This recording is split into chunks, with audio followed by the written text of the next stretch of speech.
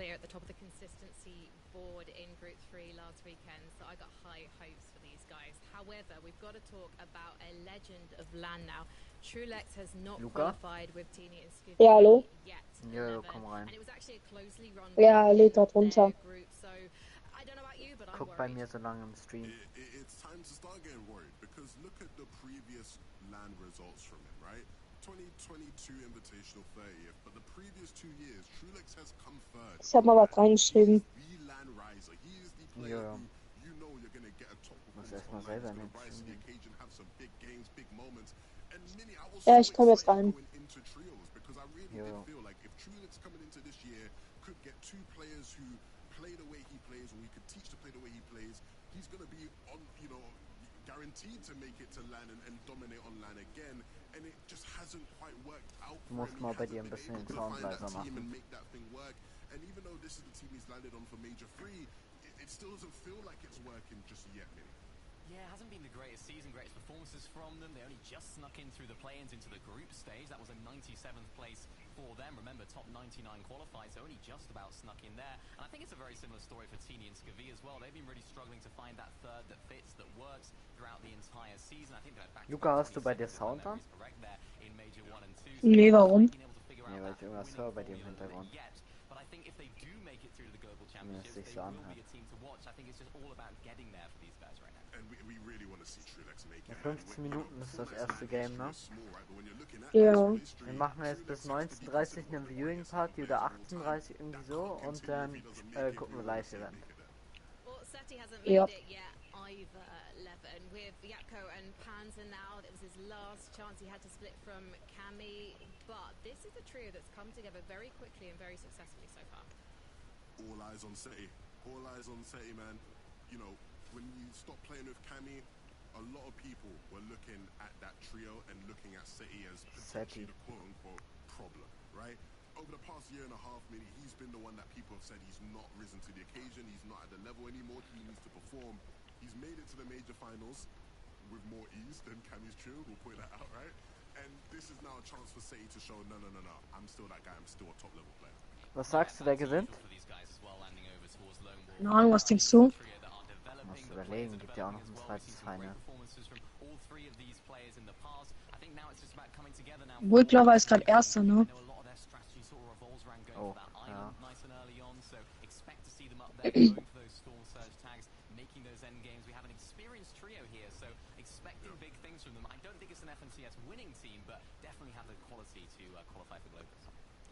Let's talk about a trio. You know I love to talk about Pink, Nebs and Kiro because Mini Minor, this is a trio that's turned things around so quickly for Pink. It was not a bad start to the season, but now they are looking better than ever.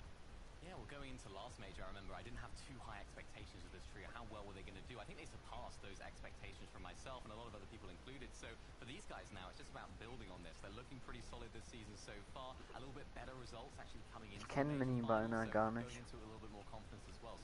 Das sagt mir irgendwie nichts.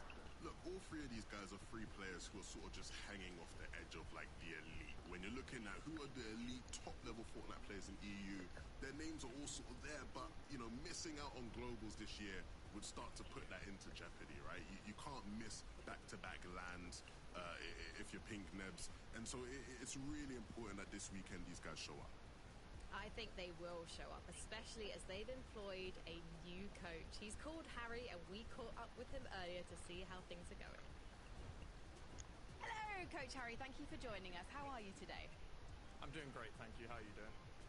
I'm good, thank you. I'm an FNTASIO superfan, so I'm very familiar with your voice and your wisdom. But for anyone watching FNCS today who doesn't know who you are, why didn't you tell us a bit about yourself? Hello, my name's Harry. I've been a Fortnite coach now for 6 years, done a bit of streaming, and this season I'm coaching Pink's trio for this FNCS. So how did you get involved with the boys? So Pink messaged me at the start of this season, looking to take his trio sort of to the next level. You know, he's had a couple of decent seasons recently, and he kind of wanted to push a little bit further. Also, them going to boot camp as well. They felt it was a perfect time. Harry, I know you know, for a long time, and I've had many conversations with you about Fortnite, so I know the massive respect you have had for Pink as an IGL. Talk to me about actually working with these guys now And sort of when you started working with them, what was like the biggest Kennst du thing Pink? where they Ja, were oder? like, okay, I need Ja. to improve this, or this needs to change for us to become a contending trio? Moin Laura. Yeah, so I think when first started working with them, I think it's just about consistency, right? When you're a top team and you've been playing for a long time and changing metas, you know, some of the fundamentals maybe fall through the cracks. So it's just about bringing the consistency so they can let their talent show. They're all extremely talented players, and you just got to give them the room to be able to show that every game. Yeah, I mean, they're very talented players, of course. Moin very Mike. talented coaches as well. I think a Laura, lot of gut people dir? want to know, what do you actually do? How do you coach people? Do you sit in call with them? Do you prep beforehand? What does that look like inside? I think it's a bit of everything, really. You know, sitting in scrims, watching them play scrims, VOD viewing them, doing preparation. I think it's a bit of everything. Kind of what everyone really expects out of a coach. That's what all the top level coaches do, on top of, like, you know, Blood X and Razru. It's a similar type of thing. It's a bit of live coaching, a bit of VOD viewing, a bit of preparation. Let's take a look at Pink's previous performances. Let's take a look back, in fact, at the last couple of years, last 6 majors. You'll notice there's a bit of a gap there because he Der hat didn't ja make voll it to the abgebaut. Global Championships in 2024. Ah He nee, won hat er Euro nicht. Ich habe North gerade auf America oben 31st geguckt. in 5., Chapter 32., 5, 31., 23. 12. und So 10. tell us, how are you going to Okay. see Pink sail to the top of that graph this major, Harry? I think it, as I said, I think it's down to the consistency, right? I think and obviously I've spoken to him about the previous seasons that I didn't work with him in. It's just he got a bit unlucky with a bit of meta changes between or just before the finals, and then on top of that, I think maybe just making sure he knows all the variables that can happen in a game, right? The things that can go wrong, the when you know you're strong, and when you can kind of take that to the next level and win those games and have those pop-off games in grand finals, and that's what he'll be looking to do this grand final. Wilder Mike.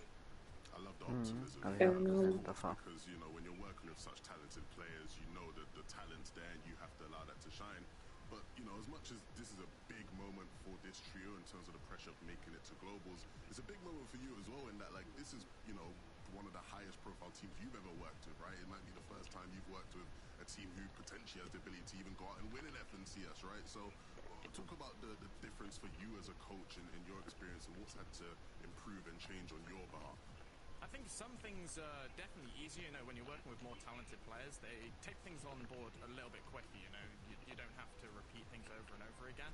But it's about, as you said, it's about trying to help them win an FNCS. It's not about, oh, what are the top teams doing and can you try and, like, add that to, you know, a lower level team. It's, can you figure out your own meta? Can you figure out your own way to play that's going to help you win a tournament? It's trying to figure things out for yourself instead of, you know, just seeing what the top teams are doing and, you know, trying to see if there's anything you can add onto it. It's just figuring it all out yourself and having a lot of hard conversations and testing a lot of things out to see what works and what Wann doesn't. startet erstes Match? 16:10 oder so, glaube ich, ne? Ja. Irgendwie so, ja. Major one, or Chapter 5 Major one, I should say. Really great performance from him there. Lots of confidence, I think, going into that. Are we expecting that this weekend? Are we expecting a 10 Matches gibt es nicht, ne? Ich glaube nicht. You should expect some, Ich glaube irgendwie 5 oder 7. you know, it's what you come into Vielleicht auch 3. high-level players come into every tournament to try and win. You know, there's no reason to compete if you're not going to try and win the tournament, right? It's what all the top-level players are going to be expecting. So, Pink, Sria, Pink, Nebs, and Kira are going to be expecting the same. And yeah, I'm looking forward to watching them play. I'm really excited to see them play, and I think it'll be a good showing for sure. Harry, who is the biggest competition for your boys this weekend? Was ist das? I think it's Vino. Was hast du gemacht? I think if you Das wäre jetzt, ja. Ich habe nichts gemacht. Nee, nee, weil ich habe irgend so eine Uhr gehört. After their success last season, but if you look at their situation on spawn at box cards and how they're playing and how much power they have around the map and how much they dictate how other teams play, they're playing a much nicer game than a lot of other teams are, in my opinion. And I think with the talent they have in their trio, the individual. Aber wie kommst du in diese Perspektive, dass das halt so ist? Viereck. Coach Harry, where can we find you online? So. You can find me on Twitter at CoachHarry_ and once every few months on Twitch at Coach_Harry. Brilliant. Thank you so much. Good luck today. Thank you. Levin, we know that Coach Harry is going to be standing by on comms for Pink's trio this weekend. Do you think he's ever going to have to step in at any point and try and give them some calming words? 6 Minuten. Yeah, absolutely. That's part and parcel of the role of a coach, right? Yeah. He needs to be there to support them and give them the pick-me-up when needed. And you know, as much as I make fun of Harry all the time because he's my friend, he's amazing at what he does. So I'm confident he'll be a great addition to this team. Well, we are going to run some numbers now. Why? Because Levin and Mini Minor, they sometimes get things right, but they also get things wrong. So let's leave it up to science. Science, Levin 2K. Because we asked Kinch's computer to run the data and predict a top 5. So let's kick off with our 5th place trio, according to the numbers. And it's Swizzy, Queasy, and Mercedes, which is interesting because obviously the Fortnite community is saying they're one of the favourites to win this weekend, Levin. Yeah, so Kinch's computer predicts like the likelihood. Ist sie so gut? Ich kenne ihn gar nicht richtig. And so this team being in Kenne ihn auch nicht. I mean, it makes sense. You're right, it makes sense. I think the numbers Ja, Mehrstach kenne ich aber sonst. the computer had to Das will sie auch, aber der ist nicht so gut. the whole off-spawn situation being how it is. Quizzy, ja. But I mean, it does make sense. I think there's going to be question marks around whether or not this team stays uncontested all throughout the weekend, and even if they do, how well were they prepped for being uncontested? Denkst du, Mikolas kommt halt in Yeah, the computer was Nein, working nein. overtime, I think, yesterday with all the changes Ich that denke was nicht. going on. I think it really does depend on what the Ist auch contestation witzig. looks like. We know Queasy's team Nee, performed ich will well when they gucken. make it Ich off-spawn. antworte gar nicht auf dem Chat heute, I've been watching a lot of their off-spawn denke ich. fights against Malibuca. Their drops have been really, really solid, and they know how to play when their drops aren't the best as well. So whoever contests them, whether it's Physics' team, whether it's someone else, I'm sure they'll be prepared. Well, the computer seems to be favouring Malibuca, Watson, Ping because it has put them into 4th place on the leaderboard, boys. It's going to be interesting to see if these guys do struggle with being contested or if there are any surprises throwing their way because that doesn't seem to be their favourite thing, really. Yeah, it's tough for these guys because it's really important to how well they play off. Mach mal dein Headset leiser, Luca. Ich höre alles bei dir doppelt. So, ja, in jetzt. the works for a few weeks or whether it's not. I think they can pop off very much like Queasy's team if they do make it out off spawn for maybe 6 out of the 12 games. They can make those games count.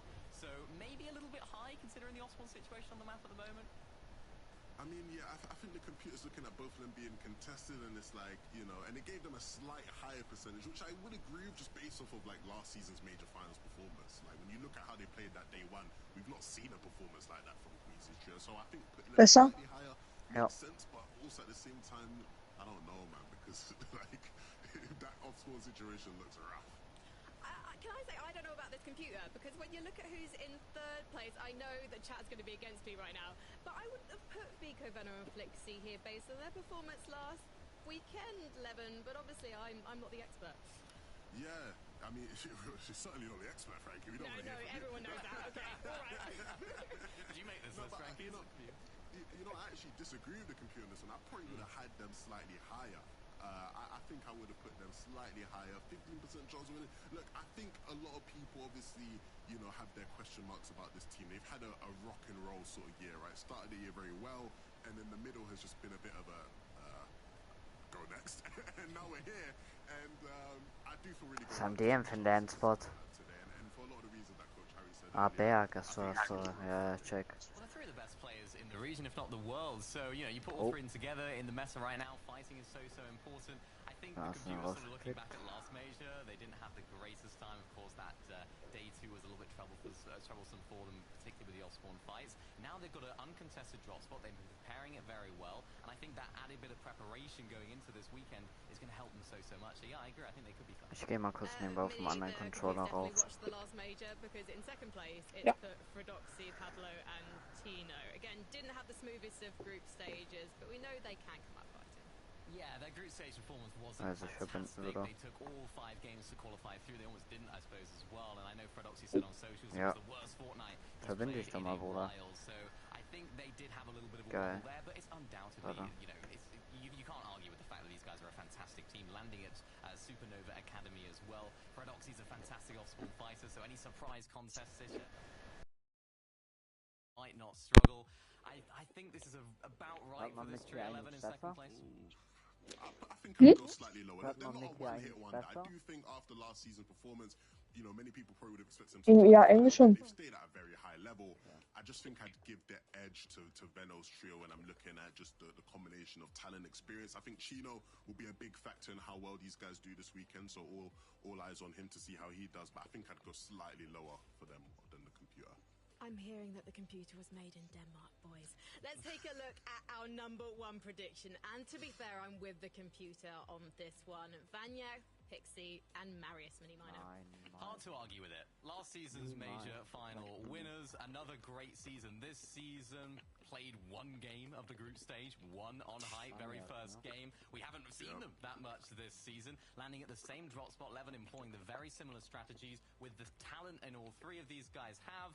I can't see a reason why they won't do well or even win this FNCS. Is it going to be free for free from Flooded Frogs this year? That's the question we're going to be asking at EU. I mean, look, like you said, you can't really argue the compute on in this one. Reigning champs, they've performed like reigning champs typically do this season. You know, look, Pixie's been looking like the best player in the EU for a lot of this season. This is a great chance for him to solidify that. Warum läuft das bei mir nicht? Bei mir ist das einfach so stillgestanden. Stillgeblieben. I like the spot for them. I think they're looking like the favorites right now. Mini Minor, any trios that the computer didn't mention that you'd predict for big things this weekend? I mean, I think a little bit of an underrated team, Giras, Franek, and Dinas. I think this is going to be a really exciting team. They've been on the come-up ever since this entire year, and I think they performed very well last major, so they have a drop spot they know well. Keep your eyes on those guys. A little bit of an underrated team, maybe. I didn't think you were going there. I really thought you were about to give us the other Polish trio, Dimash, Dam, and Pix. Obviously, I know the off-spawn situation looks weird for them, but I think if there's anyone that can figure it out, it'd be them. They've shown that they can adapt well over 2-day formats here.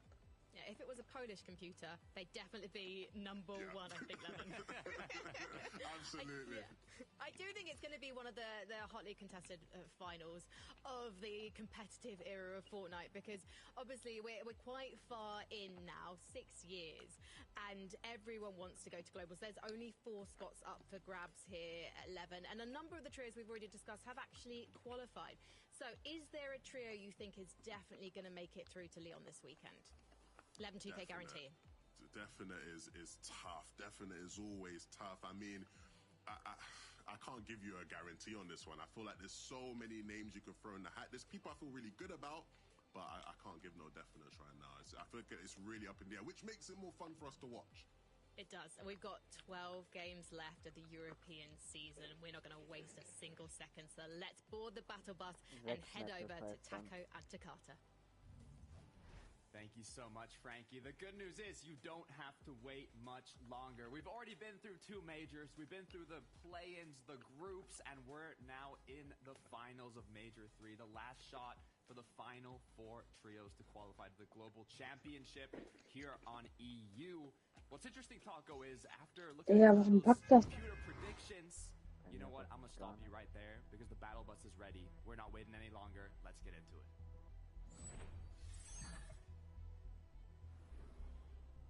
And just like that, Game 1 has finally approached Takata. We are looking at the final opportunity for these players to try and lock in their seats on the battle bus for the Global Championship.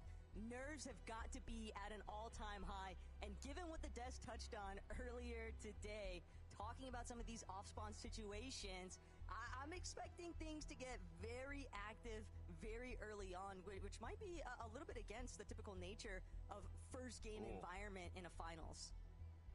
Wait a second. So, hold on. What are we seeing here?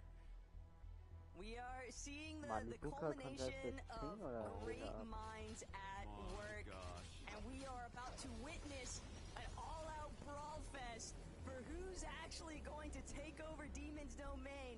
That very first touchdown will be the real difference maker. And for Malabuka, Queasy's teams, they're both looking to get that first opening opportunity, but it's going to be Queasy overhead. First one for the rarity chest, and he's hoping that he comes up big here, because they want to try and jump into the action. Ich kann das nicht gucken, weil es einfach stillgestanden ist. Already able to reconvene.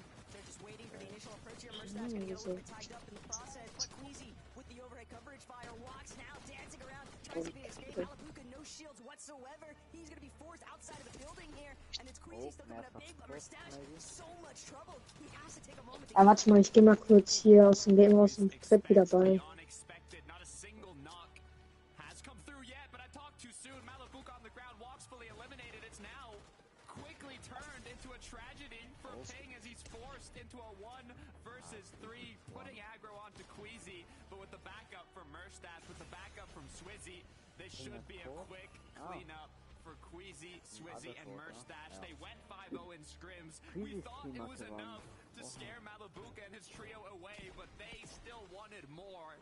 And after game 1, it's going to go to Queasy. We are looking at a 12-game Gar nicht format gesehen, here, man, though, die Takada. I Situation think if you're war. Malibuka, it never hurts to kind of test the waters. But game 1, rapid decline. Gonna have to revisit how game 2 actually plays out. Howley, gotta keep an eye on the back of your head because teams could strike from anywhere. And given the nature of just how surge-heavy these early moments have been for so many teams, it comes as no surprise, really, that Howley is trying to be diligent about his duty, try to lock in for a little bit of that surge, but playing it out at Utopia. And I know that we've been considering Demus' team a natural dark horse in FNCS lately, Takada, but it's a little bit of a stalemate initially. Same case scenario, not going to be at play here for Fordoxy and Chino, though. They are having to try and clear up pump power. I'm impressed at how quickly they were actually able to go from Supernova Academy to Pumped Power, having the whole POI uncontested. It just shows how much preparation has went into this tournament, how efficiently they can loot up and get right into the action. These quick eliminations early on can mean everything to set them up for the late game, but you don't want to get overconfident. The pressure is on to Fincheck. Nothing coming of it yet. Just a bit of damage, which might be more than enough. But look at the positional displacement coming from Fincheck and Pradaj. They are so split from Cantry. All it takes is a singular collapse, and that seems to be exactly what Fordoxy is anticipating. Fincheck going to be able to provide a little bit of return attack fire, but Cantry has been isolated. Cantry has been eliminated. Pradaj now looking to just take the Surf Cube on out of here. Pump power is no longer welcome for this team, and they need to play Bro, spielt FNCS in seinem Büro oder game so. plan really early on here, and that's only if they're even able to make it to that reboot in the first place. Because Fordoxy's team, if they're willing to roll over here this early, Takada, they're really looking to switch things up.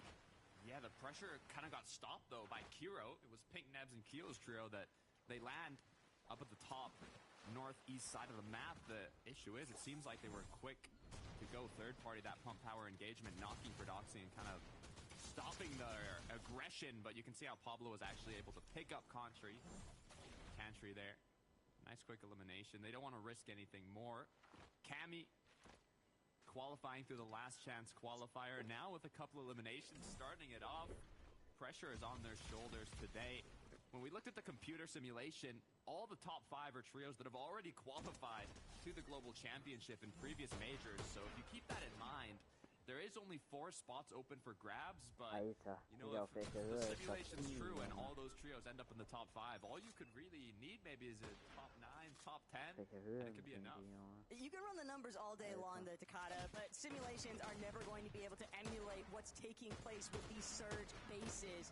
It is so troublesome for teams not only to make rotates, but you see players like CZB, they'll get the knocks, Teenie ist but ja sogar tot, it's das ist auch krass. coming from the void. So Teeny, no concerns whatsoever. He's going to be able to be revived easily in the safety of his surge base. And this is really what has been Nico hat the number keine one Pump. disruption factor for so many teams across every single region, because these surge numbers are just scaling Oh, up nicht so gut. to crazy metrics that I think any favoritism simulation is going to have difficulty keeping tabs on. The good news is, it's not all surge bases. We do have a bit of action as well. It's at Utopia City. The 2 trios going head-to-head, now deciding to take a later engagement. Not the quick 50-50 off spawn. There's more than enough loot for both trios to get kitted up and then get into the action. As now shots are being traded back and forth. Dong has been fully cracked, forced to pop a few minis. If you look at the mini-map bottom right, not a single third party in sight yet, so for now, a bit of freedom to kind of play it slow.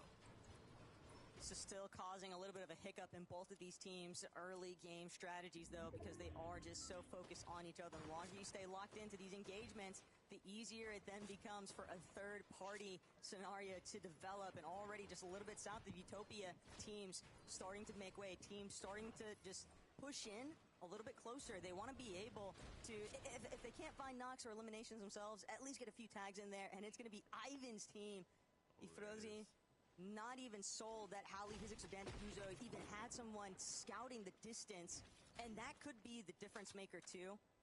Hizix now maybe getting a little bit of a hunch. Hey, we've been making a lot of commotion here. There probably is a third-party lurk.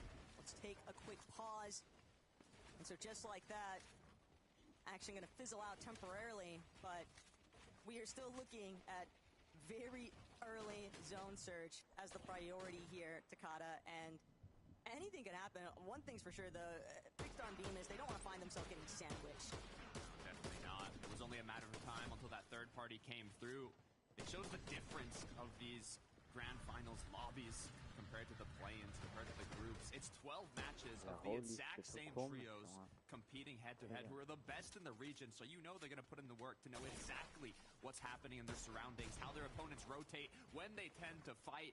The perfect opportunity to kind of mix up those fights and go for the third parties. It's a game that not just starts beforehand in the prep, but as the days go on, and the pressure is going to be continued from Ifrozi here. Frozy.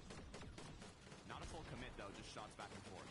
Still gave enough time, though, for Pigstar and Demas to vacate the vicinity, and now it just comes down exclusively to how much are you willing to invest here. Howley, Hizix, Dandakuzo, they don't have a choice. They're going to have to take this fight. They've burned all of their material in that initial engagement at Utopia, and so now the leftovers scrambling underneath this tower post-up, and Howley holding strong for right now, but yeah, these walls are just getting completely berated by Ivan's team. And Ivan now looking for a wraparound, hopefully trying to see if he can open up a flank angle. Dandakuzo spots it out, but still takes a slight tag to his shields. Medma is going to buy plenty of time here, though, for Ivan's team in comparison to Dandakuzo, who's the only one rocking any sort of white heels. That's almost too risky to full commit here. They're just trying to find any angle possible. More than enough ammunition to do so. If you want a full commit, it's going to need a big shot. And Ivan might have just connected it. Hizix goes down. Quick elimination to turn this fight around. As Howley falls shortly after. Dandakuzo, the last Ich muss es mal ein bisschen lauter standing. machen. From just tags to being out of materials, Ivan now putting an end to it. That's 3 quick eliminations. And a nice little hero rank up to carry them through some of this early storm tick damage, but that was just the natural development after Ivan's team was able to pull up the action taking place at Utopia. Big success, though, and they're not the only ones kind of hunting out for favorable instances. Eye drop, knocking down Akira. Tough break for the French trio. Werex and Karama still kicking, though, so you never know what can happen. But on the side, the cliff face. This is a dastardly place to try and fight.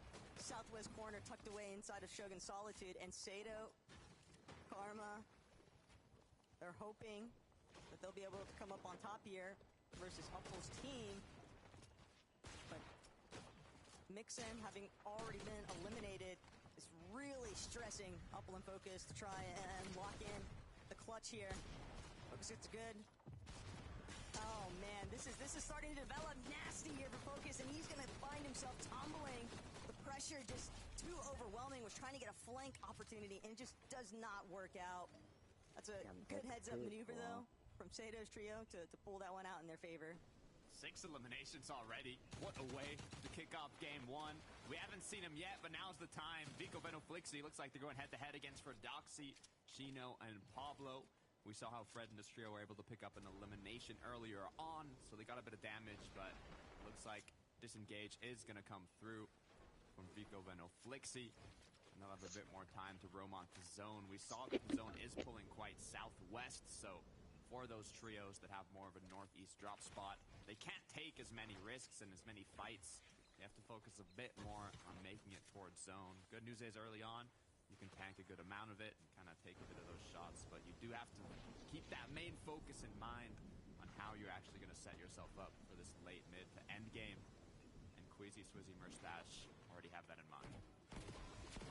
This is a very natural flow to see from some of our more veteran teams, just tanking those early storm ticks. They've got chug jugs, you've got med kits, probably med miss grenades as well. Yeah, sure enough, rocking their on Merstash, so they can afford to kind of spend this time playing 4 dead side rotates. They have a lot of luxury to work with, especially because of winning that early contest at Demon's Domain. So now, taking advantage of that bunker. Good. It's a good view. Ach so, ja, okay, currently sorry. for Queasy's trio. Opposite ends of the map, though. Over at Resistance Base, Marius, Pixie, Vanya have actually opted to push a little bit more westward from their starting point. Yeah, based on their location, Marius, Pixie, Vanya is going to go corner of the map or kind of edge of the map rotate. The only thing I'm, looking at is it is an uncontested drop and flooded. If they are to take that edge rotate, it's going to get them to zone, but, in a major finals lobby, with the way Surge is working, it's going to be incredibly high. You're going to need a good amount of damage, so I'm curious to see how they plan to get that if they do take that kind of edge map rotate down to the zone. As Yapko, Panzer, and Seti now just making it on in. But what I really think about is Seti, Yapko, and Panzer being the team at Lone Wolf. There's very high odds that Vanya, Medius, and Pixie are actually a team that they're going to encounter quite often in early Surge-based instances. We didn't get a chance to tune in for this game, but it's just a very frequently known exchange that takes place between those couple of POIs, because naturally the way that the map develops, players are going to learn each other's loot paths, and they're going to do everything in their power, Takata, to try and shut each other down. But that also involves having a good idea of where teams are going to favor putting these surge bases at. Granted, that's not always going to be the case. For some teams, they just want to get it done the old-fashioned way, and they're having to play out through these box fight opportunities, but it's just leaving yourself so exposed to that third-party intervention. That's probably the primary reason why we see so many teams being able to play off those surges. Yeah, I mean, it's a lot more risky to do it the old-fashioned way, as you mentioned. You're able to do those surge bases. You kind of have the luxury of not needing to worry as much in the mid-game to find those fights, and kind of can focus on those edge map, those dead side type of rotates. Looking at Skavich, Rulex, and Tini is one of the trios that from back-to-back third place finishes for Rulex at the Global Championships, now having not yet qualified in the last major, the last opportunity to qualify to the Global Championship. This is a big tournament for this trio. Good news is they're looking healthy going into this first game, so hopefully we can start off with a good performance. The big thing to remember about Trulex, though, is that he's the sort of guy where you might not necessarily see him, wow, hold that thought, though, where it's getting active for a second there with the kill switches. Okay, we see you. Good recovery. They definitely needed that surge after the early spill experience with Akira at the starting point, but yeah, that's a great opener for trying to establish a little bit of dominance in case they're looking to play Island here. Big fan favorite, Mr. Savage, Reason, and Chap. When you get kind of the luxury of the zones pulling towards your POI, I mean, Savage is a northwest completely, but it's not as far as a rotate compared to some of the trios, so good job recycling surge bases and kind of using it to capitalize on these trios that are rotating on in. Even being on a bit more of a congested side is going to open them up for more opportunities to land those shots. Gotta take a little peek, though, into what's been developing with Pink, Nebs, and Kiro.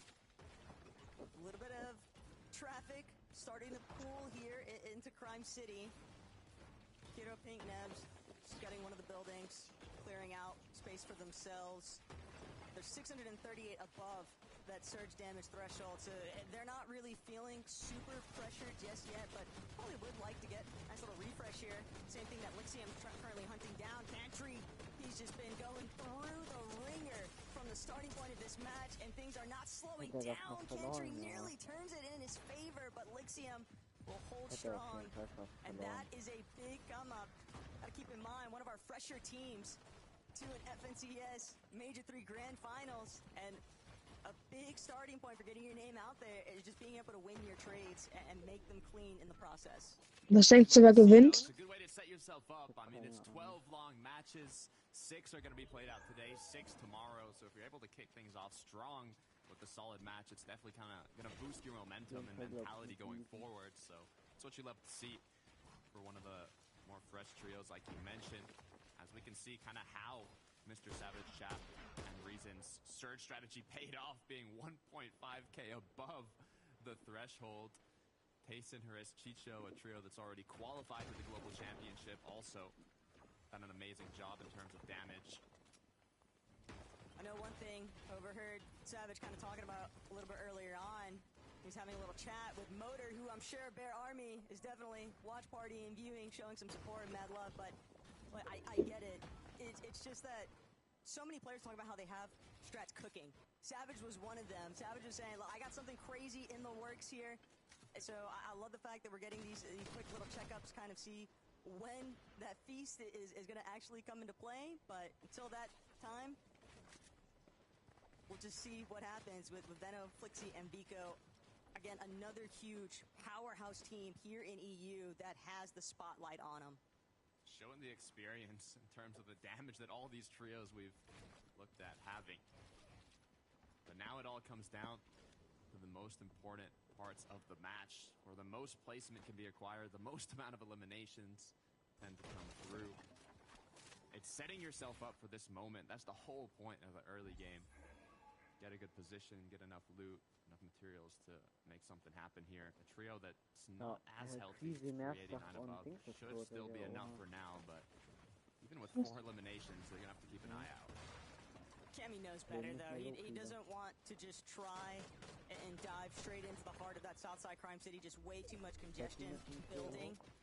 But they have pulled a nearly perfect zone, and they are more than content to just stay put here, Takada. They're just going to find optimal, a little bit of elevation here, a little bit of a pivot, switch things up. But Du hast ja gefragt, wen ich glaube, wer gewinnt. Ich glaube, Vico. Hardly any HP to work with. Also Vico Team. He's just doing everything he can to survive, but his time has cut short. There's Veno, Flixie, Vico. Big developments there. Nice quick pickup. You can see how quickly the threshold can change. They were 1.4 above, and now they're only 500 above. Merstash, though, be careful! He's dropped down on the floor, gets knocked. Queasy is going to fall shortly after. One of our top contenders. 2 of the star players already down before the endgame has even begun. That lobby focus is just a different beast entirely. As if worrying about your surge damage wasn't enough.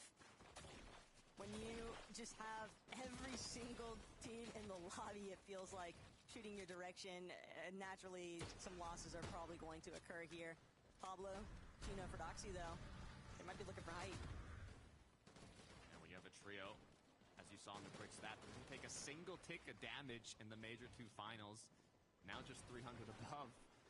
It shows how difficult this specific major finals actually is, what level of competition we're seeing. See Mr. Savage having a reason in the most elevated position so far. Spielen das halt alle schlau. Doing what they can for a quick triple spray, gonna drop down. Very, but is it gonna be enough for the knock? It is. Look at the amount of eliminations that this trio already has, Taco. Ja. Smart there, though. Use that unstable. You like to pull them in closer so they don't have to actually expose themselves.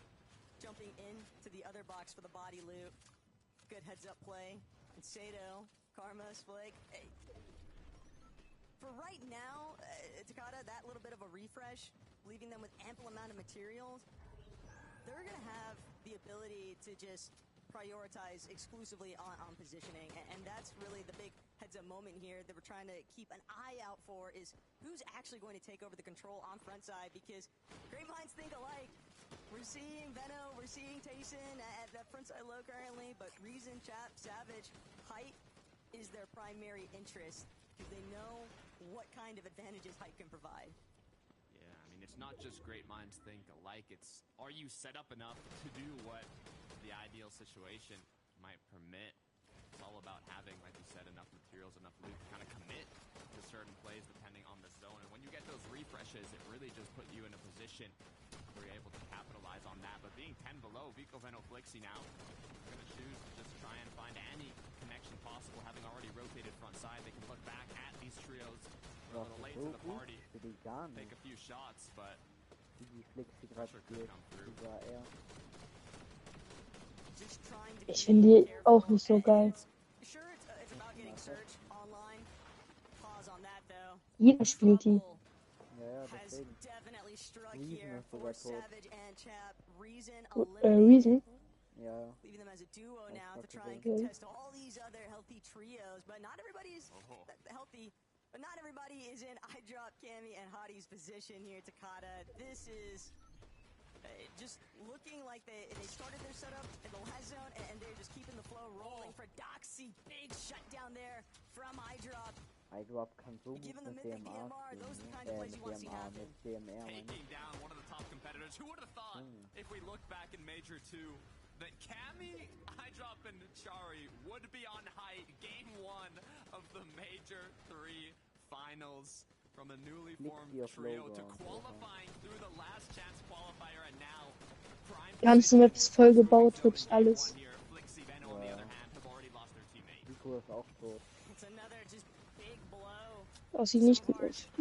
Top favorite teams, but Flixie looking to take whatever advantages he can, just trying to get some pot shots into players skirting by, looking for those open-ended rotations. They can at least play off these dash charges. iDrop auf High Ground. Overhead, Hottie, iDrop, Cammy, just continuing to tarp out.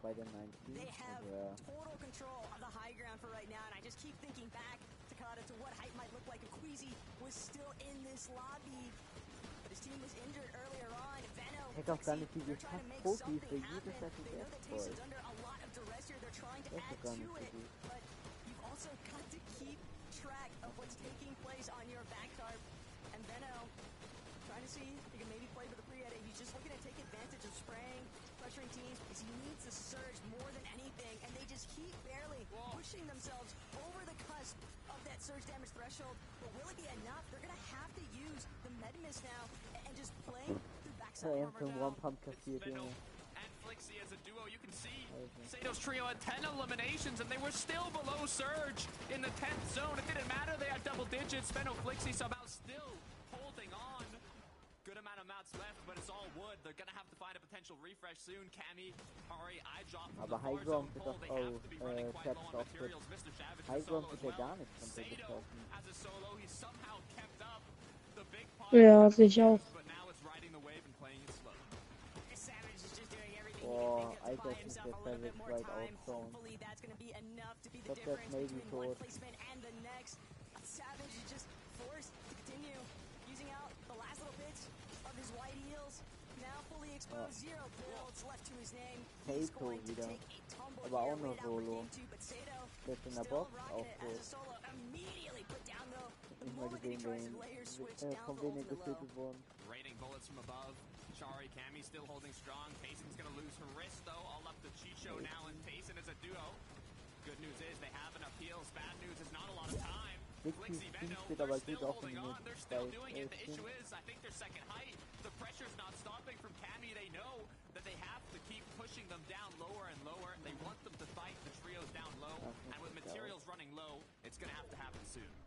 Nobody has any mats to work with unless you're Cammy, Hottie, and everyone else in the low ground just so stuck, tumbling over each other. Scooby, Teeny, Trulex trying to see if they can get away from being smothered. But Hottie, iDrop, Cammy, they've got a firm grasp on height. Even if they need to drop for a refresh, they are one of our few healthy-looking trios still in this current position. Veno, Flixie, trying to just chase after whatever they can get. Gonna look to play the medkit now. They're not the only ones either, but Seti, Yapko, this could be the ultimate dynamic. Old versus new here, essentially. Yapko, keeping it rolling. A good exchange, but it might not be enough. Panzer, Seti, they're the only ones left to try and get the job done here, but they're tumbling back towards the deep side of the storm, and they have to play their heels. Cammy from overhead. Veno. This has just been completely Veno turned auch tot. upside down here for Veno. He can no longer iDrop, survive. Cappy auch noch. Big Gamefight pumps und so. coming through. Cammy has left both of his teammates Ja, to run down iDrop below and start hat gar fragging keinen out. Heal, also. Neither one of them has been eliminated yet. All they need to do is pick up a couple more iDrop eliminations mit to dem close this out. TCD. But X-Force is going to misform her way to start the heal off. He has multiple medkits. iDrop now on the hunt. hat doch Where gar did you keine go? I'm Medkits. listening. Okay. Nathan, final player in the zone, gets Okay. knocked braucht down aber and the ganz heal schnell off den Killer. begins. Ja. And now it's exclusively down to how long can you withstand it. Cammy, what are we working with Cammy here, gewinnt bud? das We see the wahrscheinlich. Medmis grenade. Ja. And it's more than Mit enough. 117 Cammy Punkten in einer sending a Runde. message. This is my new team, and we are here to do the same thing you have witnessed me do so many times in the past, and it Ich is glaub, win a 17 game Kills oder so in a haben. major finals.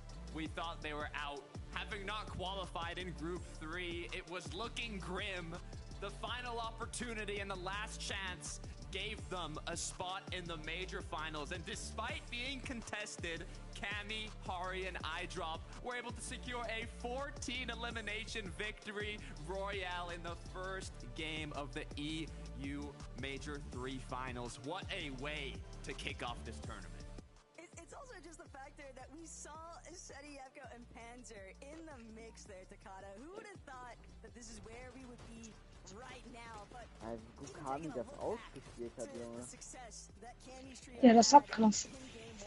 So Ja, much of it iDrop aber needs to be auch. credited towards iDrop. He was Ja. just getting so fraggy in these iDrop lower mit layers, Controller finding spielen? every single refresh, gar nicht. everything that he Ich could glaub possibly schon. do to thin out the lobby to ensure that Cammy would have the best odds at success for the heel-off.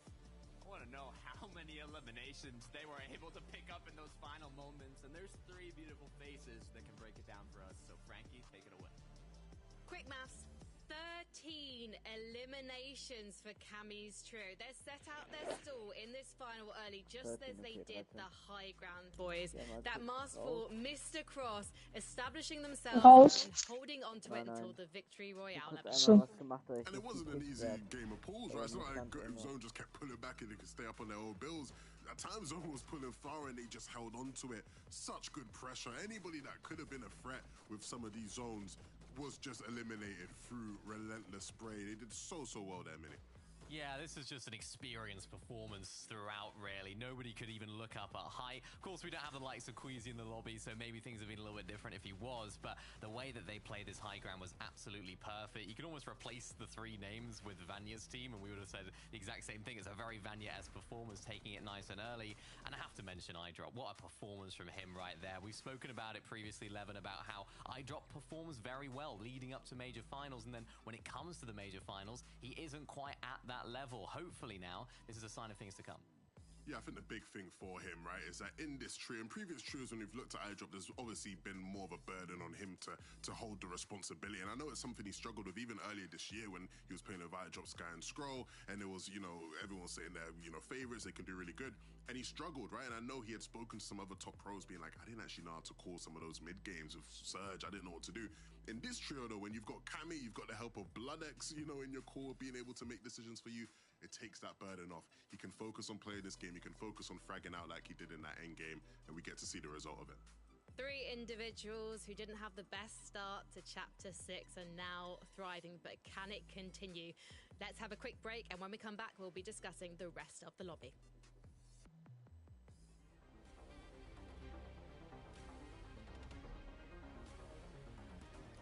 Zwei Minuten Werbung, oder was passiert?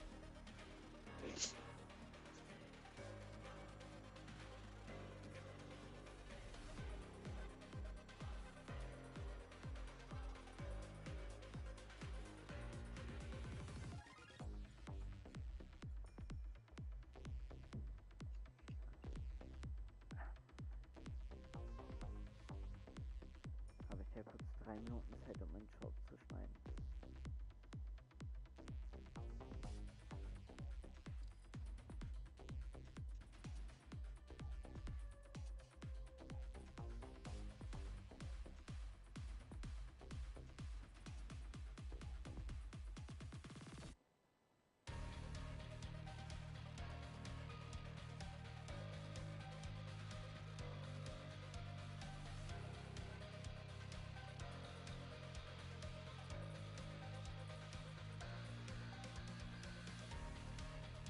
Ach, war die alle auch? Den habe ich davor gar nicht in der Runde gesehen. Ich habe ihn auch nicht gesehen. Ja, deswegen.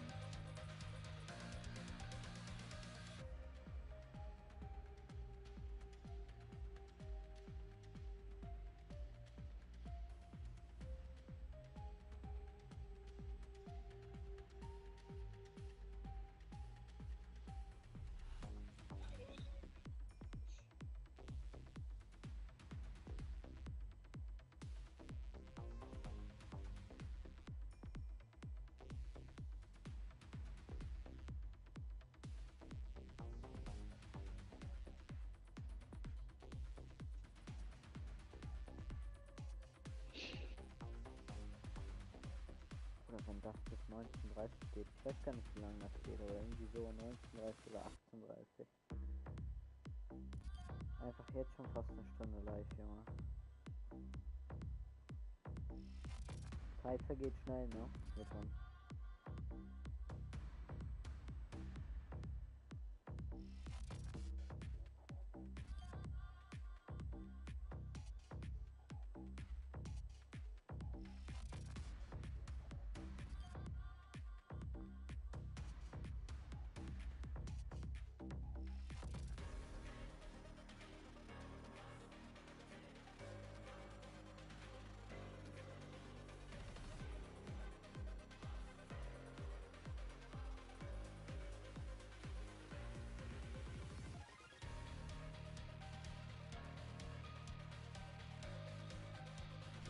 Welcome back to the FNCS Europe Major 3 finals, and the drama started before the games even began. But what a game one, gentlemen.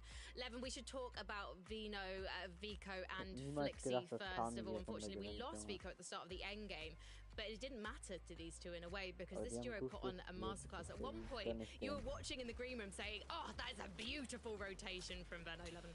Yeah, well, it comes that rotation. Maybe we'll see it. It comes a bit later in the game, but I think it was critical for one reason in particular, in that it allowed them to save so much materials, and that's always so important when you are just a duo, right? All these other trios left in the lobby, right? All these tarpers, they get to just sit there, keep tarping out. They got two fraggers ready to drop their materials. In this case, Velo, he's only got Flixie there. When Flixie's mats run out, they're in trouble, and so he makes great calls to keep them in the game longer than they probably should be, Mini. With, you know, again, great timings, using the med miss to, you know, camp in zone a bit so that they could then use the dashes to get ahead of the rest of the lobby. Really well played for them as a duo there, and again, it's signs of what's to come. If they can be all three of them up, especially with Vico's fragging power to get refreshes in some of these end games, they're going to be more than okay moving forward. Yeah, it's exactly what we can expect from this trio when they do become a duo. Even a solo, they're three individuals, so talented players, so we can expect that moving forward, and it just gives them that little bit of a buff now. This first game, they didn't have a great performance, of course, not being all alive, but the fact that they're able to pull through and get a really nice placement, that fourth right there, it just shows they can do that when things are looking a little bit rough, so really excited to see what they can do for the rest of the day. And it's an exciting top 10, and it's a very exciting top 2. Look at who's in second place right now. Seti, Yapko, and Panzer Miniminer. Yeah, another great performance from these guys. We come to expect this sort of level of gameplay from this lot, and what they're really good at here is they're really good at playing these low ground layers. You saw Cammy just sort of spraying over them, but they controlled, they dominated this entire area, and I think we use that, or they use that experience that Panzer and Seti would have from playing this sort of position previously to do so well, finding so many eliminations as well, Evan. A really nice performance in the end, of course, third place, not getting into that top 2, but they'll be really happy with that start. I mean, it was looking like the script was going to come through and it was going to be Seti's trio head-to-head clash in the final moment, which would have been nice. And maybe we will still get that at some point today. But again, a really great account of themselves here in this first game. Two teams in Seti's trio and in Cammy's trio who are both teams that are looking for a global spot, and they start off with great intentions. So I'm liking what I'm seeing from the both of them. There are two trios that a computer might have predicted to make it to the end game of Game 1, but didn't. And if you cast your minds back to the start of Game 1, we saw a rather dramatic showdown over at Demon's Domain. I don't think Queasy was expecting Malabuka to come his way, Levin. You know no what? one was. I mean, we certainly weren't, but at the same time, I wouldn't count it out for Queasy to have, right? You know, I know Queasy very well, and I know he can be a bit of an overthinker at times, and I'm sure this is something he would have thought about. So, look, whether or not he was prepared for it, Mini, it doesn't matter, because they were prepared in the game, right? They dealt with them off spawn swiftly. They made quick work of them, and they showcased maybe why Malabuka's trio shouldn't have landed here, because I feel like if you're going to make that decision, Mini, right, if you're thinking, okay, cool, we're going to tell them we're going to leave, then we're just going to surprise con them. Game 1. Not even just like a random point of the day. Game 1. You gotta win, man. You can't come out and then just not win. You gotta make sure you are on point for that off spawn. And I was so surprised at that as well. This isn't like they're just landing at a completely new drop spot that they haven't been landing at all season. They've been practicing this drop. They've been learning it so well. So it's going to be interesting to see what they do next now. Are they going to continue landing at Demon's Domain? Will we see them at Utopia City? Will we see them going anywhere? Who knows? Well, we're going to find out right now with Game 2. Let's head back to Taco and Takata.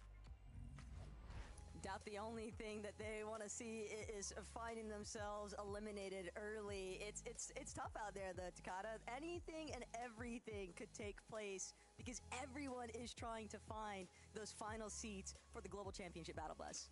That they are. An eventful glaube, game jetzt ist one auch from zweite the Runde, ne? kinda surprise comeback at Ja. Demons to literally having Cammy and Seti together, not as teammates, but touching each other on the leaderboard in Ich first glaube, and jetzt ist second zweite Runde. place.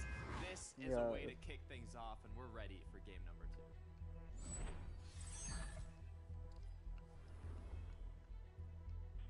Everybody's kind of had their chance to figure out what's the pacing going to be like, because it's one thing to play through the group stage, it's one thing to play through the open quals phase and all that good stuff, Takata, but it's another demon entirely when you are dealing with a set lobby in a major grand finals.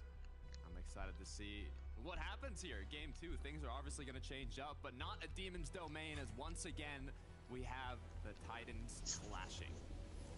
Okay, but this could be the revenge tour moment.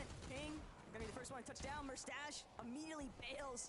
It's gonna be the underbelly here at Demon's Domain that they're gonna look to try and take over now. Alabuka just clearing out some line of sights. Swizzy, another member of Queasy's team, just forced to scurry off, but with the top of the building being fully locked down by Malabuka's team, we might see things even out here, Takata. They need to strike back. They need to come up big here because they need to play out a game. But it might not happen. But Ping actually closes this one up. Only has one build. Trying to play last minute. Yo. It's just not going to be a possibility here.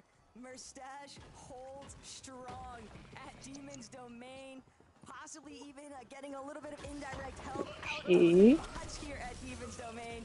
But regardless, the outcome is all the same. Queasy's team with the 2-0 blow to Malabuka's trio. Are you kidding me, Swizzy? How do they let that happen? It was literally a 1v3 in that box, and Swizzy somehow takes out 2. Finishing up the fight with Merstash shortly after. It was not looking like they were going to be able to close this out, but we can see from Swizzy's palm, not missing a single shot, 3 clean connects, and that was enough to go from, I would say, not even like, it was a clear disadvantage to winning the fight 2-0 now. What a way to kick things off. Other teams, though, not necessarily having the same level of success. Adi does have 1 elimination so far for Cammy's team, but damage has clearly been dealt from across the way at Shining Span. Rax and Zangi, they also have the same intentions, just going to play for this reboot van. Shield bubble should be enough. Eyedrop and Hadi not really willing to try and cross that bridge just yet, but whatever reboot they decide to opt for, they do have enough time at least to maybe just try and be a little bit of a nuisance. Thought they were going to maybe try and exchange some tags there onto Belusi when he was touching down.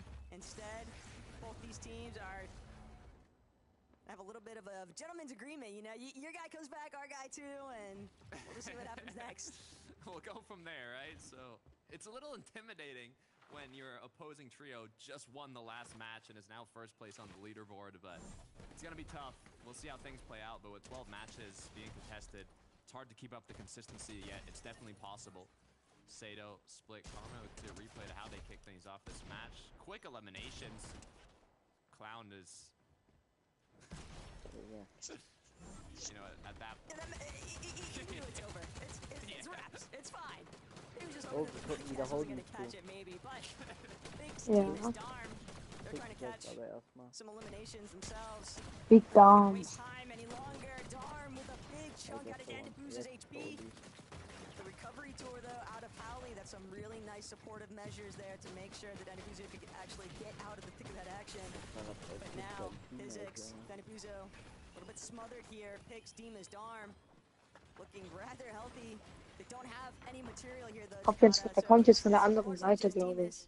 That's had the chance to farm up a little bit. These buildings are just being shredded through. Utopia his extended Puzo, Hallie, they're all just holding fast though. They don't want to budge. Ich glaube, das sind die, die von Demons Last and Picks Stand know that they're directly underneath them, but destroyed both of haben. these teams just kind of recognizing the fact that we Yeah. need material. We can't continue this fight. They also have to kind of finish it up quickly, though, on the opposing end, because they saw what happened in game 1 after they took too long. Prodoxy, Pablo, Chino once again doing what they can with the pump power aggression. Chino has to be careful. He has been fully cracked. Pablo connects, or actually takes a big hit. Prodoxy's the only one with full shield, full HP now. He's forced to be on the aggressive end. They know that a potential third party could come through. Fred got knocked by Hero in the last match, and it's very likely that they're looking over here once again. Prodoxy wants to clean this fight up, though. And with Pablo on the other end, Finchek just kind of trapped between the two. But he'll be able to make it back. The rest of his team, Fredaj and Cantry kind of recognizing just how much pressure. They are being pressed by Prodoxy's team. 2 lobbies in a row here at Takata. And sure, you might initially be uncontested at Palm Power, but is it really considered uncon when Prodoxy's team is going to be this quick about getting a move on to rotate into your area and try to essentially take over your turf? That's really what it's boiling down to here, because Cantry, Finchek, Fredaj, they're only farming what Prodoxy's team is letting them farm, basically. US on the feet as well. Demus has gone down. Looks like the Utopia City fight is getting a bit messy as Panzer gets knocked, but like you mentioned earlier, if you get knocked on these surge bases, it isn't too much of an issue, but looking at the Utopia City fight, Demus fully eliminated, Pix with an elimination, now 2. It seems to be a 2 versus 1, and Howley is not healthy. But Darm and Pix, they know too much of their endgame success depends on being a fully intact trio. They're just going to make an immediate play for the reboot ban. They know they've got the one-man advantage over Howley, so even though he'll have the chance to heal up, bringing back Demus is going to be a much bigger impact here. Der hat gerade eben nochmal gewonnen, also Victory. Kami. Trio, alone Howley just kind of running off into the distance, trying to create a little bit of space here. Whether he gets chased by some of Poland's finest, can't be too sure just yet, but at the same time, it's not like he has anywhere safe to run to. Replay of what exactly went down. They actually ended up to turn that fight around. It was a 3 versus 2, but huge shots connected by Pix and Darm to bring that fight back. As we head on over to Robin, Kylie, and Timu. I also, going back to that quick stat, that in the last 2 majors, last chance qualifier teams placed top 3 in the finals, which why that is the fuel from having qualified for a last chance. Must do something, especially seeing what happened today with Cammy's first win. But let's see if Robin, Timu, and Kylie can get a little sneak attack Das andere Team gehen, die fighten wollen, aber auch doesn't nicht. seem to have any idea of what awaits behind him. They're just anticipating that this is going to be a freebie Spire take, if anything. But focus, even when he turns around, it's to try and deal with the Spire. But he still needs to, look out overhead. Oh my god.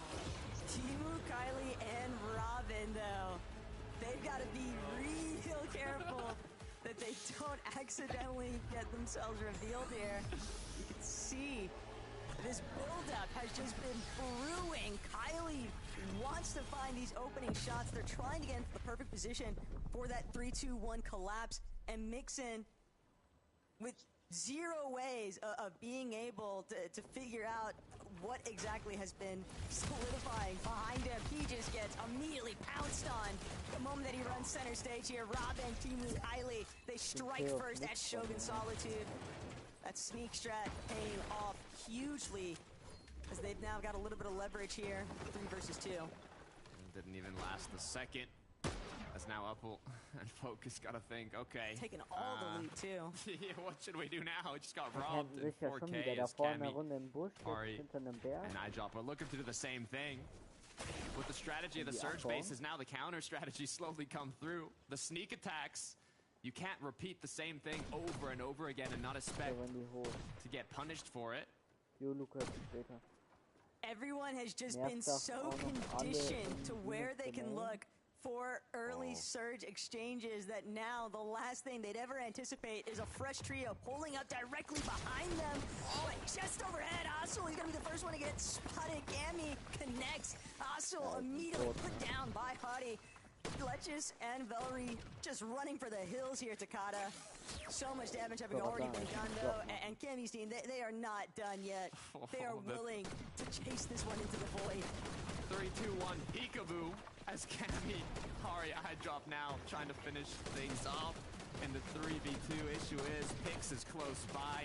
With the third party close by, they might not want to fully commit to this one, but that must have been a jump scare and a half for Vari and his trio. I mean, Valerie and Etchless, they've got nowhere to run to. They know fully well that Pix's trio is locked into their current position. And Cammy, he could try to give a little bit of pushback here, but with his shields now having to spend a little bit of time healing up. And Darm Pix just menaces from inside the bush, making things so difficult for Cammy's team to want to continue that chase down. So Valerie, Etchless are going to be bailed out for right now, but they still have to deal with a team in front and a team behind. And Prodoxy's team are a prime example of what it looks like when you have nowhere left to run. A lot of sneak attacks coming through here in the second match. A lot of 3-2-1 shows the coordination. Biko and Flixie now are landing on contested boxcars. They're going to begin with their rotate. They've gotten their surge. They've done their damage following the meta, and now they can focus a bit more on that rotate. But it's obvious that some of these teams are going to have to break out of the routines that they have been building up in hopes of having a strong performance here in the Major 3 Grand Finals. But you're going to have players like the Cammys, like the Venos, constantly thinking of how do we beat these kinds of strategies. And something also that Coach Harry even kind of referenced, it's not about trying to, make a team copy what other good teams are doing. You want to see how they can build their own meta. I think that that's exactly what we're witnessing with some of these sneak plays onto the surge bases. The teams just learning where others like to kind of set up at. And VOD review is always going to play a big part heading into day 2 here too. 100%. And where you're going to see that happen, it's not in scrims leading up to the finals. It's on the day of the event. They don't want to kind of leak these routes, these strategies that they've been prepping for. This team who's gone down. Uppel now doing what he can to go up against Kylie and Robin. We saw how the 3-2-1 came through, but now Das ist jetzt 2 gegen 3 sure oder? if they're going to chase this one down. Ja, 2-1. Okay. The real issue I'm seeing, Takada, is that they were the ones that had the initial jump here at Shogun Solitude, and yet Kylie just looking to try and make sure that they can fully lock things down. Uppel, likely the last remaining player from his team, and he's doing everything he can to try and fight back, to try and delay, to try and just be a problem. But all he's really doing is delaying the inevitable. Never want to speak too soon, but when the odds are just that unfavorable, I think it's pretty evident that Kylie and Robin are going to be able to close this one up. But you can at least look back to how things started off here, and focus just completely rolled over. Just not a whole lot can be done there when you've got 3 players just challenging your wall at once. Excited to see how it continues to go for Pink, Nevs, and Kiro. They're in 10th place now going into the second match. They've had somewhat of a safe early to mid-game in Game 1, playing it what they practiced, and now once again continuing to do so. Ooh. Nasty shots, Kiro. Team from way across. Von der 34er both. Also das heißt, Probably recognize the fact that Kido's a little bit low. Nebs, similar position. I drop, not really looking to let up off the gas here anytime soon. Nee. But deep Ja, inside wieder einen Wächter of the auf Vorrat storm, steht mit dem, currently ja. Svi, Teeny, Trulex, gonna look to play heals. And this is something that Doch, you die can sind almost noch im always Dorn. anticipate from Trulex. Is I think consistency tends to be his leading trait. And it's something that 1500 Abo. is not Genau. easy to come by, but Trulex is someone where it might not necessarily be flashy, but you can Das almost ist always sehr viel. depend on him to figure out a way to make it into every single endgame.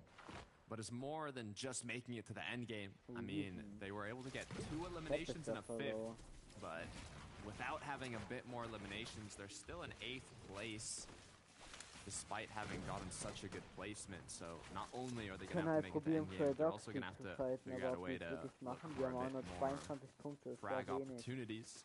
Chat, Reason, and Mr. Savage, they were almost in a prime position going into the first moving zones until Cammy overtook it from them. They were kind of low on materials, so these later half of the match rotates have been getting the best of them, but at least Surge wasn't too much of a problem.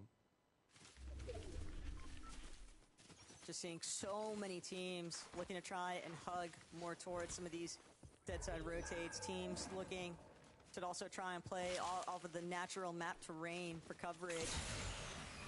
You never want to burn too much of your material super early on and find yourself in a position where you're stuck trying to refarm material against teams that are likely desperate for Surge by then. And talking about a little desperation for Surge, Izzy, Lazi, Lixium, unfortunately on the receiving end of that currently. And it's going to take a lot for them to overcome this, because the only team that seems to be nearby enough for them to try and get some damage against is one of our strongest contenders in this finals lobby. But Pablo, Prodoxy, Gina, they're likely aware of the fact that they've got someone en route. The moment that Lixium lets off some of these shots, that's going to be the welcome visit here. But Lixium, Plasky, they're just so low. These Surge ticks are just brutal to their HP.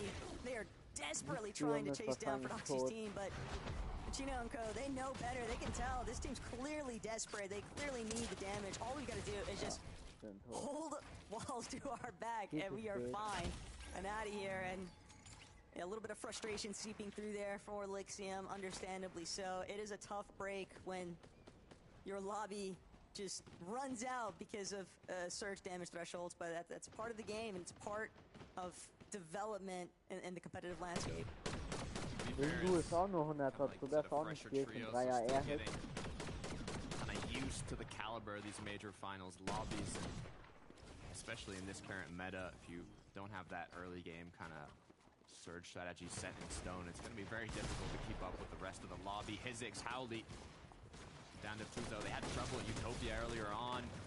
Got almost fully eliminated by Demon's Darn Picks, now forced to kind of play shambles throughout the rest of the match, and you can see that based on their location and damage done.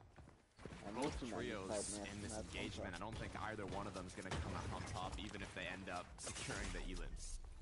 These are both just teams that ultimately dwindled out here because they encountered too many difficulties in those off-spawn scenarios, but Extraction is at least going to make sure that Dandabuzo goes out with him. You're playing this far into the storm, high odds that they were both looking for those reboots, and sometimes just the way the cookie crumbles. Sledge is just doing what he can, see if he can buy himself some time, but it's going to take everything for him to make it into zone from this position. Yeah, I mean, the medkits, the minis, they'll be able to survive a little bit, but I mean, reboot has to come through, rotate has to come through, Surge is still hitting. It's just even if he gets the reboot off, again, it doesn't... naturally, it's just going to be tough, man. You just have so much Surge working against you, and it just keeps ramping up. Tayson, Chicho, Atris, already taking a peek seize at Cammy, way overhead. Nice little elevated position, boxed up, going to be difficult. And Tayson knows he can't just directly tackle that fixated spot that Cammy has taken over. This is not the position you would want to see Pink in if he is your hopes for making it to that global qual spot, but he can still try and get a little bit more time, a little bit of placements maybe. We're nearly to the point of being able to potentially turn this around. It's just a tough break, but Pink is an experienced player. He's been in this kind of scenario before. He'll figure out a way to try and adapt and overcome. Says they got to get back to the roots and hit that consistency up, but speaking about consistency, Mr. Savage has gone down. Marius is going to pick up Reason shortly after, and Chap is going to fall as well. Hyper Julie going to capitalize on that loot, but pressure still coming through. Pixie, Vanya, Marius leading the pack in terms of the computer prediction going into today, but things changed by the match. 46 points on the board. Demons, Domain, Zone pull. We'll see how this ends up. The real problem is all these teams are kind of stuck at the base of Demon's Domain Mountainside. Vico, Veno, Flixie, trying to see if they can take advantage of it. Got a great field of view over the lobby currently, but Pink still looking to try and play a little bit of a spoiler there. Got a nice tag onto Medius, but he is still sitting 2 below. He does have a handful of small shield potions to work with. Some pinpoint accuracy, also gonna buy him a little bit more time, but this is getting so messy for a lot of these teams here, Takata. It's literally the battle of Surge. Nose trio going against Pink right now for who can be above that threshold. Pink somehow connecting shots from afar, but you cannot miss these shots, Pink. It's everything as Veno's team has overtaken the Surge, but now with the next hit coming through, both trios have gone below, applying even more pressure over 100. Good news for Veno, though, is he has his whole trio to help him out with the tags, and Pink being alone is going to be 10 times more difficult. It's part of the risk involved when you're playing these early dead side rotates, keeping track of the Surge thresholds, but for Pink, he's playing a different game entirely. He's a solo, just looking to get active. Pablo Wingo might be on the receiving end of it, but no, he gets shut down. Vico, Veno, Flixie, inside, low ground. And Veno, unfortunately, can no longer join Vico and Flixie on this endeavor. It's going to be down to the rest of his team to try and make something happen here. But the Surge ticks are just destroying their HP. Flixie cannot afford another one. And just like that, barely elevating themselves above the Surge damage threshold, they found a moment of relief. But it's all so temporary and short-lived here, Takata, because they still have to press forward. They still got to find a way to recuperate their HP. And for Flixie, that's just not going to be in the conversation any longer. He's been fully knocked. Whether or not the team's going to be able to key into his box is another conversation entirely. Vico doing what he can to try and hold, but he knows he has to forfeit it. Skvi, True Light's team, just entirely too healthy to deal with. Vico is trying to see if he can get a good tag in on the side here, and True Legs will unfortunately lose a good chunk of his AP for that, but Vico is still a solo. He has a good amount of builds, so Takata. He could look to just play through the backside and maybe catch an unsuspecting straggler. Back-to-back games where Vico and Flixie have had trouble with Surge. They're so used to fighting for Surge, but with a majority of the other teams just capitalizing on that Surge meta, it makes it that much more difficult for them, even if they get enough damage early on. It's just not enough in the end, as Vico's forced to do anything he can to get a little bit more points for his trio. They clutched it up as a duo in the last match, despite the difficulties. And you were talking about it, Taco. What if Queasy and his trio were up in game 1? Well, now you can see it here in game 2. Mustache, Swizzy, Queasy up in the clouds, looking to close out height. It's definitely a more traditional sense here, but also for Pixie, Medios, and Vanya, they've been trying to set themselves up for their own position of success. Starts with big frags onto players like Taysom, but Queasy, Mustache, immediately getting a move towards the next front side height. They want to ensure that nobody has an opportunity to try and press them just yet. Looking to spray down. Head on a swivel behavior, and Swizzy, Mustache, they're looking to be the cutoff range for these teams trying to work through secondary height. Hydra, Body, they don't have Cammy any longer, so trying to overtake height might be out of the intentions here, but they can still look to play through that secondary height, still look to play off of the side of the mountain face and not get caught in all of this traffic. And Vico still barely, he is hurt, but he is making it work, Takata. 9 seconds left till Zone starts taking. Beacon goes down though as I drop Pari, forced to play out as a duo, get as many points as possible when Zones have the danger of pulling once again up a mountain. You have to be prepared for the worst, and the worst is exactly what happened as Zone pulls even further up. All these players down below forced to use every last material they have to make it up to the zone. Some going around, but for Swizzy, Mustache, and Queasy, it's a blessing for them on height. The number one trio goes Wie viel down. mehr Sachen Queasy will versus sie that auf Swizzy den looking to High? close the gap on the Happy leaderboard, of but you gotta Low be careful. That second place trio, it's Seti, it's Yapko, it's Panzer. They're still up, and they're looking strong. And they're looking to try and just keep clearing out teams that are forced to drop into their lair, essentially. But Pixie, Marias, Vanya, they're also looking to try and see if they can maybe overtake the front side of zone. They know that there are so many teams on each side of them, but Nathan, Ferdoxy, just running directly into the crossfire here. It's so hard when you're trying to scramble your way up this mountain face, so teams that are able to cement themselves early on, they just have the slightest advantage. But True like Svi and Kini, with the IGL shot call of a lifetime, they're just gonna run directly through the tunnel. They're saving so much material here. They're getting a chance to refarm. Queasy, Mustache, Swizzy, that might be the final that they'll have to deal with later on here. But right now, it's all down to Panzer. Scratch that. Yapko, Seti, they're the ones who are gonna have to come up big here for their team. And now Yapko, solo clutch position. How many more placements can he truly attain here? And he's just hoping to stay out of sight, out of mind. But it's not going to be enough, because you can never escape. Ich bin gekickt worden, was ist jetzt los? Bruder. Muss ich jetzt einmal neu rein, oder was? Was ist das denn für eine Scheiße?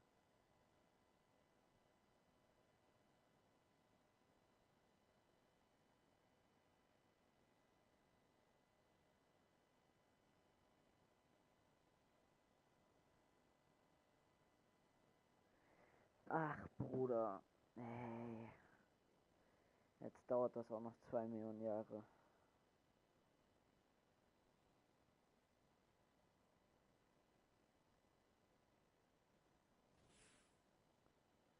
Ach, leck meine Eier mit der scheiß Connection, Junge.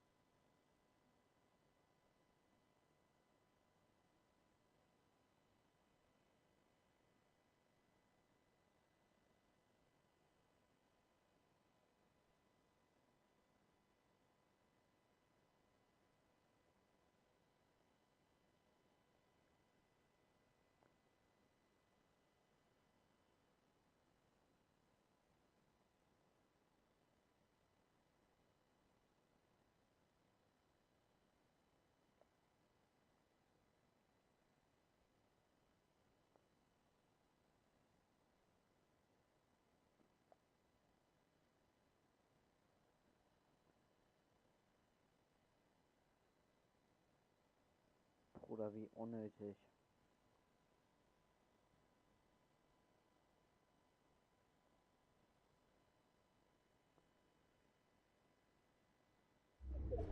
This trio, we're going to take the victory royale if you cast your mind back to that off-spawn battle where Swizzy pulled off a miraculous 2v1 versus Ping and Wox, and then obviously they're blessed by those mountainous zone cores in the end, Miniminer, and made the victory royale look effortless. Yeah, I mean, this is, again, a tough situation for Malavuka's team. Just, you know, another game 11 where they're trying to make it off spawn. They're trying the same strategy they tried before, and it just didn't quite work out for them. But, I mean, all eyes actually on Swizzy. Dass wir noch am Ende gewonnen haben. Aber auch verdient. How can they not be? They've got to take him down there. Like, I'm all for giving my props to Swizzy because he did phenomenally there. But really, you're pointing fingers. If you're Ping and Wox, you're looking at yourselves in the mirror going, we've got to win that, right? We really have to win those. And I mean, the rest of the game sort of plays out how I would have expected, right? I actually thought this was what game 1 was going to look like, right? In one of these games where you allow, you know, the team to sort of come through, you beat them off spawn, you go out and win that game, right? Typically, right? That's what you expect from these elite teams. They obviously didn't do that in game 1. Here in game 2, they make it happen in the exact type of fashion we love to see them do it.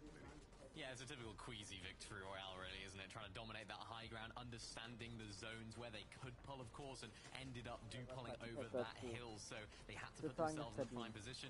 And when you're up on height in this position, it's so straightforward to make sure that teams don't try and contest, because everyone else down below is just trying to traverse up that hill and make their way up, whereas you can just sort of look down and ensure that nobody else can make their way through. So a really straightforward performance, but another one from these guys that we would expect, because this is exactly what they're going to be doing in all of the games. And the way Suzy played this game, again, just from the start, starting off with that huge sort of 2v1 and box, to just being an absolute menace to everyone in this lobby. So many times we watched him in this end game, and he was just putting in damage, just straight damage. And you know, I know the casters were trying to hype up there the potential for Yapko to make something happen. Nah, man, it wasn't happening, bro. Queasy was ready, max HP, always the insurance there. A very strong start from these boys. I mean, historically, all of these players, even with different teammates, were high ground kings, and now they've come together to conquer. We're going to take a short break. When we come back, we'll be chatting about the rest of Game 2.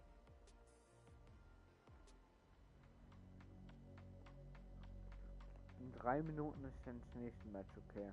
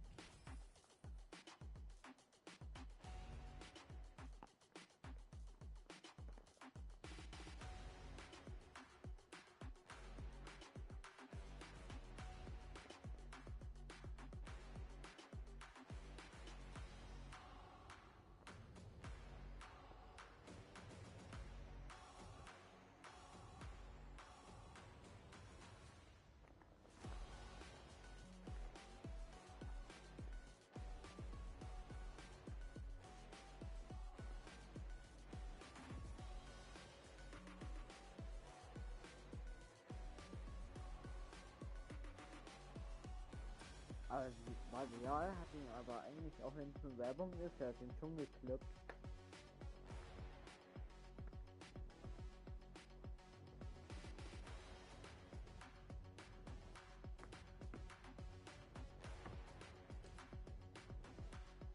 Und dann ist in einer Minute das nächste Match auf dich.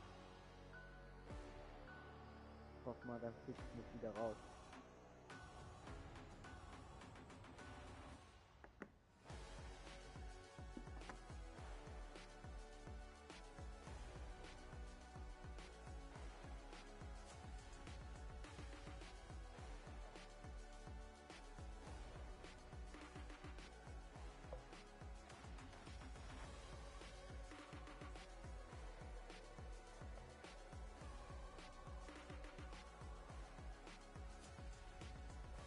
Eine 3 oder war die erst? Nee. 2, ne?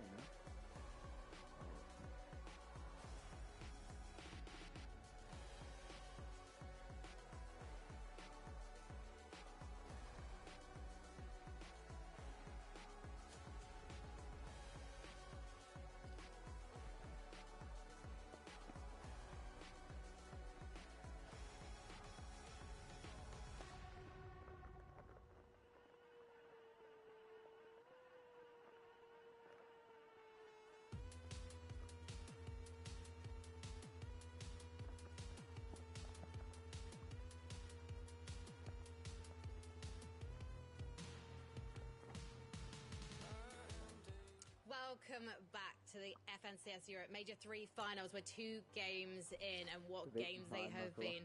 Let's talk about our end game situation. Just to recap, Swizzy, Queasy, Moustache took game number 2 in style, and they took it from the grasp of Seti, Yapko and Panzer, a trio that we didn't get to see much of in the group stage because they did qualify via a victory royale, but they're really showing us what they can do now, Levin. Vico nur noch auf 9. I'm loving this. I'm loving this. They are rising to the occasion.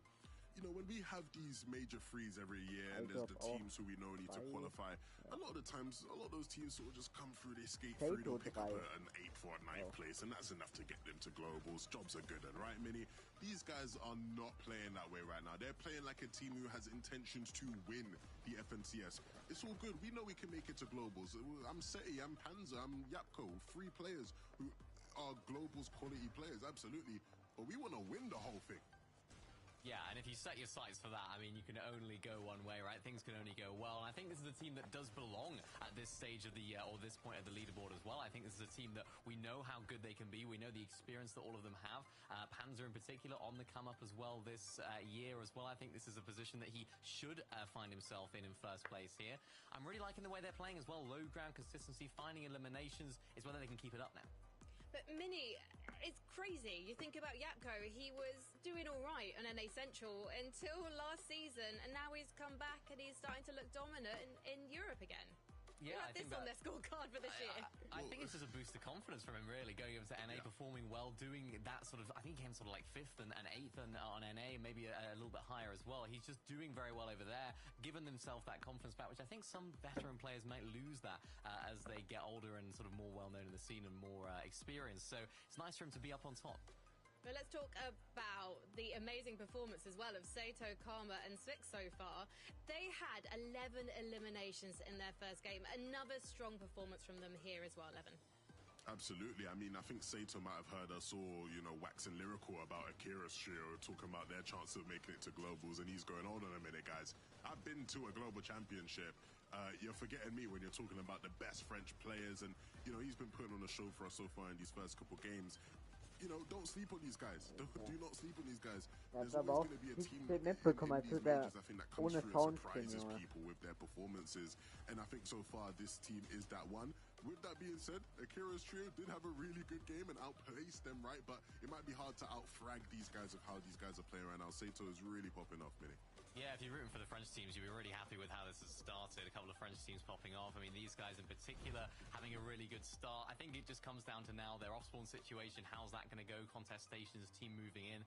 Are they going to be able to keep up that consistency? That's going to have to be questions they're going to have to answer for the rest of it. Well, Akira, Karama and Werex as well, they were appearing in the endgame. It was kind of a blink and you miss it moment, but they were there and they were challenging the top, Mini.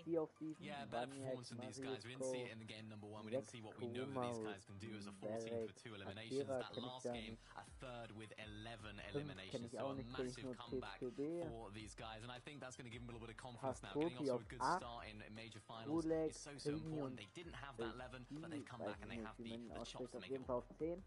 Massive, big game. Could have been better as well. I know Kira went down there to 4 damage at the end. It was a tough closing out, but I'm optimistic about these guys ramping up the momentum a bit.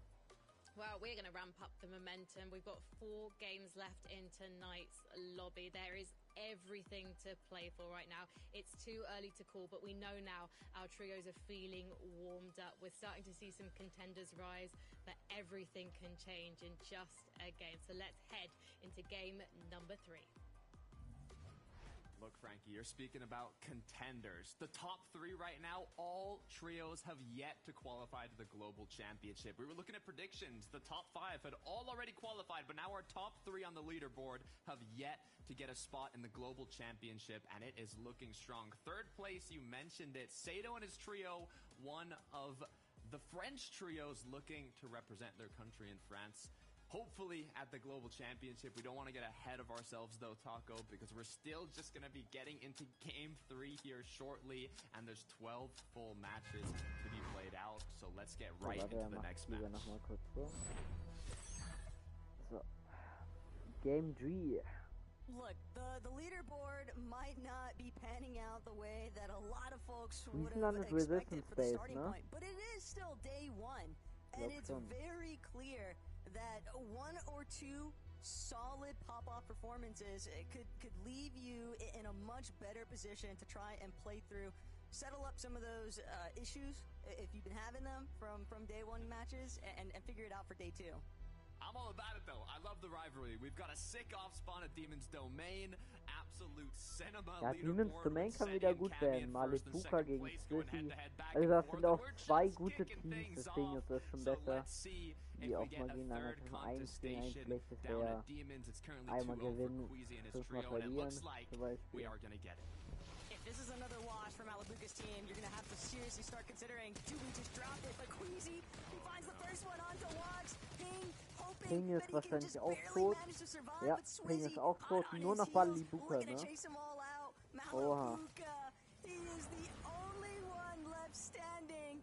One of the fastest off-spawn disputes that we have seen today. And Mustache, Swizzy, Queasy, Malibuka, die haben aber auch nur 4 Punkte, also gar nicht. Rolled off to. They don't realize that he's still sitting overhead. But there's no shotgun. Maybe this chest can provide it, but it's not a sentinel pump here. This is not the shotgun that you want for up close and personal against 3 healthy members, Takada. Yeah, look at their shields. Look at their loadouts. At this point, I'm thinking how to escape, not how to win the 1v3. It's how to get out of here. Where can I hide where they'll never find me? Or what's my exit route? But, I mean, you'd think after scrims going 5-0 in the way of Queasy, they would have potentially committed to another drop spot. But this could be it. Malibuka now has a chance to take down Mustache. One player's to start. How has he not seen him? So close, but so far away.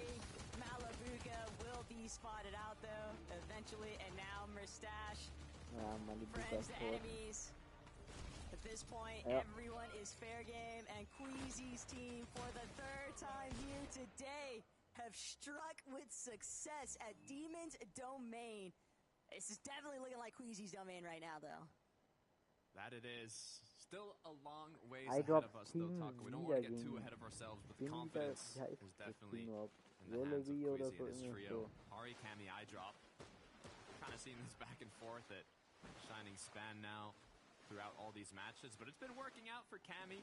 Despite them losing that first place spot, they're still in the top end of that leaderboard, so all they got to do is keep it up. I think one of my favorite parts, though, about watching Cammy kind of play through a competitive environment is knowing that he's going to be one of the few teams that is almost always guaranteed to try and challenge the notorious Queasy for height. We've even seen lobby number 1, that was fully on Cammy. Lobby number 2, Queasy responds back. And now here, lobby 3. First it builds this dispute here on Shining Span. Good early knock, early elimination from Cammy's team onto Belusi. Definitely gonna pose some issues there. What's interesting about Karma, Sato, and Splik is, I hate bringing it up again and again, but that computer prediction we did put this trio at less than a 1% chance of winning the tournament, and now they're in 3rd place, looking stronger than ever. Trying to not only claim that spot at the global championship, but potentially just win the whole major here. Pink, Hero, as we look at Pink, Hero, and Nebs once again, Coach Harry was talking about it. This is a trio that has experience. They've been in Fortnite competitive for a while now, and what Coach Harry was saying is they kind of got to make sure they keep up the consistency in terms of, you know, the roots of Fortnite competitive, not just the specific meta that changes every single season, but the general roots of how to keep the chemistry up, how to do rotates depending on the zones, how to play these early, mid, end games. So hopefully we can see that consistency shine here throughout the 12-day format. And it looks like we might get a sneaky play here from Sato. Frennick has been cracked already. Huge opportunity to strike right now. Frennick already a little bit frazzled, a little bit distracted. Doesn't even recognize the fact that Sato's ramping directly overhead of him. And Sato just drops down like a hawk from above, but doesn't find that initial knock. He's still looking to chase it out though. Frennick just dashing down this mountainside. Sato can't connect with the final shot, and Giras now able to provide a little bit of supportive measures here. Der nicht tot ist, frage ich nicht. Disengage, just a miss swing from Sato. Got some good damage at least for the surge, but could have been so much more. Should have been at least an elimination, in my opinion, but Kind of missed the wall edit there after getting the initial shot. It's all good though. A bit of damage. Demon Storm picks. Picks Team auf jeden Fall wieder gegen Holy. Das ist auch jede Runde so. Also 22 Punkte aber auch nur. Haben denn Holy 8 Punkte. Ja, die sind dann auch irgendwie auf dem 25. Pick low auf jeden Fall, Holy aber auch. Werden jetzt auch noch von links ein bisschen gesprayt. Hauen auf jeden Fall ab. We're just not healthy enough. We just don't have enough material. Fall back, create a little bit of a gap between themselves and Pigstorm and Demas, but those three are looking to just run them down. Why not key it? They trust in their fragging abilities. And that's something that Rex is going to have to find.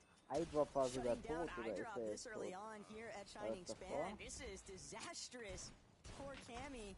Or at least it could have been if he wasn't able to fly overhead and find a quick little cleanup for himself. Big plays. He's definitely got some strong leads for Lobby 3. It's a lot of momentum early on.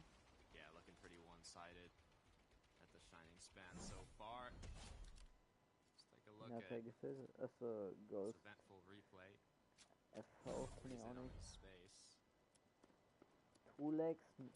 It's always good to get an idea, though, of what's been brewing there for Savage Reason and Chap. So many fans are just looking for that team to have a Cinderella story-type run. Pigstorm and Demas, though, they're ultimately able to finish what they'd started.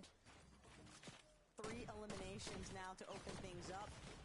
And the primary issue has definitely been this off-on battle just drawing out for way too long, but they're actually able to settle things up pretty quickly in this lobby, Takata. We might see them look for a better conversion. Boah, aber Pix hat gar nicht so viel Leben. Yeah, I like the looks of this. Hat er keine Looking a lot stronger for Demon Storm picks. They were able to Darm kann ihn halt auch finish that fight and not get staggered too long. The thing is, they probably almost even forgot how their route looks after getting those quick eliminations, since it's been taking so long in the start of this tournament. Porhawa, Kaisers sneaking up, trying to see if they can find an opening here. Not on Riddick again. Not in the same match back to back. Back to back wieder. Sometimes it's just tough to catch a break here, but Porhawa, Kaisers, Maciak, they haven't found the true opening just yet. But it's close. Very near future. Frenek gonna take a little bit of time to heal. But even with those footsteps sounding overhead, Porhawa, Maciak, Kaisers, they've already invested enough time here, Takata. They're willing. Ich glaube, die überlegen gerade, ob die machen nochmal oder nicht. Oder die warten, bis er runterkommt. They just gotta wait for him to actually roll into them, essentially.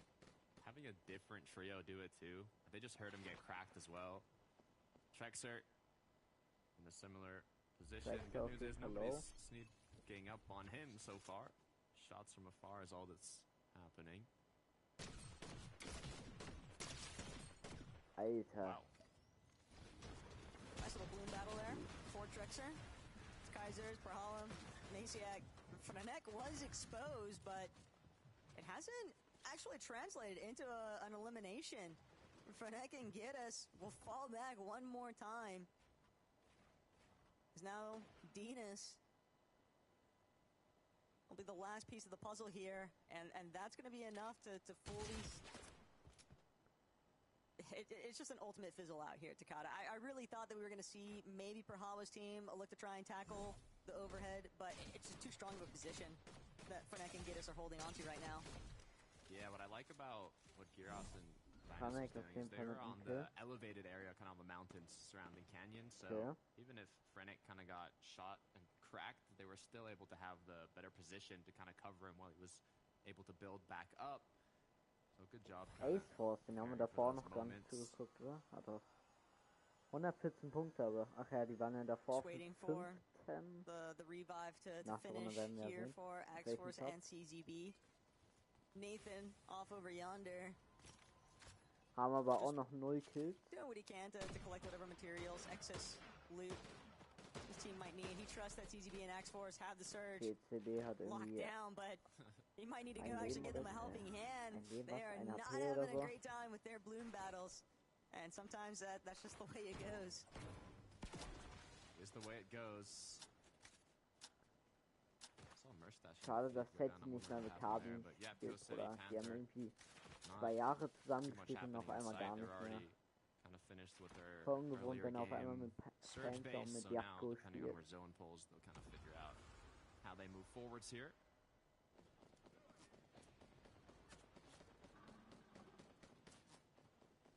Okay, Chap and Savage still hanging out at their starting Haben auch nur drop point 26 Punkte, auch gar of nicht so viel. resistance base. Die sind pettet.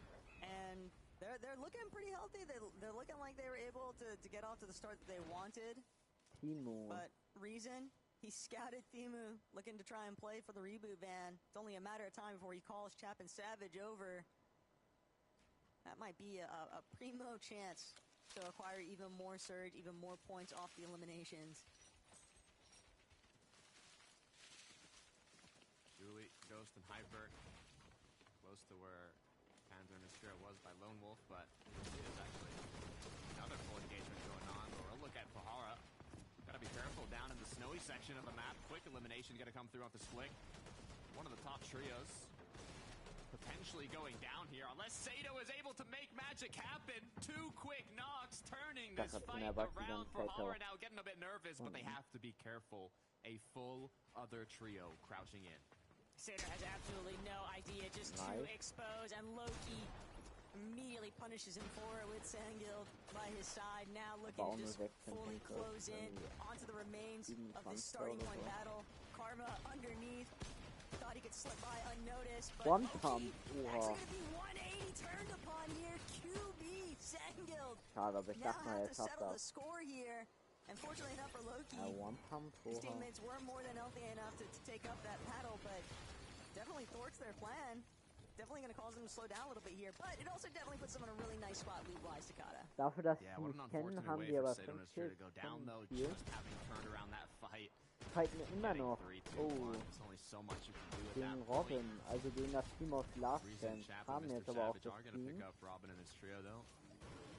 Needed 3 eliminations as they've been struggling a little bit in the first 2 matches. 25 Teams leben noch, also 25 Trios, 72 Leute, das sind sprich 75 mal 3, 75. With the amount of teams that we've seen playing Das heißt irgendwie some of these 3 Leute fights halt nicht. in the middle of Storm, Takada, Storm Sickness is a real kind of hovering threat for some of these teams. For right now though, Ivan, Bifrozi, they're hoping that they can maybe see if their trio is powerful enough to overtake Asul's. And they've got them on the ropes here, Takada, but you need to just close things out. You want to find the eliminations and get a move on before the edge of zone has a real chance to fully focus in to where you're trying to rotate through anyway. They can't overstay, and they need this fight desperately. Asul and Inflexus just are not healthy enough to do anything else if they can't find a clear refresh. It's a perfect opportunity for Cammy to kind of sit on the side of zone though and shoot back at them as they attempt to rotate in and finish up their battle here. Aber ich wusste echt nicht mehr, dass Blackmail wird. The way the meta's kind of playing out reingekommen oder nur puts a für lot of these trios in irgendwie so. desperate need of damage. We saw in game 1, Sato had 10 eliminations and still were under the surge threshold. So you can never stop looking for tags, never stop looking for damage. If you had an unlucky start of the game where you couldn't follow your surge path, you're put into even more pressure to make something happen before that end game begins. Take Neb's Kiro. I'm looking forward to seeing a big game from this trio. Hopefully this time, if they're able to make it into zone with the loots they have, they can make something happen. Problem is they're kind of just being sidelined right now by Pigstar and Demas. Kiddo, young Fragger though, kind of opens up with a big knock onto Pix. Utopia is probably going to continue to be an issue for Pink Nebs and Kiddo to rotate through though, knowing that they've got Tarm and Demas essentially kind of maybe trailing them.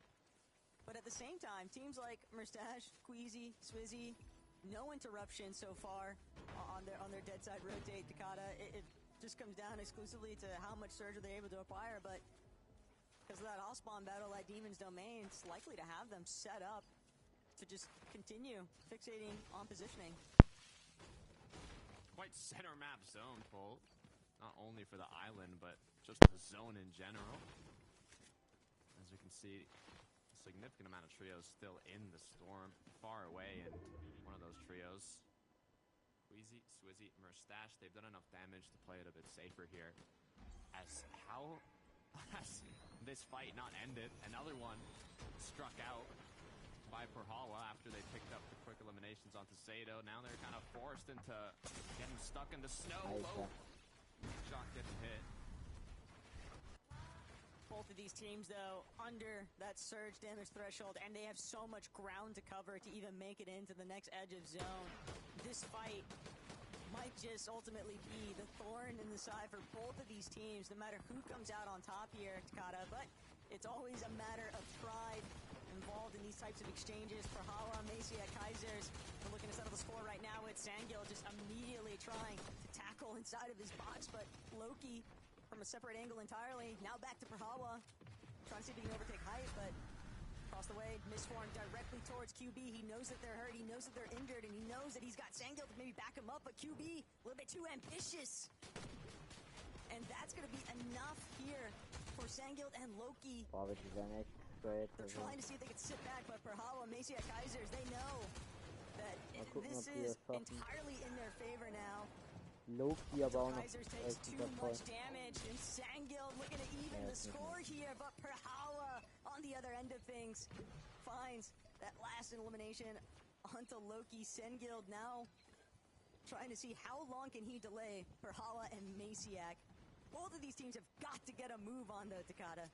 That's the issue. I mean, normally when you have the height, you kind of have the choice to just disengage and run away, but when you're so far low below the surge threshold, you kind of have to continue the fight despite being so far away from zone and not even knowing if you have a chance to make it back. And with the amount of HP that Perhawa and his teammate have, I mean, even if they end up getting these eliminations, I'm not sure if they're going to be able to make it back. Sangil doing what he can to hold his ground.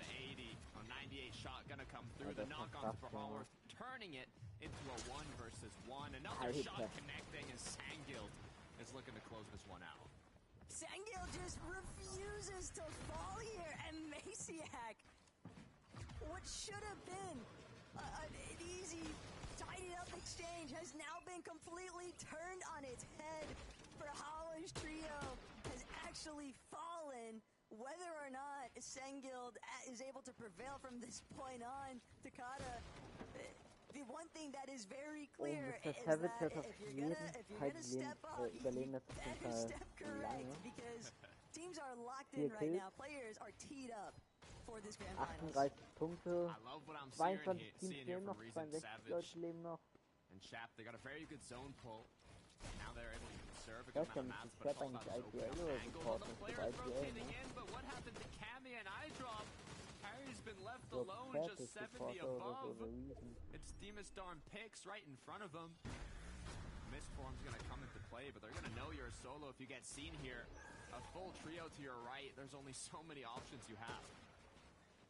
Just drop all hard material possible and base up. Hardy might be able to try and catch a player off guard. At the very least, he can look to just push back, but it appears as though he's drawn a little bit too much attention. Team's kind of recognizing this is a solo operation. This is not a fully healthy team by any means. And Hardy praying that somebody else is there to distract Kurama, Werix, and Akira. But we'll have to sit tight and just wait for his opportunities. It's hard to be proactive when you're a solo in a lobby full of so many trios and even duos.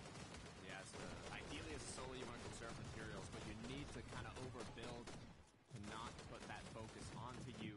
Yapko, Seti, and Panzer trying to apply pressure onto Akira on his trio. 277 below. Now they're going to be forced into a bit of panic here as they have to look at multiple directions. The issue is a lot of the trios are already boxed up. They either go for a triple spray onto a wall or look for that late trio rotating in, but 300 300 is a big number, Taco. They got to connect a lot of shots. And beggars can't be choosers. They just got to get into somebody's box, and they need to do it expeditiously. They might have found their targets. It's Kurama, Werix, directly underneath them. Panzer trying to see if he can find some sort of angle, a little bit of leverage here to kickstart this battle.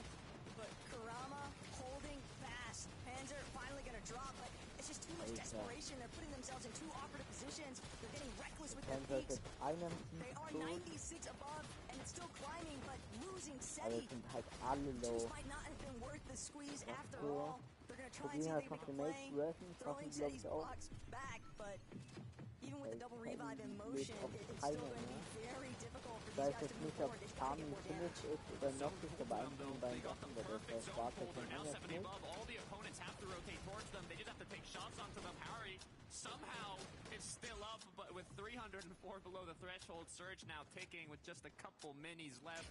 5 bandages. You got to hope either we go below the amount of players that have to be up here, or Harry finds a miracle, but the zone pulls in his favor. It's just the timing.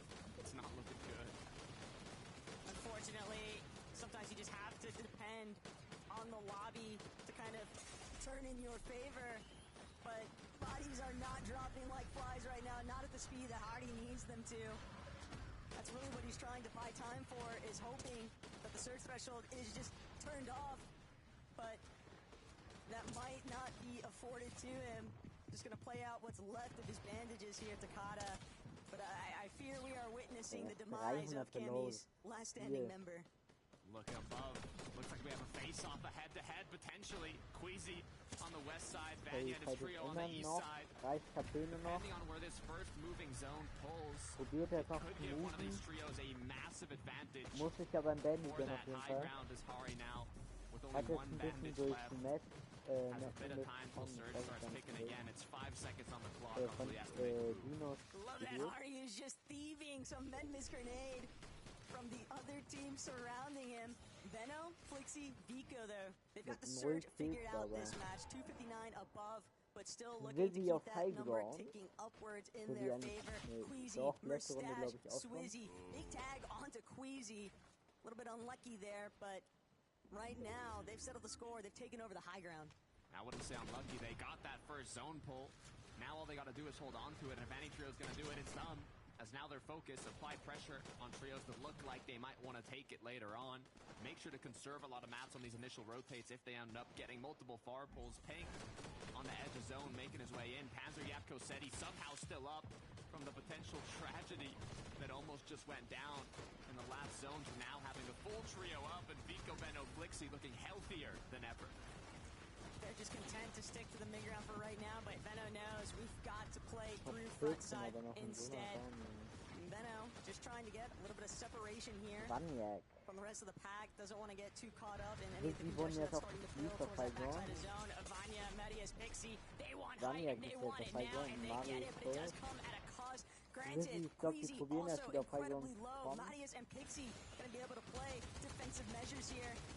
Vanya now healed up more than enough. And a high overthrow is a success. Marius, Pixie, they get chopped down by Queasy. One more time, tries to take it over, but Vanya, that's a big spill here. And for Marius and Pixie, they're now left to try and pick up the weight. But with Queasy, Mustache, Swizzy playing through the high ground, it's just not going to be a possibility. They're going to be forced to now just drop ultimate low.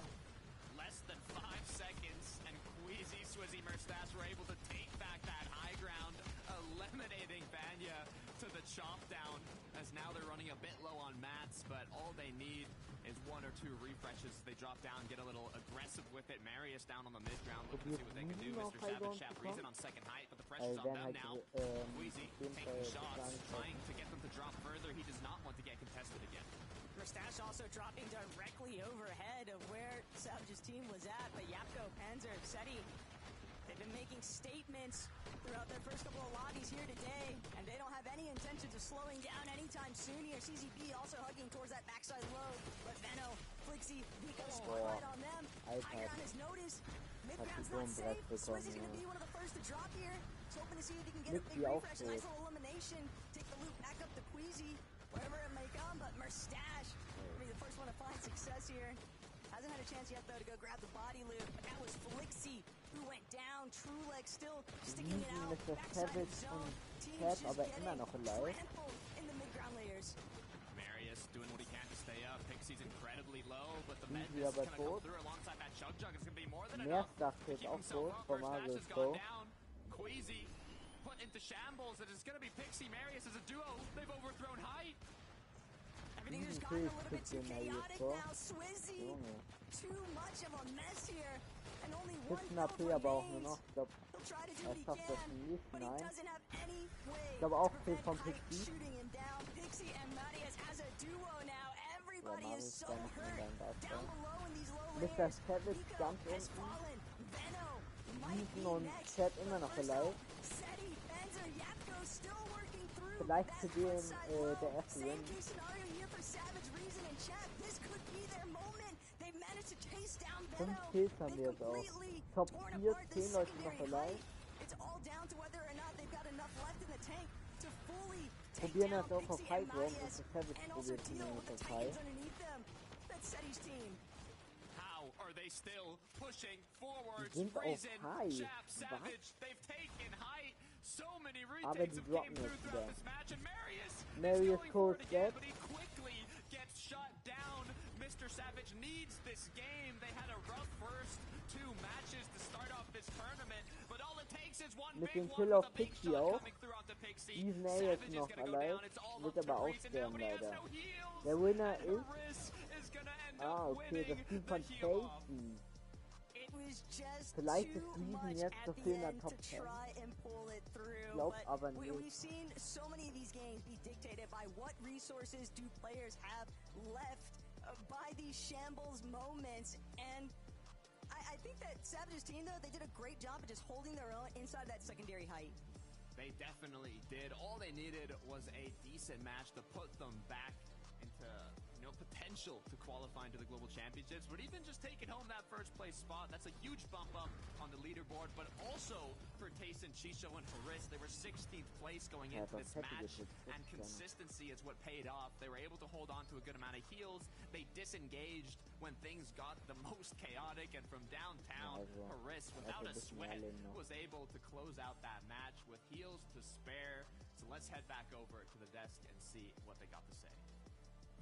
Thank you very much, guys. That was probably the messiest endgame we've seen so far. So many contenders challenging for the victory royale, but in the end, HRS quietly crept up and knocked out the competition, Levin. Hey, huge game for this trio, and I feel bad with what I'm about to say, but they're a trio that I feel like easily gets forgotten about here in EU, right? Because they've already qualified to global, so we're not talking about them as a team that needs to do that, right? And they're not quite a contending team, right? It's not felt that way in terms of performance leading up. People aren't predicting them to come through and win FNCS, and so they sort of just go under the radar. But one thing you cannot deny is that there is quality there, Minnie, and they showcased that quality here. Haris with a huge cut staying alive. There was pressure on him, right? Seti's knocking down his door, and he answered incredibly well.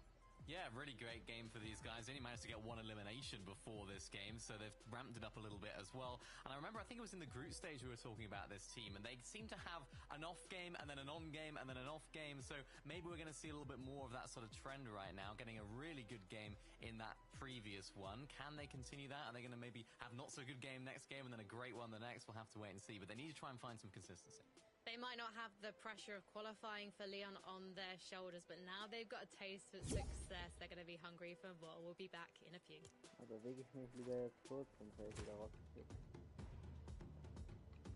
Gut, 3 Minuten Pause wieder aus der Zeit. Was hat das gemacht? Glaube ich nicht. Die Celebrate hier und so.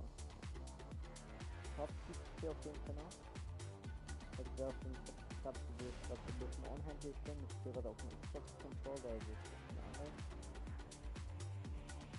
Aber passend zum Papier wegfahren. Und kann ich ja machen, kann man PlayStation Controller so noch laden. Nein, hier, ne. Kommt man nicht mehr nicht, ja.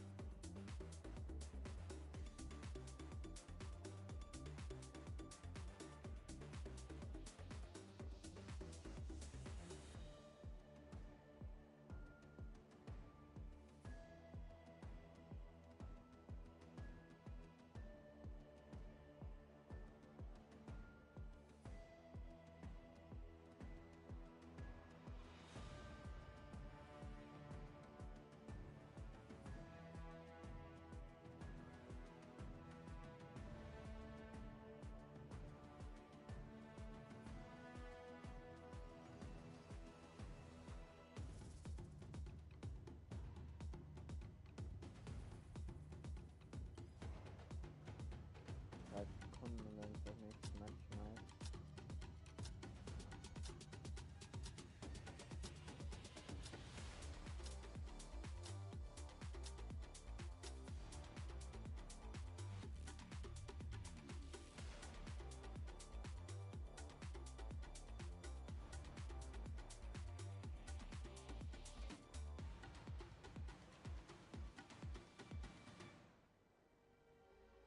Wir haben es jetzt auch schon 18:03 Uhr, oha.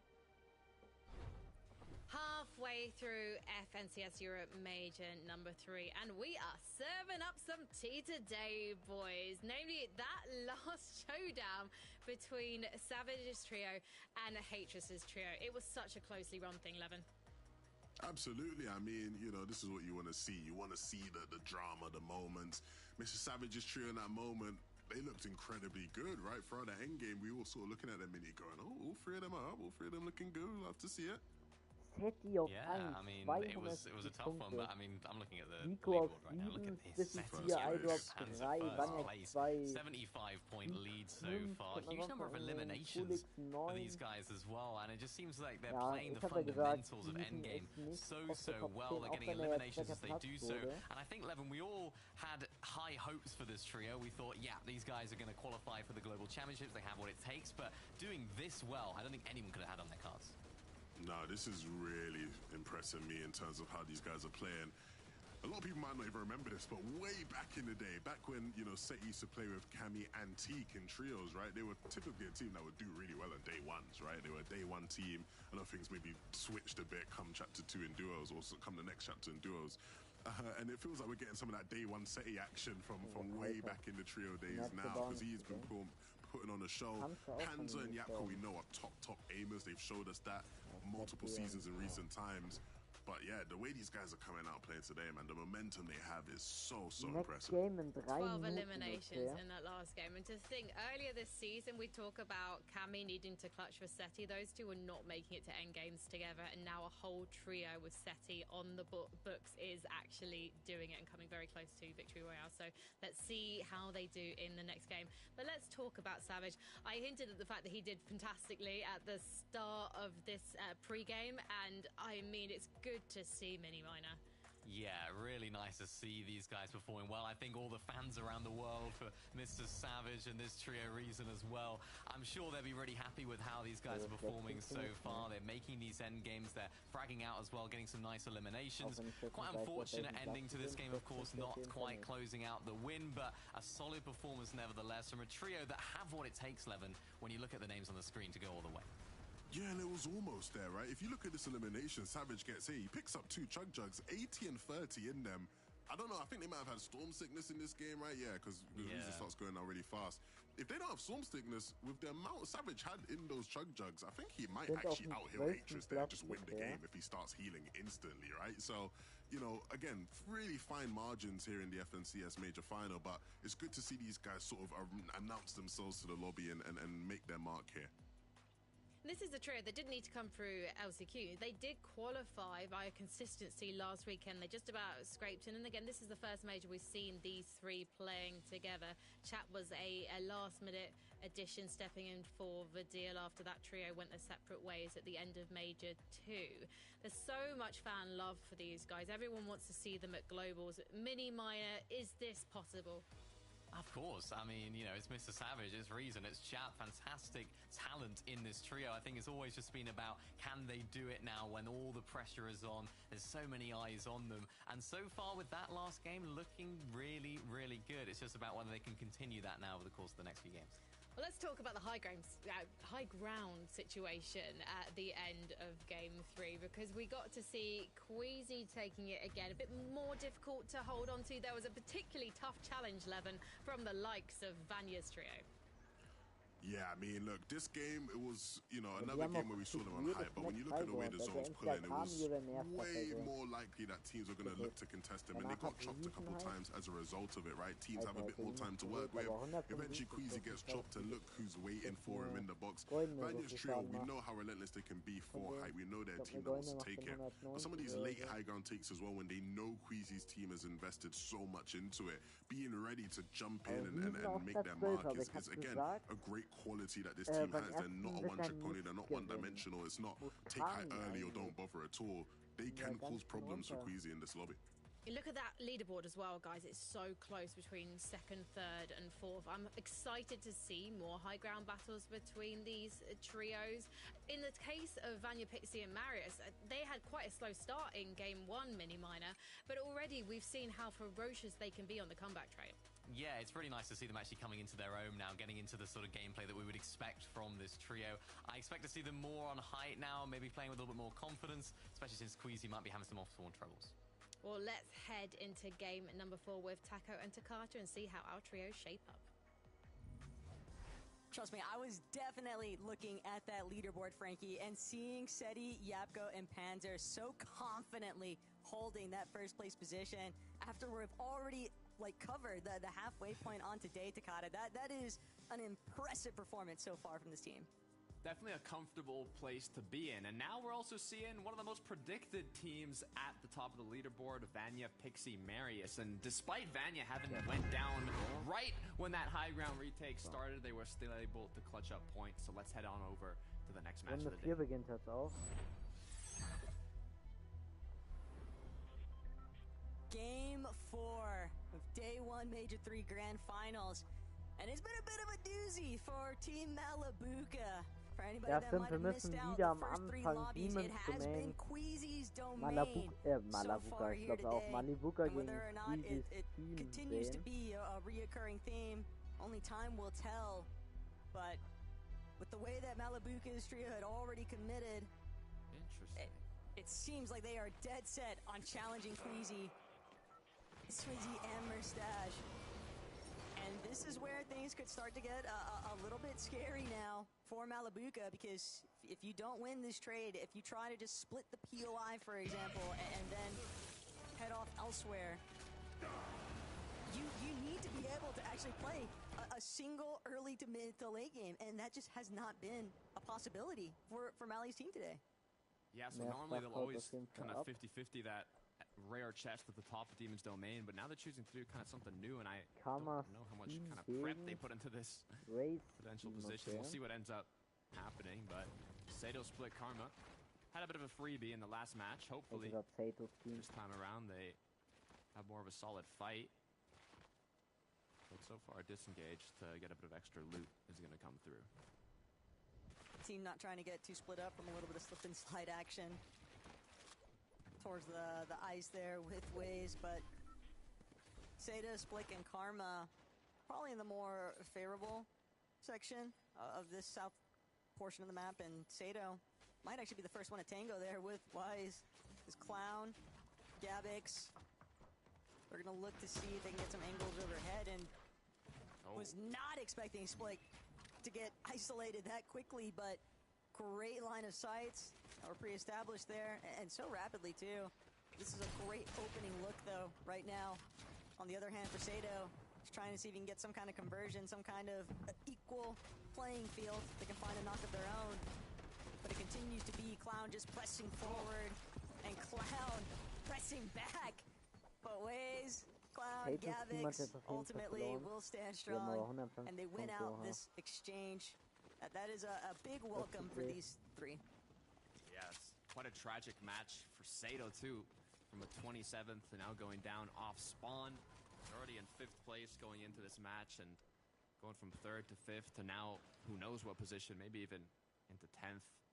They're going to have to get back in action for the next matches.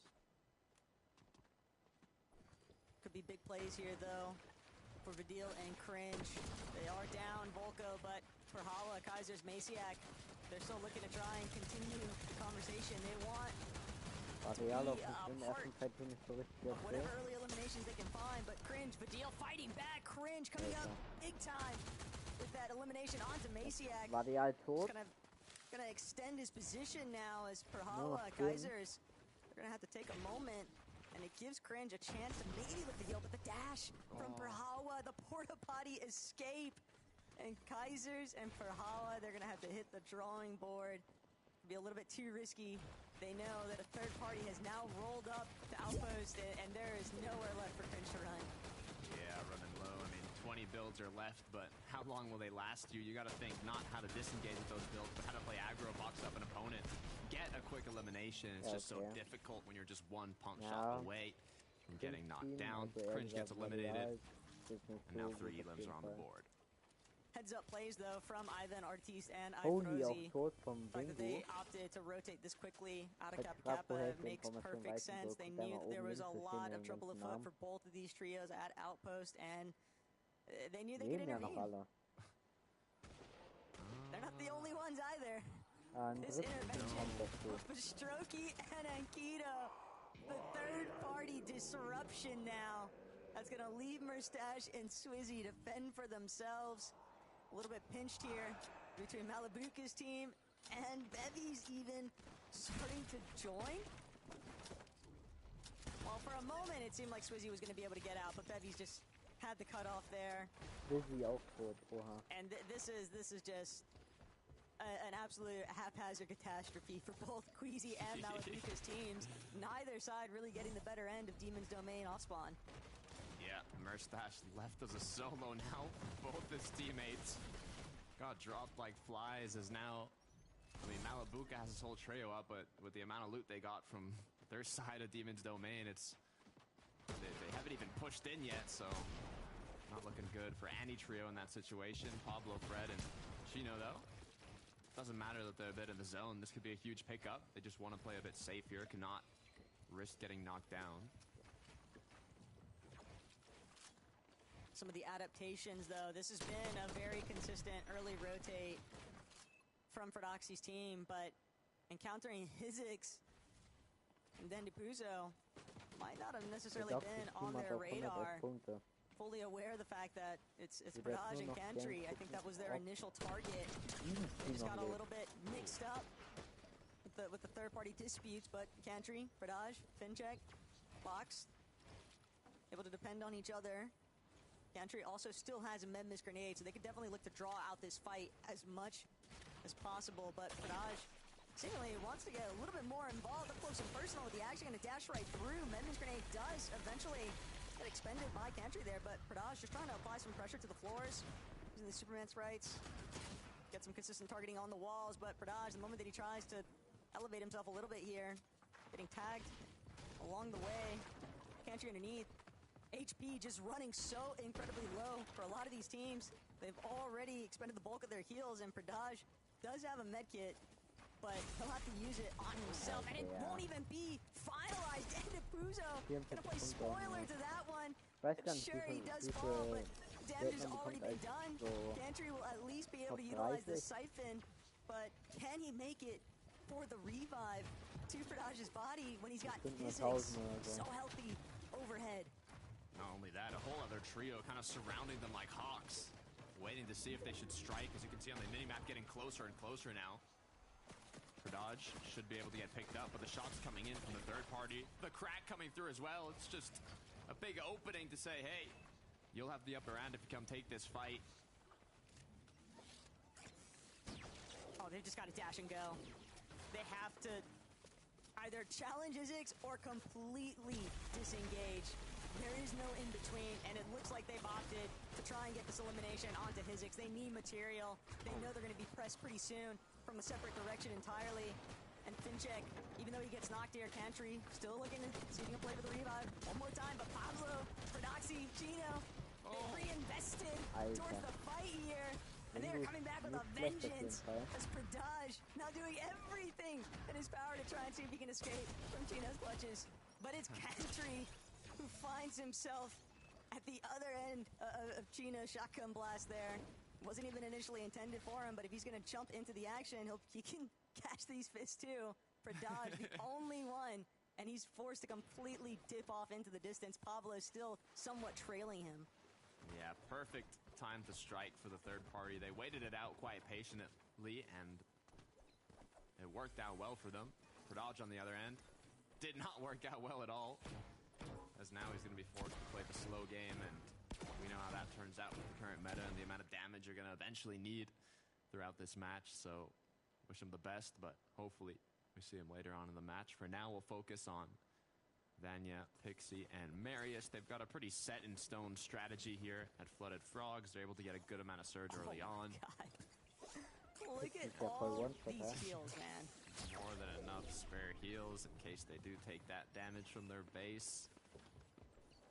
I think it's also about the fact that they can now dip in and out of Storm.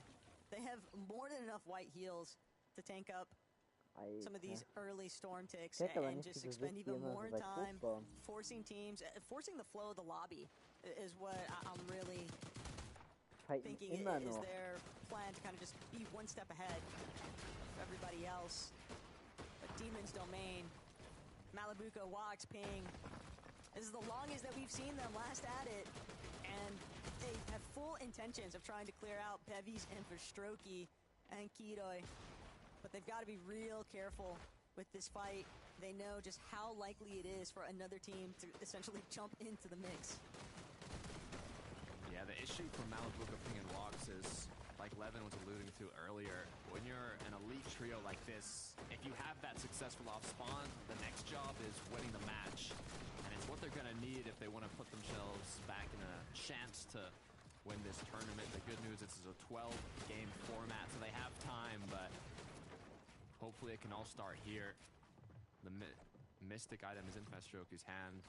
That's Fire AR, so in terms of loot, they're not even looking great. It's not going to be easy to pick up these eliminations. I don't even think they're going to go for the fight with the amount of heals they have, and winning the match from what they currently have in their loadout is going to be very tough. Yeah, I mean, it depends on what level of success you're looking at when it comes to Mali's team. Like, is it a success that they survived that initial off-spawn? Sure, with how they chose to play it and split the POI initially before wrapping back around, but that delay was all it took for Enkiroi, Bevies, and Verstroki to then decide to rotate over, and it's just been so drawn out. All the resources that would be so optimal for a team that could win a clear off-spawn contest there, it's now just being split up by like several different teams if you factor in Queasy's too before they went down, and I don't know that I'm not sold that it's going to put them in, you know, that guaranteed win con they're hoping for, but Pablo, Frodaxi, Gino, they know exactly what they're after, and it's finalizing these eliminations onto Pradage's team. Pradage was able to make it to the reboot van.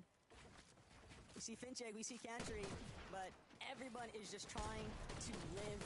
Pablo, Frodaxi, Gino, they have different intentions though. They refuse to let Fincheg escape. And Pradage might meet a similar fate soon enough here with the way that Pablo is chasing after him. What a game Pradage has had.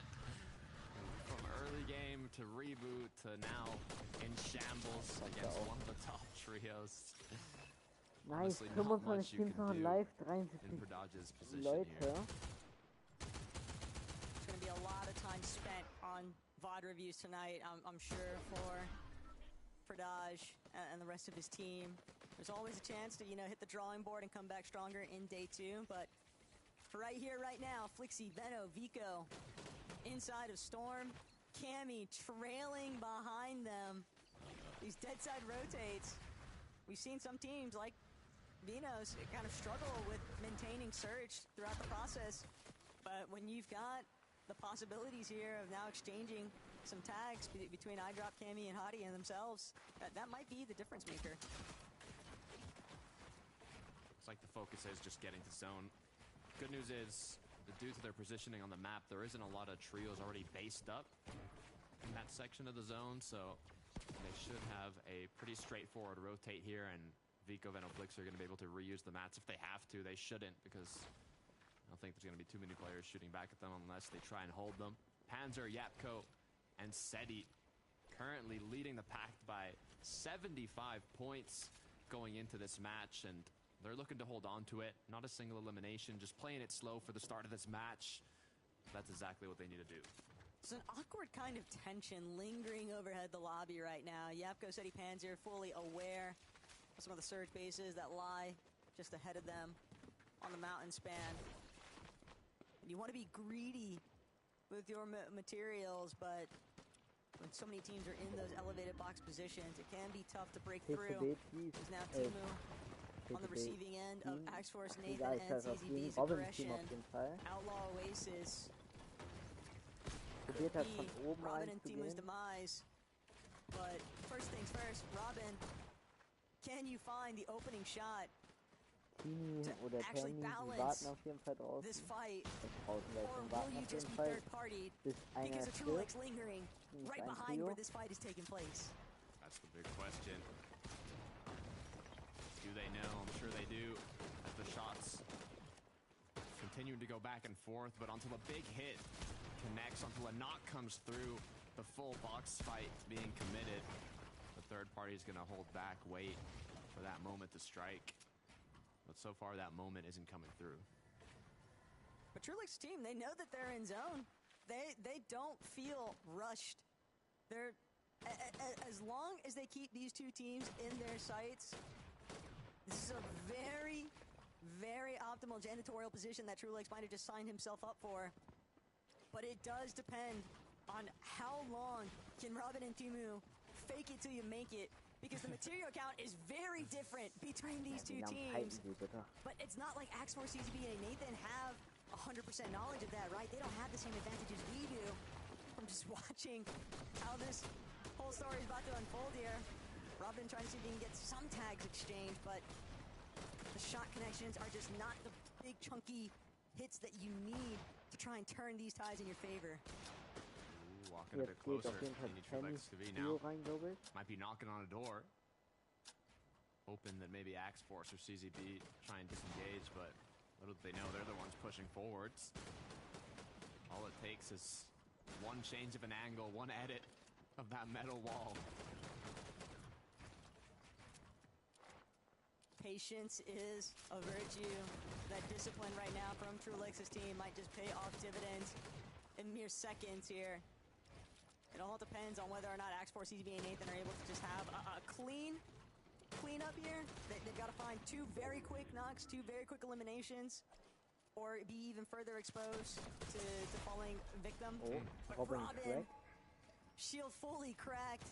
Hat aber auch nur noch ein 30er managing Trackzeit. to create just a little bit of space here, but that was more than enough for Teeny to get the green light to go in. And Teeny now chasing down Axe Force. Axe Force just a sliver of HP. He's barely managing to make it back to the rest of his unit. But now the problem extends even further because Trulex, Teeny, Svi, they spent so much time waiting and they didn't get the opener that they were after.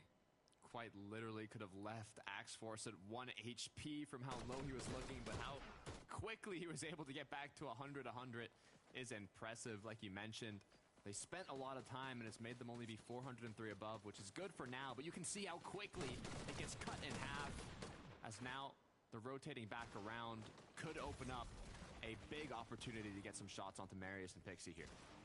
Bigger fish to fry, that's for sure, but Trulex knows best. This isn't necessarily the best position to try and take the odd shot at Vanya's team, not when there's another team overhead on the rooftops inside of Oasis, but CZB, Axe Force, Nathan, the distraction was enough from the rest of the lobby. They were able to capitalize on those last two eliminations, but that leaves Teeny, Trulex, and Svi tough out of luck. And they're just going to completely fall back, look to try and wrap around into next edge of zone from a more dead side position. Looking like Turtle Wars for a second here. Blast from the past. The never-ending box fight finally has concluded. Now a good chunk of trios have shown up. They heard the shots, they heard the action. CZB, Axe Force, Nathan kind of coming out on top. 2,100 damage above the threshold now. Full focused on making it to zone, but there's quite a lot of trios kind of blocking their path, so they have to pick their options carefully. And even though they have so much surge damage right now, I think the primary concern that they're running into, Takata, is storm sickness. We saw it already be a debilitating factor for Savage's team in the last lobby, and this was a big time sink from CZB, Axe Force, and Nathan. Even though they obviously didn't want to stick around for that long, they were just forced into, you have to just play it front to back sometimes. You've got to just tackle the team that's in that initial box fight with you because of the way that Trulex's team posted up, but it'll be interesting to see whether or not they actually intend on trying to outlast the heal off. Things are still continuing to pick up though inside of the storm as Kaisers But this first one on the Gavix, Clown has been going through it in this lobby. Not been having a great time for sure, but luckily it's just the start. As we look back over to Teeny, Trulex, and Skivvy, you were mentioning the storm sickness, and they just now finally made it into the storm, or into the zone. Pardon me, as they'll continue to make their way in. Quick replay on how they were able to actually pick up a couple extra eliminations on their way to it. Definitely needed that little bit of damage too. 504 above, 457. The numbers are going to bounce back and forth until it turns off. But Trulex, Teeny, Skivvy, at least for right now, a moment of relief. But they might have another opportunity to re-aggress with CZB, Nathan, and Axe Force. Just pulled up a little bit west of where they were at. Other teams, though, looking to get more isolated positions. Cammy, iDrop, Hottie. Boxed up. iDrop's aber nur 8 and just looking back at the rest of the lobby. Don't want to get too overexposed here, though.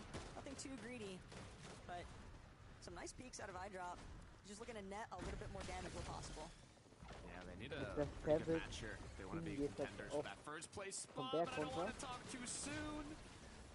As tragedy might have struck, Hari has gone and knocked down Panzer. Seti Yapko, on the other hand, looking a lot more healthy. Now potential shots coming through, where you can see the double res is going to potentially come through onto Hari, but the triple spray just might be too much pressure. They're going to have to mist form, leave Hari behind.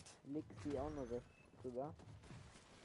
duality of what some of these trios are experiencing right now. Seti, Yapko, Panzer, sure they were under a little bit of pressure, but not quite to the extent of where iDrop currently sits.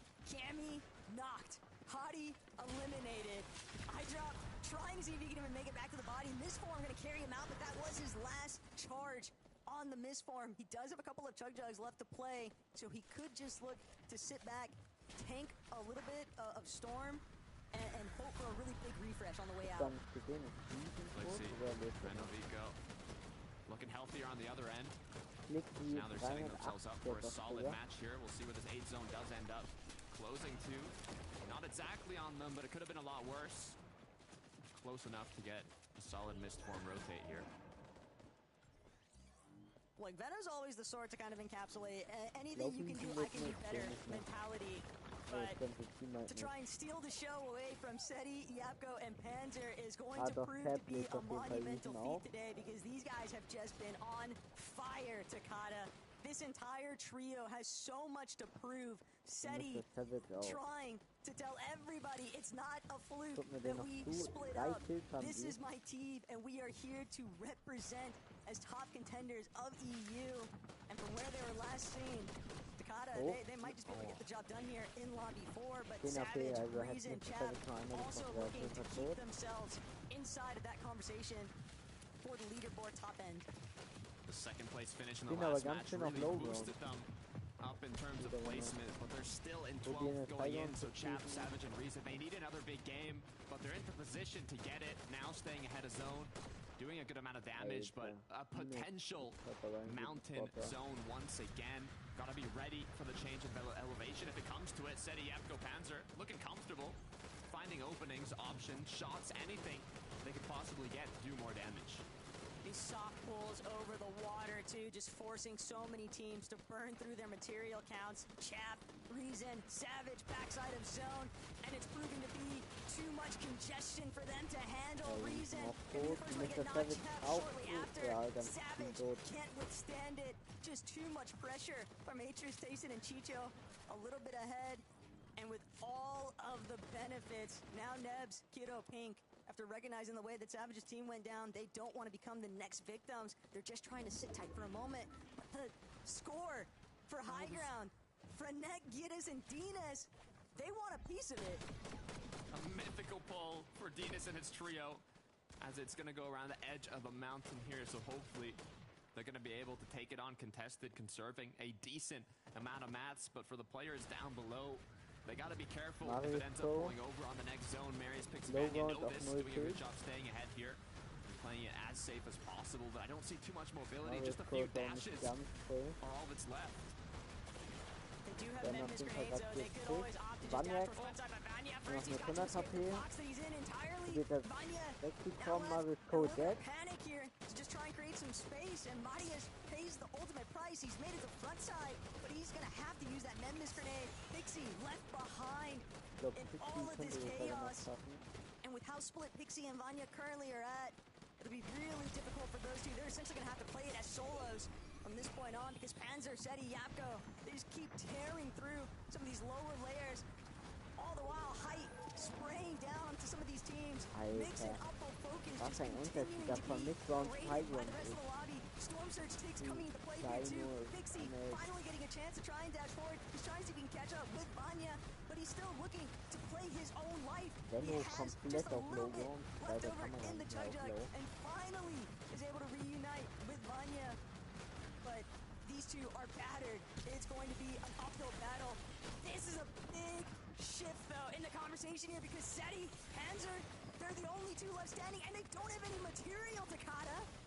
All it takes is one big refresh, though, and if anyone can do it, it's gonna be Panzer and Seti. They've already picked up one, but playing backside of the zone, running into a full trio. Seti's gonna go down. Panzer now left as a solo. He does not want to take that path. He saw the trio, said, no, I'm going right back to where I came from. Medmis on the ground. Pixie doing a great job of staying up. He's lost Vanya. He's lost Marius. But alongside Marius in the last match, they clutched up an insane placement, and Pixie wants to do it once again. Panzer's gone down. Full trio eliminated. 0 mats onto Pixie. 24 HP. All odds are against him in this moment. And when you look at the comparison of rags to riches, Venno collects him in the front side of low. Flixie, Venno, Vico, looking rather healthy in comparison to where the rest of the lobby sort of stands up. But Tayson, Chicho, Hvis, they also want to clear out as much space as possible underneath. And just like that, the lobby is turned against them. Venno and Vico now as a duo, looking to see if they can break their way through some of these pre-existing builds. But Vico, he is absolutely out. It's going to come down to whether or not they can tackle this fight up against Atris and Tayson, but instead, forced to fall back, misform early on. Tayson has so much heals in the Chug Jug, Takata. That might be the ultimate difference maker. Can they get the back-to-back heal-off win? Vico, not too much of the luxuries. He's forced to get at the zone. Venno in a similar situation is going to go down to Tayson. Big shot being connected. Trexer now. Full bat on 3 Chug Jugs. Full trio up. All on low ground, as now all they got to do is finish up these last players close to them. But Frenek and his trio have been able to hold on to Height this whole match. But look at Trexer. Just a solo randomly thrown into the fold. Just dashing all around with this medallion, but he's not going to be able to withstand the pressure. Height ultimately wins out. Venus not going to be able to tackle it, though. Tayson also traded out. Atris, Chicho, they're trying to solidify this. They're trying to see if they can take this one home. Frenek going to be the next one to fall. Atris will get the siphon, but Venus all alone at the top. He's got the dash fights. He's got 2 Medmis grenades as well. This might just be the ultimate battle of attrition here. And Giras finding 2 medkits along the way. A little bit of Medmis here, though, 2 for Chicho. 110 on that Chug Jug.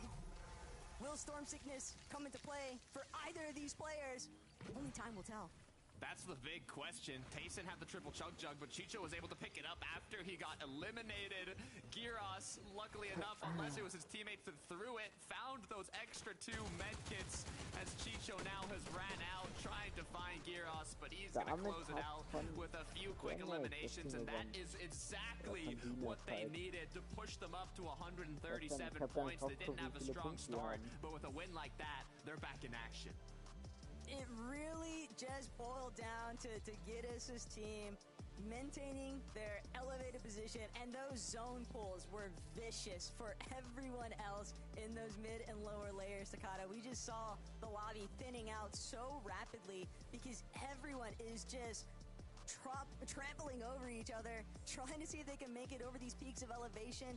It's just so many different shifts, and so having that height overview, that was just too much power here for Giras. 122 Yeah, to be fair though, it could have pulled back over the mountain and ended up pulling far, and they were still able to hold on to height, so they did a very good job conserving enough materials beforehand to close out the rest of that match without being overthrown. That is exactly what you love to see, but I love to see those three beautiful faces on the desk. So Frankie, Levin, Mini, let me know what you got to say.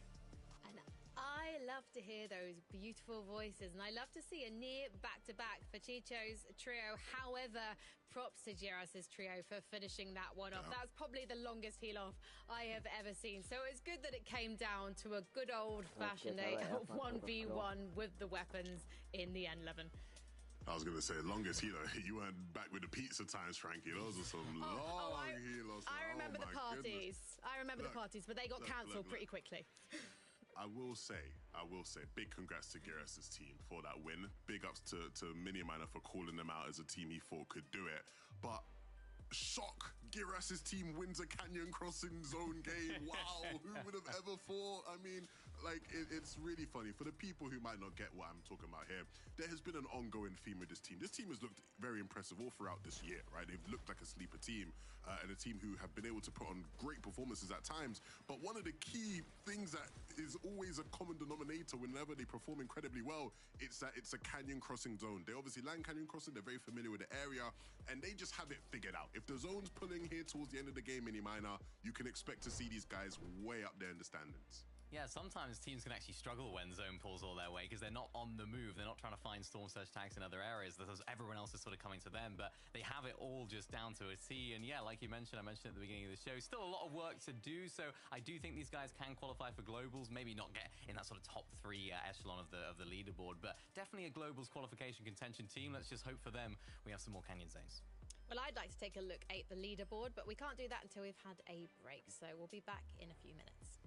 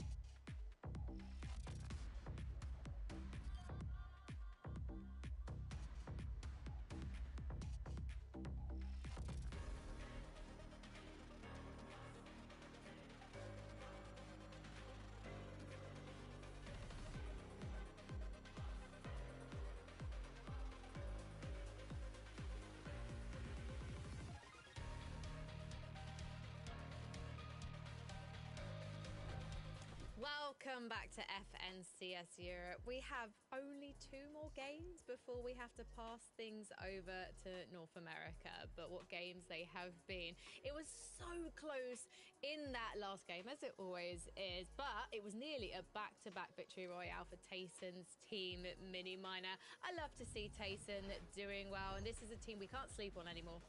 Yeah, I mentioned it going into this game that potentially they might have a little bit of a wobble now. That's been their sort of historical trend this season, but another really, really great performance from these guys. Second place, getting a huge number of eliminations as well, 15 in total in that game. And it's actually really nice to see Tayson in particular still performing at this level, at this stage of the leaderboard, at this stage of the competition level. It's nice to see the veteran still showing what he's got. Absolutely, man. I mean, there was a time where you couldn't talk, you know, EUF and CS without mentioning Tayson's name. And, you know, maybe they heard me last game talk about how a lot of people don't consider them contenders. And they said, yeah, you wait and see about that one, Levin.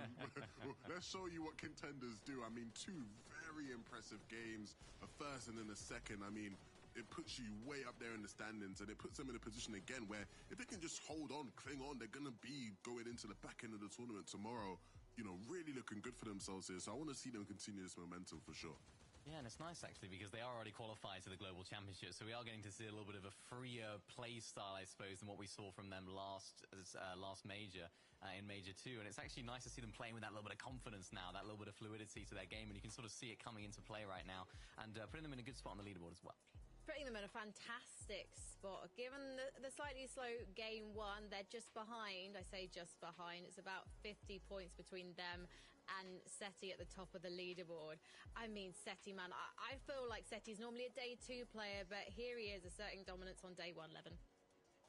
Yeah, they've been playing incredibly, incredibly well. I'm a big fan of how these guys are moving in these lobbies. And look, at times it's not been the cleanest, right? There's been a couple games where in these end games things look a bit scrappy, but these boys will scrap, right?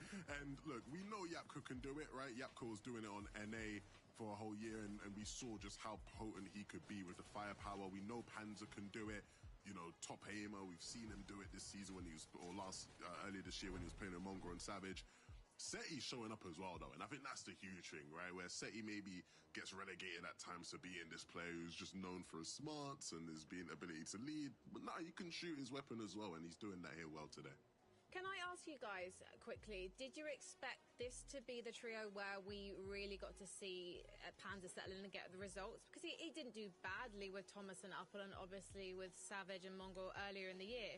But for me, it's just really interesting to see him find his feet and his focus, Minnie. Yeah, I mean, it's great that he is. In terms of, was I expecting this trio to be the one? Definitely not. But it's great that he can play with these players that do have experience, kind of unlock his ability, and just able to frag out like we know he can. Now, though, the question for me, that's their first sort of wobble on the weekend. So are we going to see a bit of a comeback from them? It wasn't the greatest game. So I'm interested to see how they respond next. It's been pretty smooth sailing so far. We got to look at Vanya, Pixie, and Maris. They're in 3rd place, but they need to up their game a bit because no eliminations, Levin, in that last game. Yeah, similar to Seti's trio sort of having their worst game of the day here in game 4. And so again, it's about, you know, how are the reigning champs going to respond, right? They're still in a good position. It's not like we're at a stage in the tournament where that one game has now thrown everything off completely. They're still sitting in a good point, but you can't allow this now to become a pattern. No, not when you got Pixie on your team. I imagine there'll be a lot more eliminations in game number 5 as we head to Taco and Takata.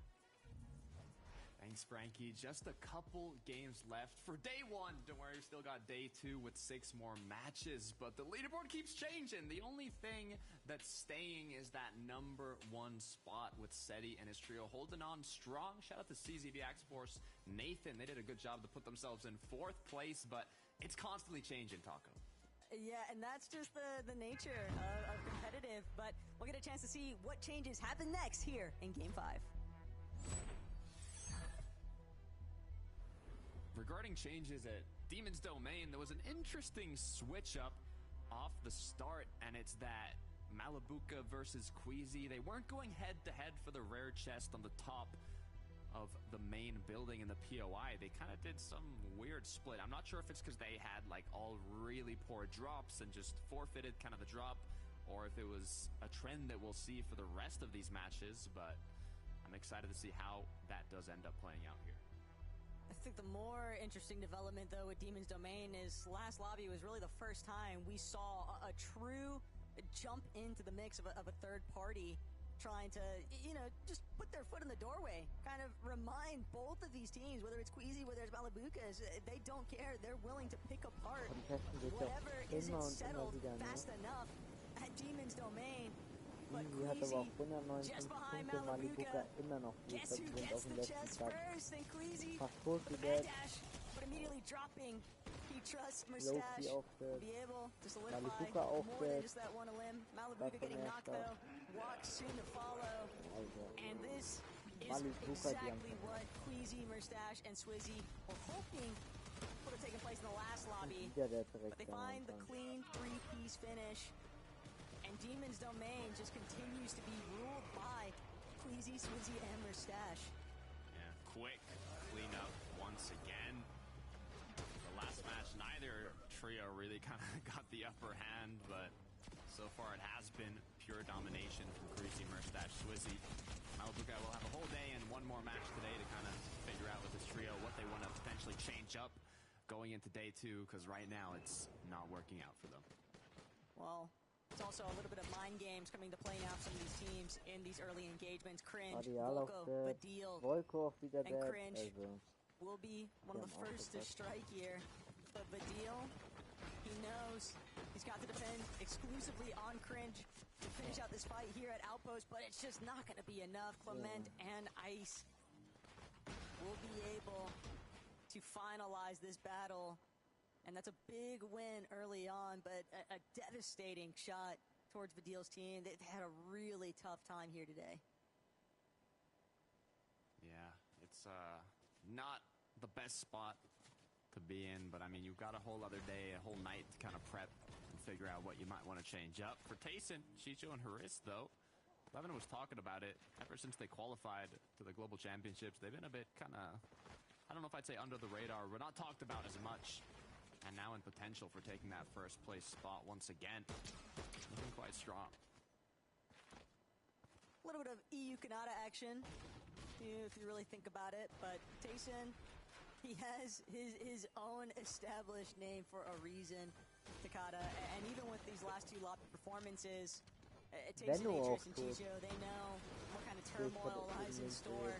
Dealing with the overnight experiences, all these teams are going to be surely drawing immediately towards these VOD reviews, trying to figure out what went south, how can we turn things around for day 2. Zangy, Belusi, and Rax choosing to resort towards a little bit more of a sneak method here at Crime City.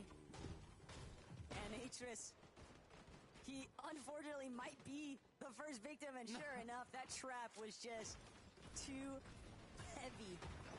1 versus 3, those odds are always going to be very difficult to actually get out from, but this is a very different look, though, for Zangy, Belusi, and Rax, and these are the kinds of changes that you have to anticipate in a major grand final setting, Takada. Teams that normally would not be here, they're going to start interrupting your loop path strategies.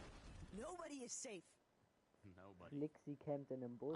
Unlucky. I mean, Haris kind of had the best position you could be in for the surprise, breaking the roof into the chest, but he dropped right into it without looking beforehand. You really just don't expect a full trio to be waiting there by a chest, but you have to expect the unexpected in these major finals lobbies.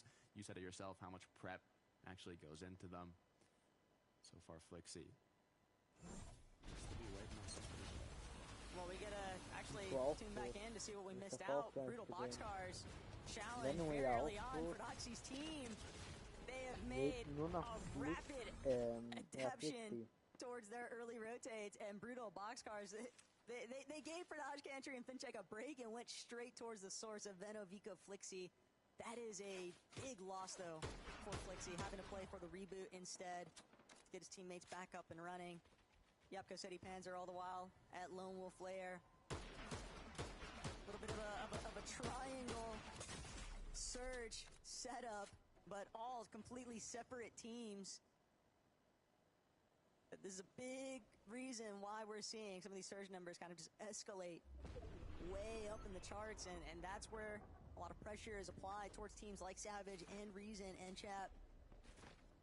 Initially uncontested at resistance base, but we are seeing them be infiltrated a lot sooner than what they've maybe been expecting. At the same time, though, so many of these players, they always tend to develop strategies for when these uncon turn into con situations.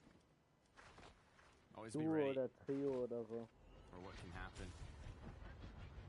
Reason, Savage, Chap thought they were going to get a solid game, but ended up falling quite early in the previous match. And like we mentioned previously, even though Vanya gets knocked here, it's not too much of an issue. He's not going to get pushed. Ooh.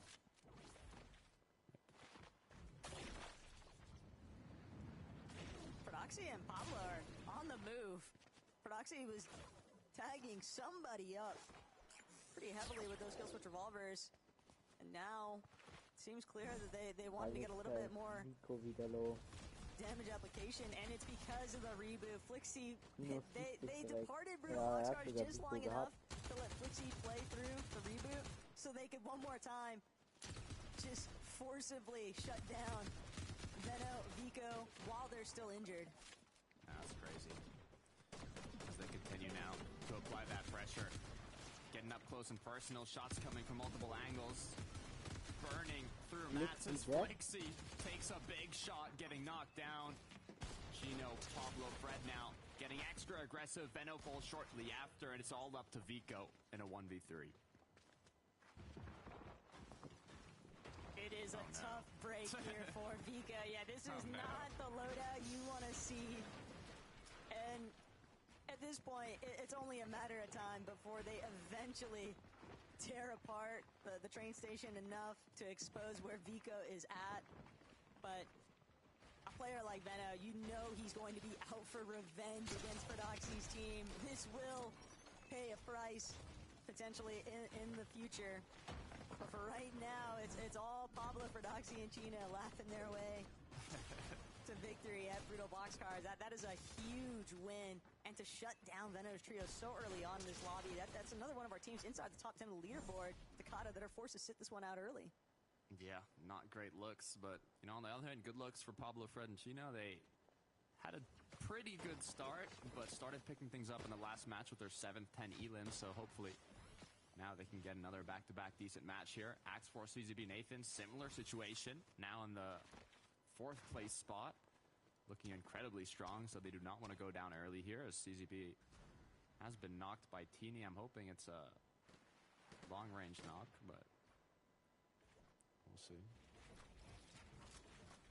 If you have to think about it, the answer is probably too far away for it to make enough of a difference just yet. But hold tight, because Cammy, iDrop, Hadi, they are in a very tough position here. They want to push towards that edge of zone, but they're going to have to make a wraparound play instead. They do have another grenade to depend on. But this team, we saw a glimpse of greatness at the starting point, but now it's just about locking in the consistency. Teams elsewhere also still trying to keep their footing sound and secure. Chap, Reason, Savage directly underneath the Rift Island spawns right now, though. They're fully aware of the fact that they've got company.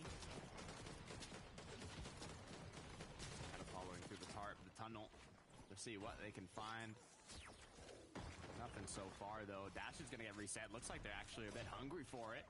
They know they have that upper hand, and they're going to get aggressive with it. The bush right on in. Chap, without even looking, takes down Sinead. Reason following with another elimination shortly after, and the full trio gets cleaned up. Yeah, that slide by, secured knock there from Chap is the real disruption. That's all they needed. Close out that exchange rather quickly. That's going to buy them a lot of time for setting up for their next movement, but right now we got to tune in, see what's taking place. We've been talking about those French natives, Takata, and wanting to see some of them qualify to that global stage. But for Kurama, Werix, and Akira, they are a team that's just looking to take whatever measures necessary to keep setting themselves at just one placement further. And they've got what it takes, that's for sure. And a lot of teams, a lot of fan favorites would love to see some fresh natives go through. They really would. They're kind of head-to-head with Sato on the leaderboard in 9th and 10th, so hopefully one of them can make something happen here. So look at the top 5. Jason, Chicho, Harissa, beyond comfortable position. Und 5 Pablo Vingo. Just looking back, controlling Haben wir the auch schon rotates mehrmals of the gesehen. teams behind them. Chicho and Tayson, though, they've got their work cut out for them. They're still going to have to play for the reboot eventually. Interesting, though, to see the developments taking place for Forstroki and Kiroi and Bevies. We've seen them in the previous lobbies, kind of looking to be more of that third-party intervention factor, but now dealing with Perhala, Maziak, and Kaisers, when you're trailing teams along these soft edges of the zone, Takada, you've always got to be wary of them just boistering up on these sides of the mountain faces and holding you too. You really do. That's with Strokey and Kiroi. Connecting shots where they can, but going to continue with the rotate now. We'll take a look at what is going on with Wheezy Swizzy Merstash from the quick finish at the start. Now playing once again their safe rotate to zone, but potential few tags. A little bit of extra damage, but no, so far it's a pretty safe route. A whole lot of trigger discipline there too from Swizzy. He contemplated it, and he might have even been able to connect onto those teams that were gliding in, but they trust in Queasy to not lead them astray. And the rotate is now underway. This is a very deep dead side rotation, though, from Queasy, Swizzy, and Merstash. They've got to be feeling really confident about their surge threshold after that off-spawn battle. Another trio feeling confident. Giras, Krennic, Dinas kind of in a pretty safe position, to be fair. Right north of their drop spot, Canyon Crossing. Levin was talking about it. When they pull zone, they're extra comfortable, and it looks like they might be able to do it once again. You can see the amount of med kits that are stacked up, the amount of extra loot. As now it's just a waiting game. Not only that, but it's also nice knowing that you have those launch pads just in case you don't feel as if you'll be able to get to where you want to be as fast as you could be. But Seti, Yepko, that last lobby was their first stumble, and without Panzer, that's definitely going to be a pretty big delay in terms of how they're setting up for their mid and end game. They've got to basically just go on a recovery tour here, and they've got to try and elude the rest of the lobby that's taking notes of this team that's diving back into the storm. They're fully aware of the fact that these guys are clearly trying to make a play for Ryut, and let's try and get whatever surge tags we can. How much will they commit to it, though, is the big question. As we look back over to Trexer. Had a nice kind of finish to the last game, staying up. Now with his full trio, though, hopefully we can get a bit further. Playing edge of zone now, should have opportunities for players rotating on in. Just overhead, though, you got to make sure that you're keeping all of your angles covered. Something that Cheatin is definitely wary of. Trying to prevent himself from taking any kind of tag damage from these awkward side angles. So many different teams starting to really build up and surround around them, but Prodoxy, Pablo, Gino, still hanging out by Foxy Floodgate. And they've got some impressive loadouts to work with here, Takada. That they do, and they've had it time and time again. It's the Oncon Supernova Academy.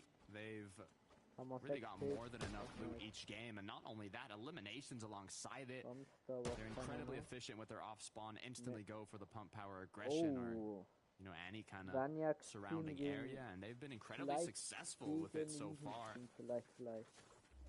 As Vanya, Pixie, and Marius as well, slowly climbing themselves up the leaderboard, despite having little rough end games of players always going down, kind of seem to be clutching it as duos, solos, so hopefully one of these matches we can have the full trio looking strong. This could be the one. A little friendly tag there from Marius onto Savage. Although it might have actually done Savage's team a favor, gave them the heads up. There is another team potentially looking their direction. It's going to cause them to come to a little bit of a slowdown procedure. They're still trying to play for that wraparound, trying to avoid as much attention as possible. But same can't be said for Mappy, Trixer, and Cheatin. They are in the heart of battle right now up against Snazy, Ice, and Clement. And this fight could definitely dictate how these endgames are going to pan out for both of these teams. Trexer and Mappy, they definitely need this refresh. Snazy also looking to get things started on the right foot, but Snazy instead doesn't know which way to turn, just getting pressured from two different sides. And that's going to be the first collapse here, as now Trexer trying to see if he can fight his way out of the box, but Clement picking up the pieces. Clement, 2 eliminations already. He just needs to find this last one onto Mappy. He's got the HP advantage and everything else working in his favor, but Mappy has done just enough to delay it, and Cheatin might not have enough HP to actually withstand this. He will have to fall back and wait for some assistance out of Mappy.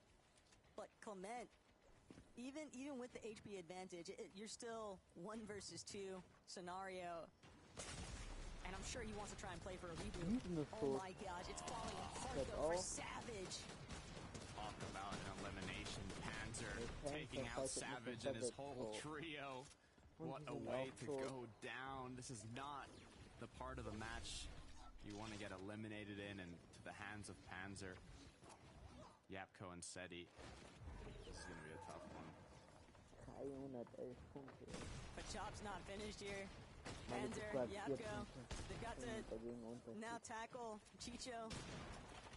They've already managed to take care of Tayson, and just like that, knocked over like dominoes. Chicho really expected a little bit more bite back there, but Yapko and Panzer confidently handling themselves. And those are big clutch instances. That's sure to light a fire when they reboot Seti for them to pull through strong in this lobby. Yeah, making it look like an arena match for a second there, with how quickly they closed out that fight, not only once, but twice, against 2 of the most solid trios of the lobby. Being able to reboot Seti, they're going to be looking for a big match here. All they got to do is focus on the rotate, get into zone now. They have more than enough of everything else. Axe Force, CZB Nathan looking to hold on to their spot on the standings as well. 303 above. And just aside, though, there's a lot of trios surrounding them. CZB already being focused out by the teams that are just positioned on these hillsides. They do have a lot of material though, Takata, so they can definitely afford to continue wrapping around. It's just how much do you really want to be forcibly burned out of your builds? So that will be a misform just to cut across some open space here. But CZB getting caught out, just trailing a little bit too far behind the rest of his team. He was nearly taken down. Curious if he's actually going to be able to outlast the pressure that was being applied there from that rear flank, but Yapko, Panzer, Seti, they're all back up and running. And Kurama, if he's not careful, he might find himself in the crossfire there out of Yapko and Panzer. Seti definitely looking for some form of a refresh. He would love to get everything restored because they need more damage. They're just sitting above the threshold right now, Takata, and Seti will reunite with his team. Just too many teams rolling up in the vicinity, preventing them from closing in. This could be huge, though. A sandwich opportunity between Akira. Right down the middle, it's Physics, Howley, Band-Aid. They're caught in the pressure. Each side flying shot after shot. Seti, Yapko, Panzer has now put themselves 277 above from those shots connecting. Akira is going to be the one that secured that elimination, though. And now, from seeing that the zone is a little far, they're going to choose to most likely take the rotate here instead of finish off the eliminations. Physics managed to crawl pretty far away from where all of this fighting is taking place. And Kurama and Akira thought for a moment they might be able to help him out, but no, he was definitely taken down and spotted out. Yapko, Panzer just continuing to try and stay ahead of where Howley and Co are at, but they're running smack dab into the center of Cantry and Pradaj.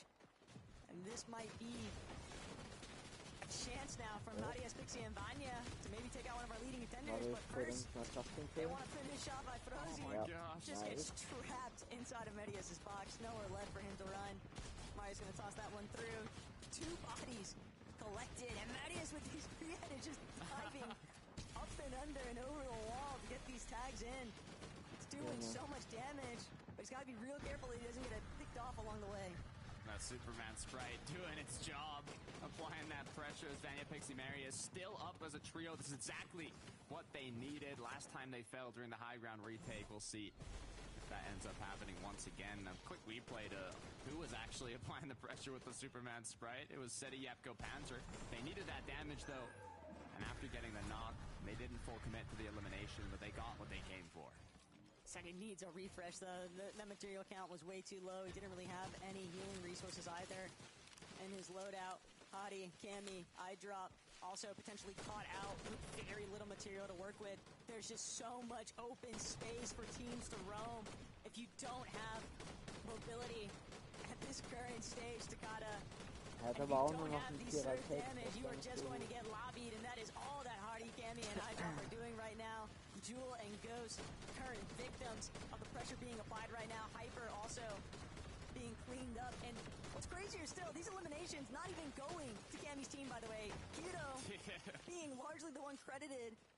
And that's another issue, too. You never know when your knock is just going to be picked up by somebody else entirely. It's part of the game, though, as Merstash, Swizzy, Queasy continue on through. Mist form getting used, good amount of damage, good amount of loot, heals, mats, everything they possibly need. They just cannot get caught off guard here, cannot get lobby focused, but with one of the best IGLs in the world leading them, hopefully they should be able to find a clean way in. Pradaj gonna be the team and the top of the mountain as Queasy, Merstash, and Swizzy use another Mist form to get closer. And they're so blocked, though. The pre-existing bill is just doing them a solid here, keeping them out of the line of sight from Pradaj and Country. I did see Fincheck, though, a little bit closer to where Queasy was at, so that could get dangerous at a moment's notice, but Pradaj just continuing to try and extend their presence on this hill face. All members of this trio currently looking different directions for more damage. Country is doing a great job here, not going to where the zone's pulling yet, but instead trying to block off all the trios that could potentially rotate through that top side to give them a free rotate here onto zone.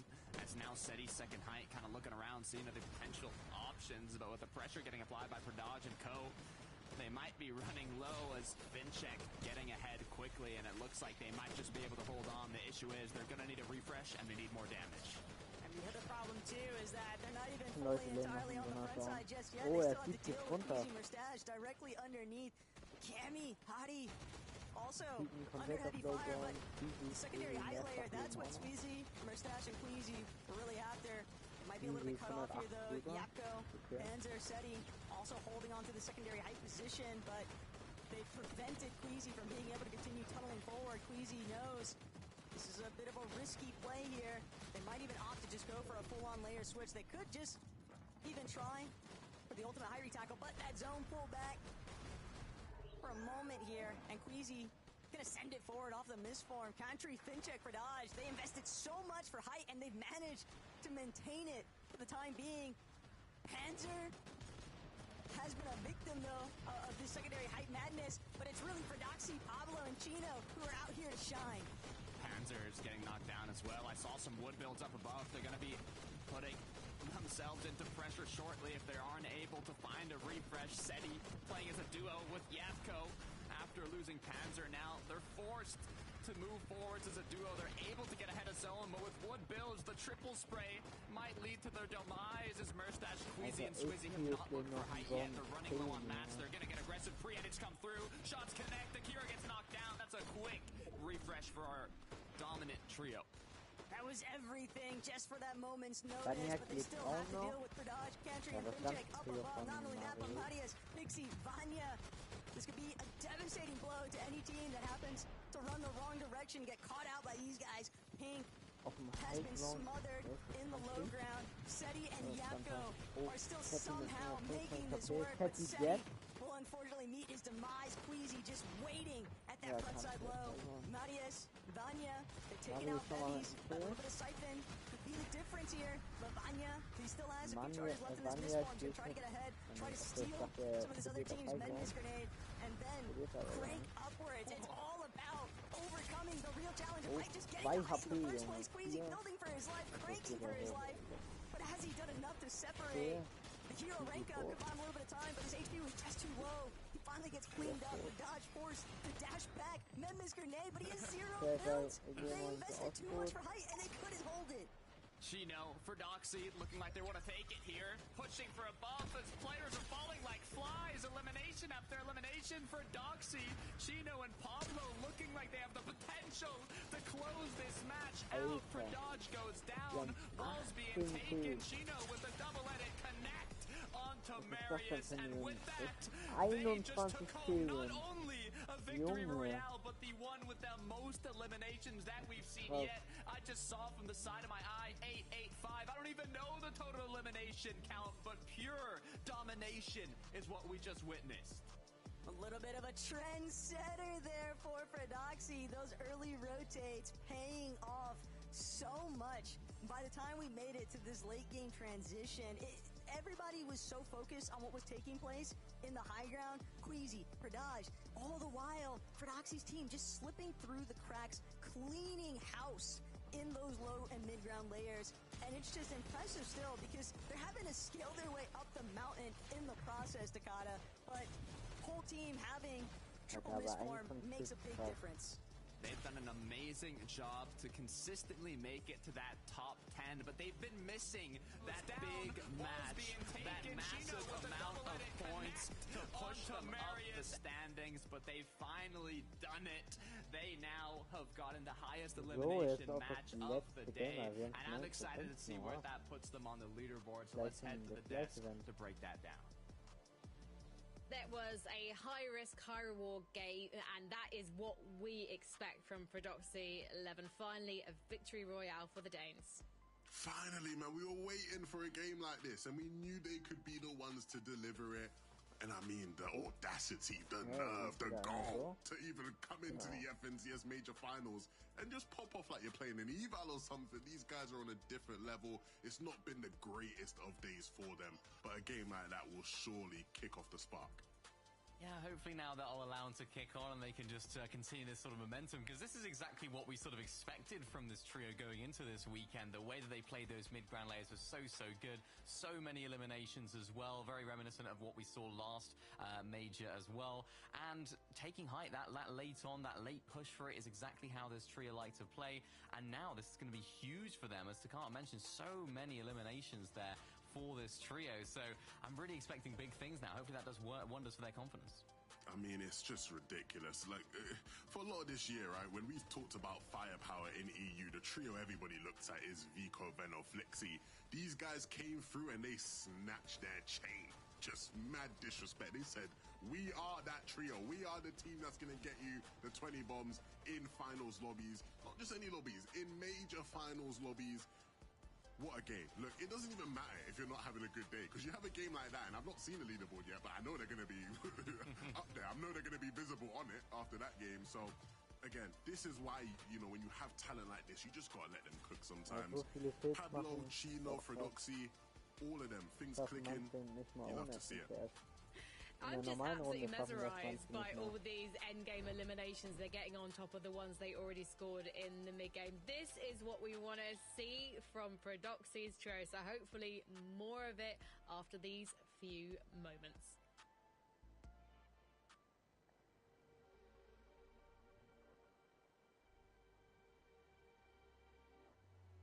Gleich die letzte Runde, dann haben wir 1920, ist irgendwie Ende, irgendwie 1940, 1950 und dann 2 gleiche Rennen. Okay, ist ja auch gut.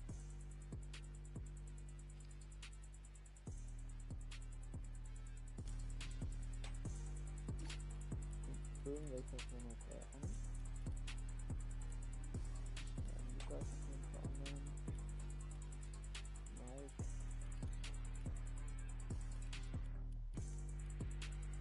Ja, super.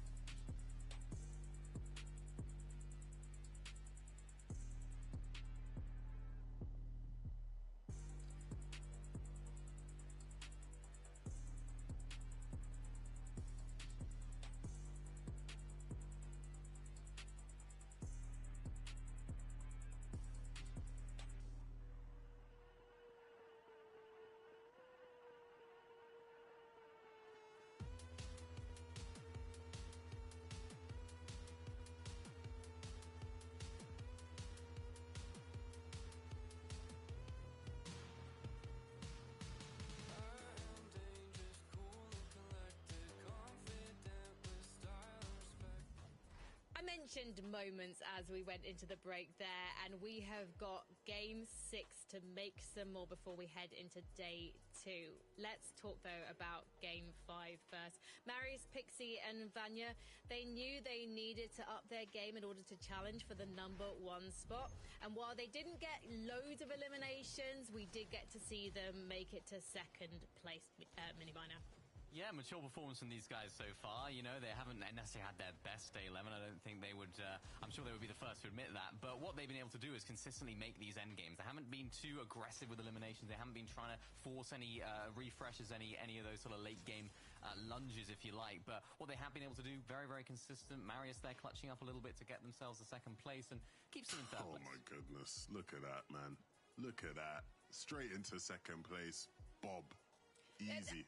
That's what's going to happen, though, when you get 21 eliminations. Frodoxy's trio there, Levin's referring to going from 6th to 2nd in the blink of an eye, Levin.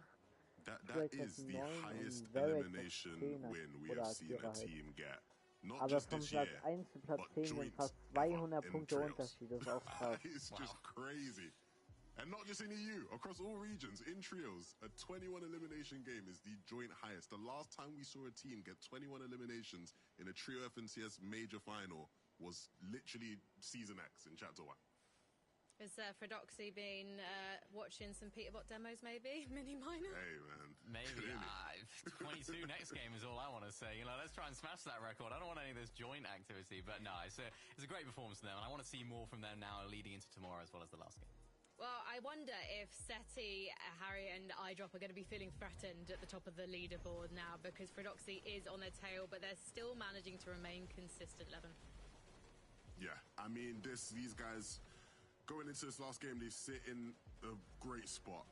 You know, it's funny because I know there's a lot of pros who have their superstitions, like, I don't want to be in first after day 1, you know, stuff like that, right?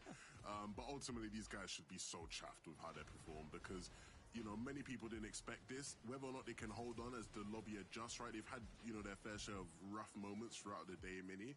And so, you know, things aren't clear as day, right? We've just seen from how Chino performed. We've seen from how Vanya and Queasy's trios have been able to stay in it. You know, these good teams, come tomorrow, they will find form and they will find their stride. Seti's trio is still a big test for them. They need to keep moving like this. Yeah, well, I mean, Panzer in particular as well, Yapko, this is probably the first sort of time they're going to be in this sort of situation going into day number 2. So it's going to be really interesting to see how that trio develops now. Of course, Seti's been in these situations many times in the past, so it's going to be definitely on him to make sure they stay level-headed, go into this last game with a sort of fresh mind, and into tomorrow as well with the exact same frame of mind. Couple of wobble games now, that's an 11th and then a 9th, so not an ideal performance, but they're staying in it. They're not absolutely crashing and burning, which is really important.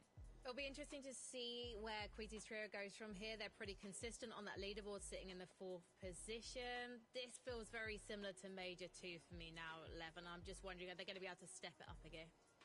It's funny you say that, Frankie, because in Major 2, after day 1, they were in 4th position, right? So you'd be spot on in saying it feels like that, because it is like that. The question will be, unlike Major 2, will they be able to rise on day 2 and become a team that is going to fight till the end to win it? I'd like to hope so, but the question marks lie around the Osborne situation. They've been fine, Osborne. They've been rolling through Malabuka's trio. But does that change tomorrow? Are things going to be the same? If Malabuka's team wakes up and decides, actually, no, we shouldn't troll the rest of the day, we should actually just leave, are they going to be ready for uncontested? Will they have prepared, like Queasy himself had said on social media? So there's still a bunch of question marks, I think, around this team, Minnie. Yeah, I think does that change now going into this 6th game? Will Malabuka try something now to lead into tomorrow? And then, of course, that leaves Queasy's team with a bit of a problem with the lack of surge they're getting off spawn. I'm sure they have the answers to it, but it's definitely going to change for them. And I think in terms of all those teams at the top, that's the situation that's most likely to change going into tomorrow. Well, we've got 7 more games before we find out who will be wielding the Blade of Champions. And this game really does set the agenda for tomorrow. Some of those trios in the top 10, they have nothing to lose. They just want to play for the win. They're already qualified for Leon. That makes them extremely dangerous. Let's see what damage they do in Game 6. Same time, Frankie, all those teams that are looking to try and take over, lock in those last final seats for the Global Championship Battle Bus. It does start here right now, closing things out with a solid finish in Game 6, Takada. Yeah, I mean, Frankie was talking about the trios outside top 10. We saw what's possible in a single match. 21 eliminations, 8-8-5, either way. Look, it's possible. That's the main thing. We're in the finals, Taco. The skill level here is at an all-time high on the European region. And now going into the last match of the day, 6 more to be played out tomorrow. I'm excited to see how we close things out. Will Demon's Domain still be contested? What changes are we going to see from the trios that have not met expectations? But we don't have to wait long because the battle bus is ready. So let's get right into it.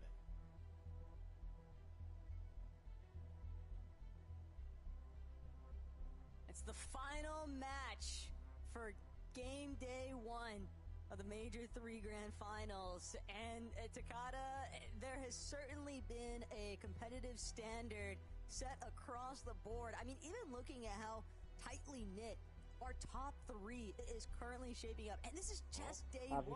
But the message has been sent. And Queasy's Domain stands tall. Can't fault Malabuka in the slightest. You give it a swing, it's a miss.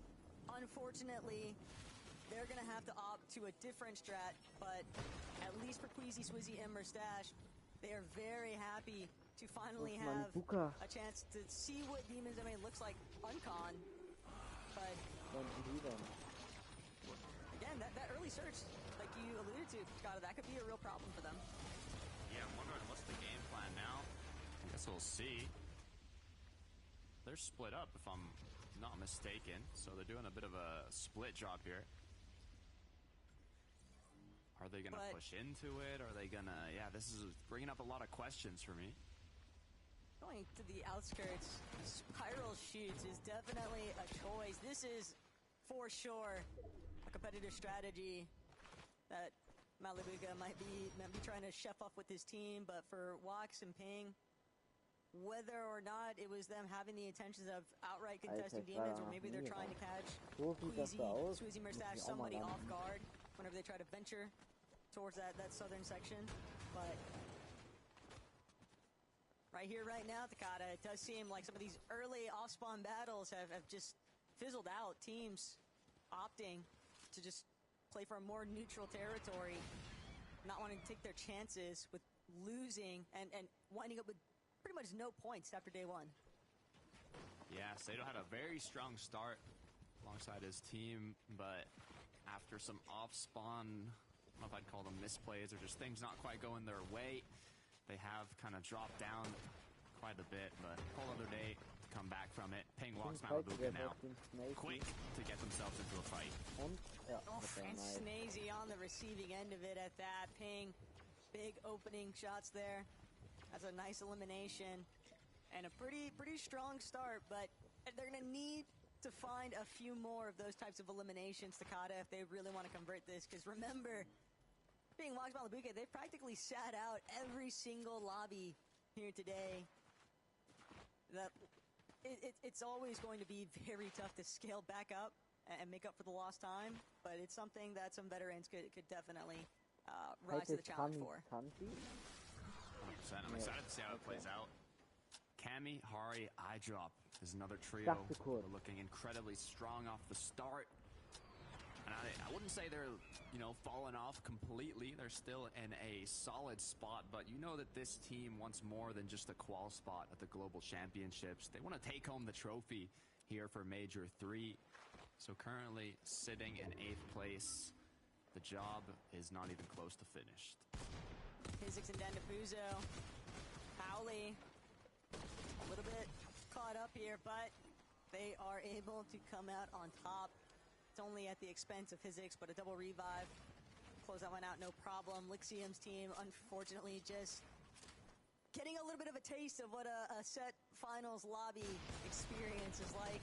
Yeah, they're not the only one. Pablo, Ferdoxy, Chino, they've struck yet again. They're sick of playing through the surge-based methods. These early rotates have been gnarly for the other teams. That's a Sagst du, big als könnte sogar elimination, though, Pablo noch taking out gewinnen. your competition, Fetti war quite doch auch noch literally the trio that's currently in the #1 spot.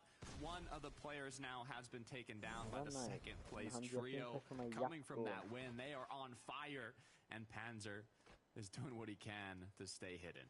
Oh no, Panzer is so trapped inside of that bush. He's gonna lose so much time in this final lobby, Takada. And we don't even know where Seti is at just yet either. Like, it's only Panzer trying to stay hidden. Maybe Seti can look for a lone play, a reboot, but Panzer's gotta hope that the distraction is steeper. Nebs, Kyoto, Pink, they also want to maintain themselves in the conversation for that leaderboard consistency and finding that early elimination. Nice look to start the game off.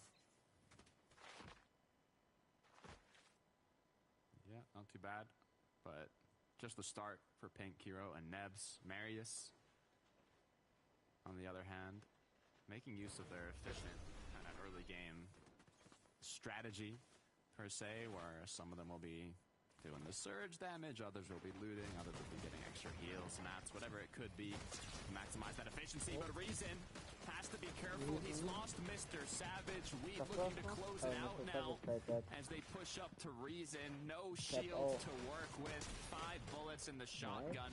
5 wooden builds left. For Reason to clutch this one up, he's gonna need to hit the shots of his life. Oh, cut short on that attempt, but einmal it's a Zweiter solid geworden, effort. danach einfach nur noch Just gefällt. not quite able to make the recovery that they were amping for, but Panzer and Seti, they've managed to somehow escape the clutches of Ferdoxi's team. And Sinet, Nafrizi, Wheat, if they're not careful, it's not like Nafrizi is the healthiest player by any means here, Takada. This could definitely be turned against them. But for Wheat, you just see, we'll look back now on how Savage exactly went down and the rest of his team. They were just a little bit too extended. Sinet and Nafrizi did a really good job at approaching from separate angles, and Wheat just hoping to really seal the deal. Yeah, they took the time now that they were able to heal back up, so only hope here is that they walk through this bush and are able to pick up a quick knock, and Wheat might be the victim, but quickly enough the regroup comes through. But I see a potential here. Hiding in the bush, it's a matter of time. They want to make sure that the players are split enough from each other that this is going to be a freebie, and Wheat just barely managing to cut across. He's still standing somehow, some way, and now Nafrizi immediately called to action. They're going to be sure to pack up their boy however necessary, and Panzer, Seti, it was a valiant effort there, Takada.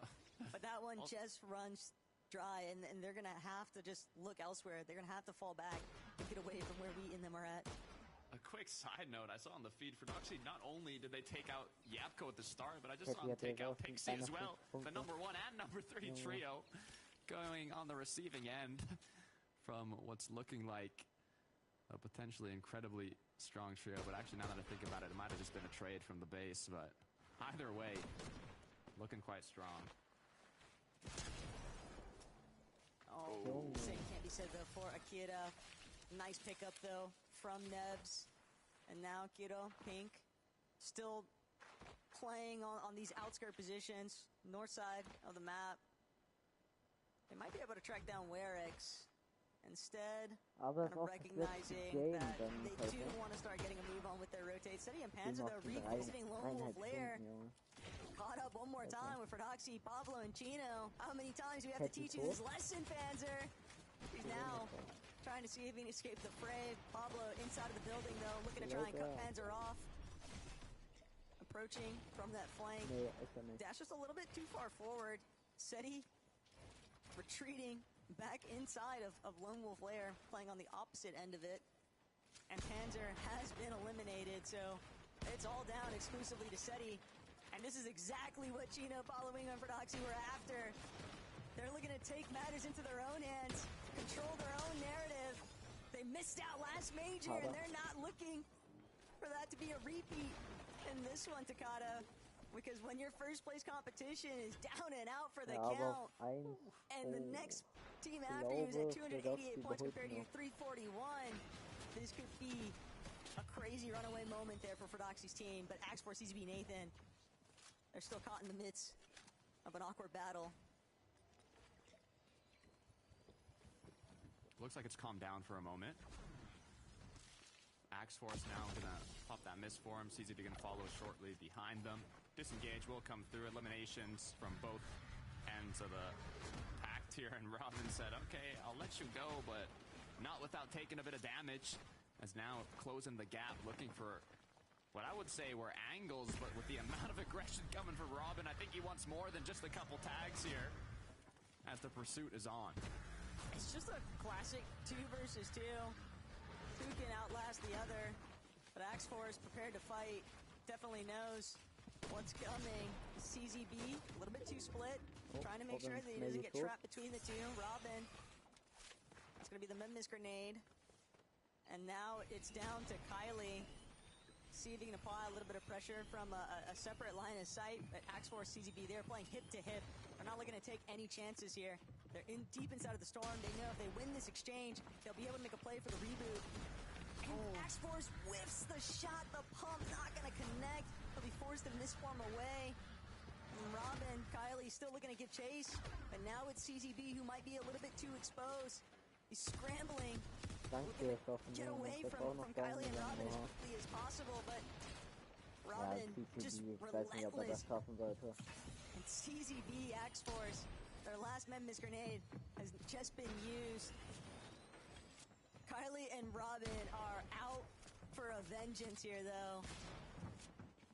And Kylie, he's nearly connected every single time here, but instead turned one more time into CZB's favor. Robin has fallen, and now CZB could potentially come up clutch. Instead, it's Kylie who's taken the Bears completely back into his team's favor. Axe4 will finally close this one out. And Kylie still lingering.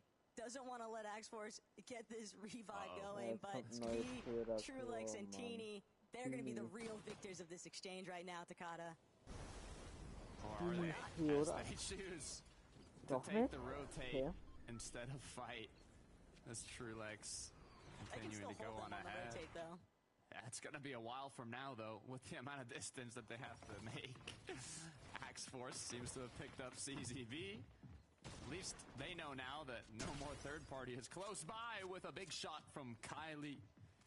Has that 1v2 disadvantage, but with the shots being connected, could turn around. The issue is, Kylie's just giving them so much time to heal up, pop the chugs. Uh-oh. Potential angle from CZB. Now denied, as Kylie is going to ultimately get taken out. No more materials to work with. Axe4, CZB finish up the fight and now make their way to zone once again. Kylie and Robin, they were just looking to try and claw their way back into some solid leaderboard contention for ending the day. That's why you go for these off-spawn battles and whatnot, but really well played here. I don't think that Chino and Pablo have any intentions of slowing down for their elimination counts. 21 in the last lobby as a team, and with 5 already, Takata, in this 6th game, it is kind of insane to think about what kind of precedent they might be setting here. The pressure is on. The good news is all these teams have another full day of 6 matches, so despite a potential poor finish here in day 1, they have a whole other day to get that comeback. For Chicho, Tace, and Haris, though, not as much to worry about in 5th place, but already being qualified to the Global Championship. What they want is a first-place finish here. Queasy, Swizzy, Merstash, due to the zones, do have the luxury of being able to just kind of base up on their drop spot at Demon's Domain. But the tags just kind of poking into their sides. Certainly going to be annoying to deal with. Still, they have a pretty big advantage right now, just based off the way that the zones have been pooling. They haven't really had to venture too far away from Demon's Domain, but that could also be working against them, Takada, because they haven't really had the opportunity to kind of push outwards and try to see if they can apply a little bit of surge damage onto the teams surrounding the outside of Demon's Domain, basically. So I am very interested to see what their surge actually ends up looking like, because we know it's going to be a problem for some of these teams. 100%. Rico Venoflixi, they have been running into trouble at the start of these end games.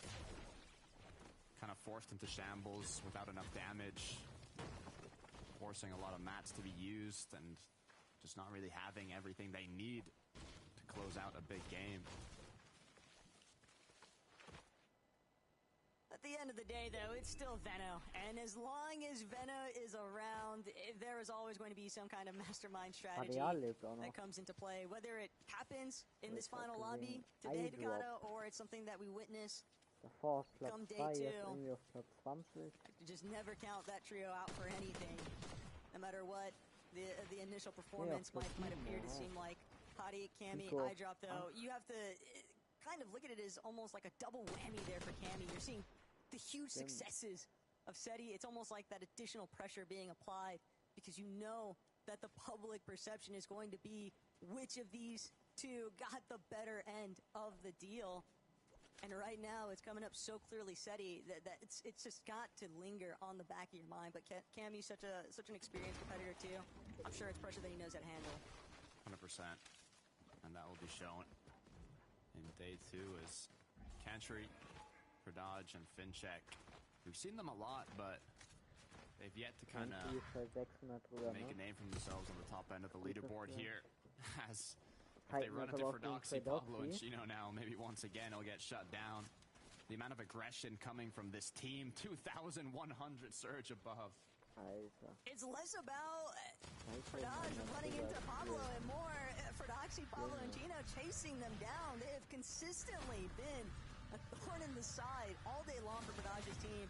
And the only relief, really, that Fordage's experienced has been when Fordoxy has opted to go for more aggressive challenges to teams that he views as challenging their position on the leaderboard. We're looking at the approach towards Veno at Brutal Boxcars, Game 4, last lobby. And I think that it's just very tough to kind of read what Fordoxy is actually cooking right now, because they've shifted their focus so many different times that none of the teams nearby Supernova Academy have any idea where they're planning on heading first. Looking over to Marius, Pixie Vanya. I mean, they're at the top end of the leaderboard, but I feel like they have yet to get that big match as well. They've gotten some seconds, some thirds, but they've been lacking the kind of full trio chemistry. Either one gets picked off, they're forced to play as a duo, so I'm still waiting for that big match. I mean, they've played more than well enough to keep consistent and be in the top 3, but we want that first place from a trio of that caliber. Karama left alone, getting kicked by Surge, 30 below, despite the spare minis. Still not a position you want to see yourself in. Far south zone pool, though, is always going to be very difficult for these teams, hugging more towards that northern section of the map to kind of catch up towards. It's Karama trying to keep the hopes and dreams alive here for his trio, but 106 below. Surge consistently forcing him into having to split his focus between using all of these small shield potions and just running into edge of zone. Even as a solo, it's only a matter of time here, Takada, before somebody happens to look back and sees Karama just sprinting for dear life to try and make it into the safety of zone. Yeah, he had I mean, 9 at least mini shield potions, by the way. And now he's anymore. down to his last 3. Not anymore, Taco, as he's forced to use the last minis, 169 below. He's kind of hoping to maybe find a solo, a duo, because if it's a full trio that sprays him, it's not going to be enough. With the position he's in, he has to overbuild. He has no option to conserve materials here. It's all or nothing. Full build in zone, 100 mats, do what you can to stay up, but when you have to focus on getting damage at the same time, it makes it that much more difficult. Pacing Chicho, though. Great pickup here. Some extra loot as they have a massive kind of section here in the low. They have completely caved out. Easy This Nest auf low dem City ground gehen and aber noch. tunneled so far, but look on the other end of the tunnel though, Swizzy, Queasy, and Merstash, and the way that Queasy already scouting, trying to take note of what exactly it looks like closer to the high ground. All he needs to do is just wait to see for Swizzy and Merstash. They're gonna go ahead and dump as much of their heals as possible towards their IGL. They know that when it comes to the high takes, they're probably going to commit a lot of material because they understand the fact that this is a pretty open space to work with, Takada. It really is. I'm excited to see something happen from Vico Venoflixi here. You can see they're just looking for an opportunity as any trio decides to make a rotation here. Now come some opportunities. No shots being connected yet.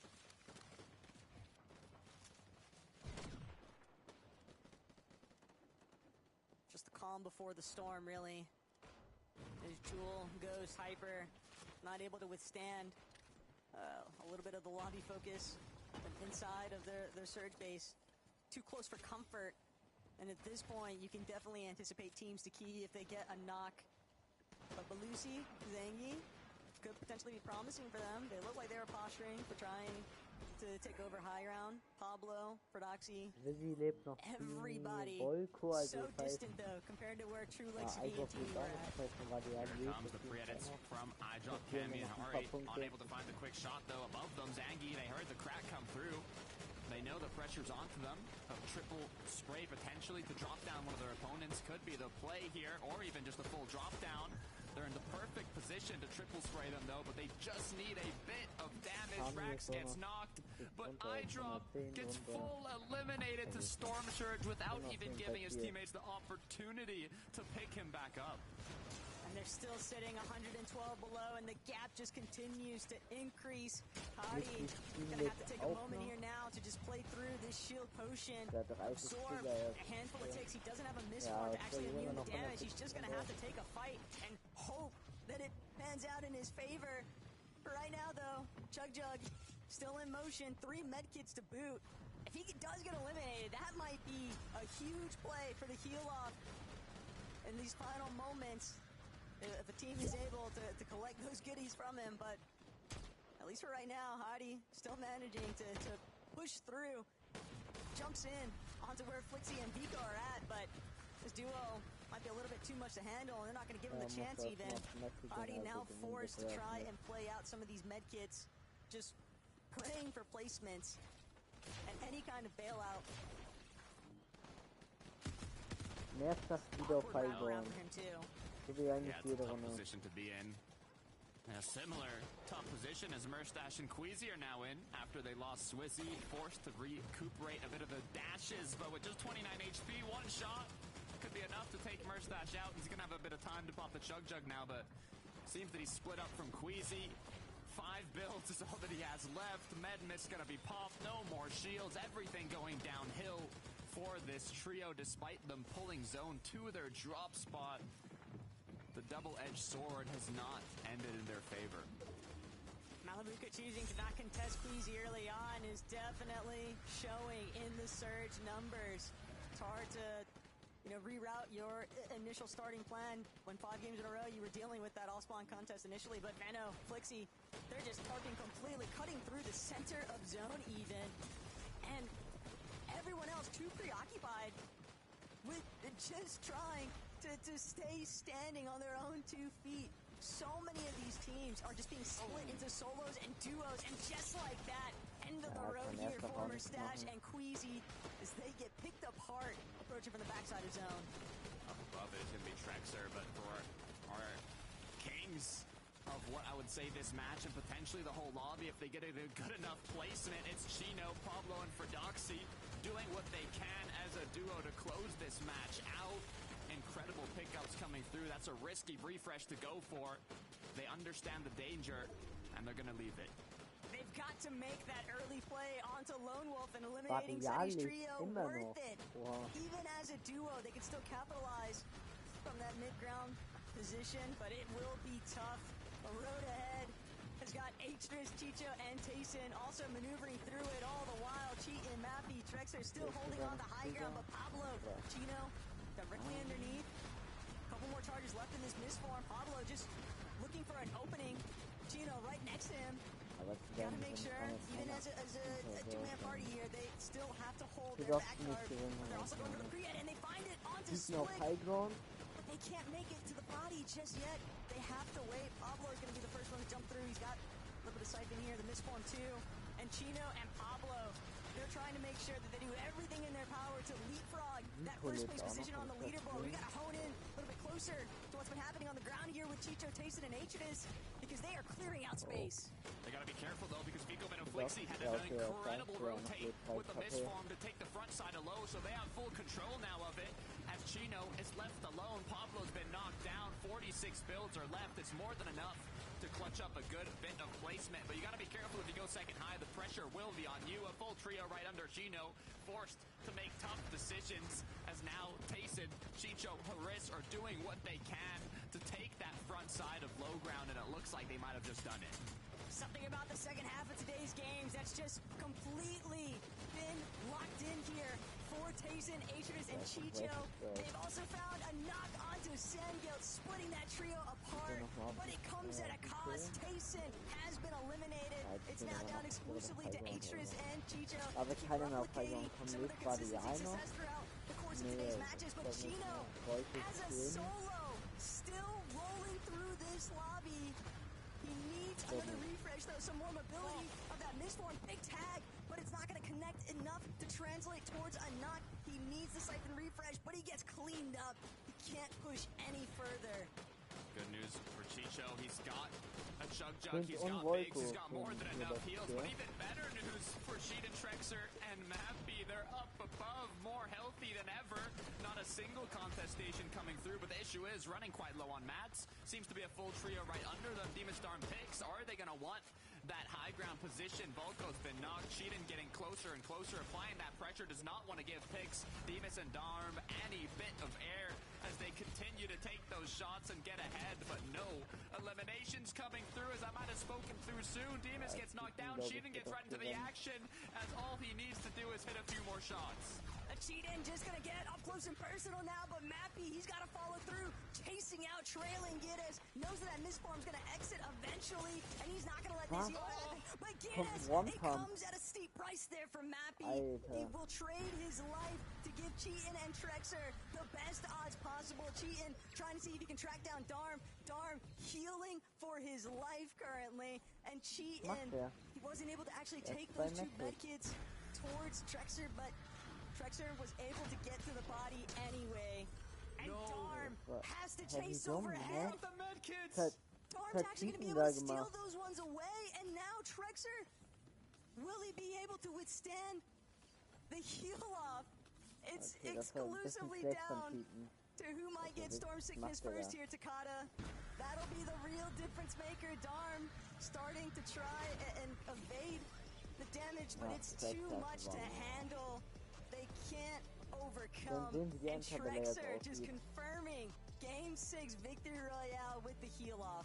Storm Sickness got the best of Demus, Darm, and Pix, and Trexer wanted it more than ever, coming shortly before from a third-place finish, almost getting the VR to now in the last match of the day, finally securing it through the heal-off. They were 12th place going into this match. They had a bit of a rough start, but alongside a top 3 and top 6, now with that Victory Royale, I'm sure we're going to see them in the top 10 and ready to go for day 2.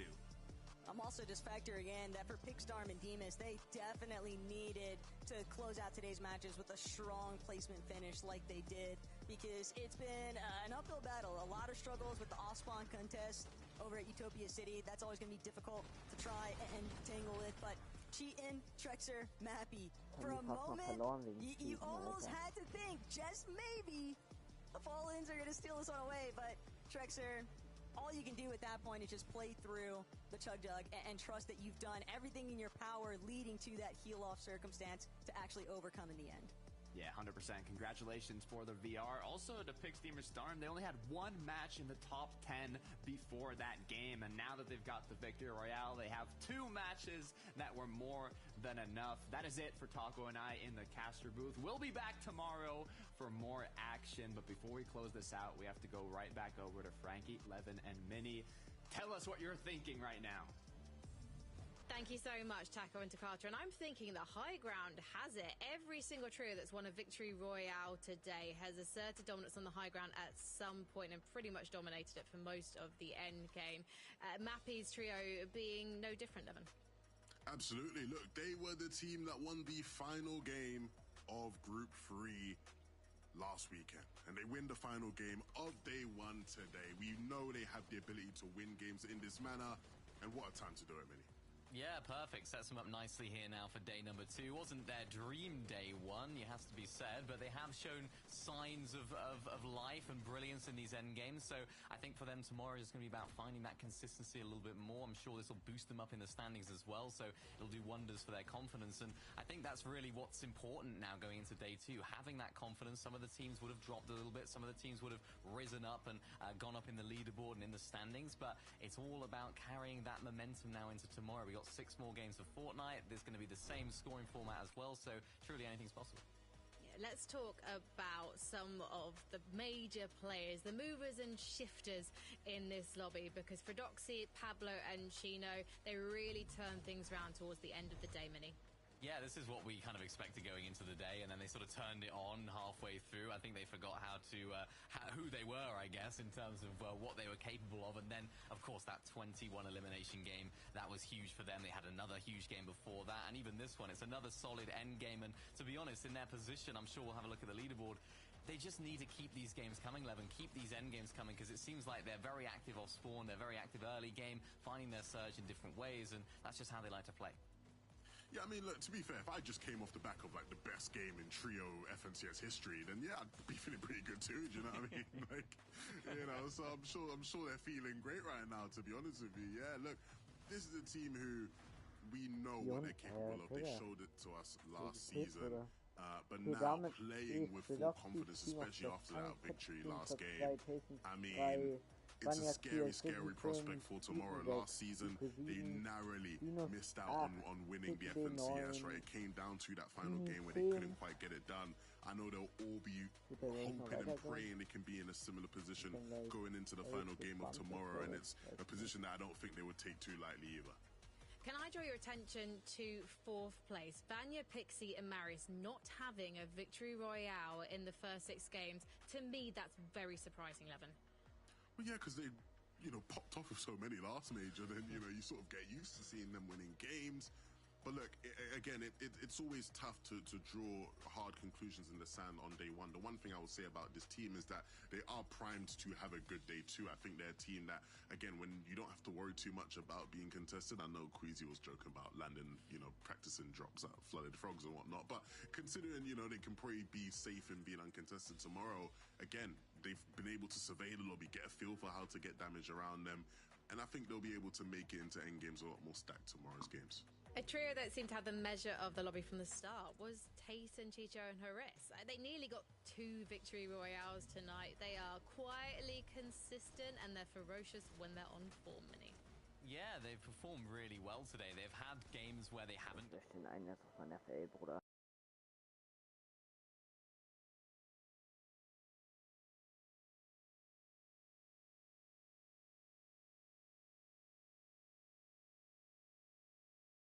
So hobbylos sein, hä?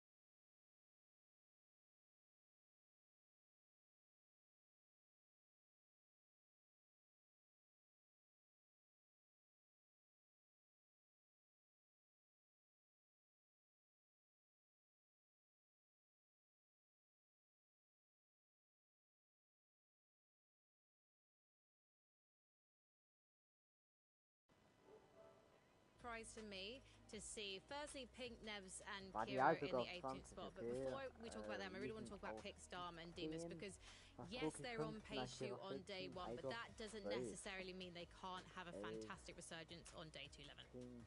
No, absolutely not. Look, you know, last season, after day 1, they were sitting in 15th, right? They were sitting in 15th, and they pulled it back with a phenomenal day 2, right? So we know they can do it. But again, you know, if I'm being real, they're not the team I'm worrying about for that reason, right? When I look at that page 2, so many huge teams who need to be pushing for Global's contention. I saw Mr. Savage on that page. I saw Pink on that page. I saw Cammy's trio on that page, right? I saw Kira's trio on that page. 4 teams straight off the bat that I just saw there that I'm like, hold on a minute. You guys need to call for Globals. You lot need to step things up and quickly. So again, tomorrow just gets more and more insane in terms of just the amount of potential heartbreak we could be in for, or the huge comebacks we're going to be in for, Mini-Man.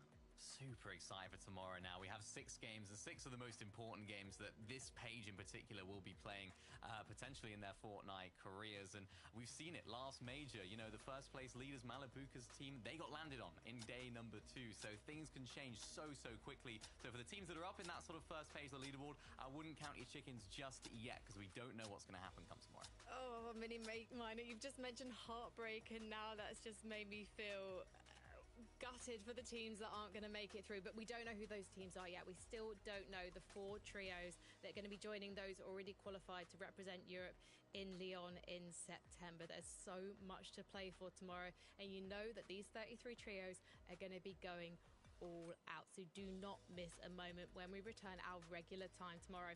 In a few hours time, 11 p.m. CEST, that's Central European time, so 10 p.m. if you're a cheeky Brit like the fellas on this desk.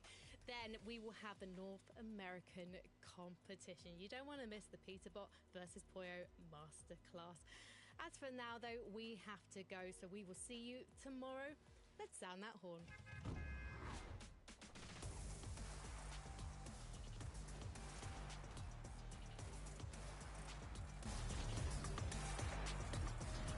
So. Ich mache jetzt erstmal eine Pause, ja. Wir haben 20 Uhr. Seit 16 Uhr streame ich jetzt. Oh, ich kann nicht mehr länger.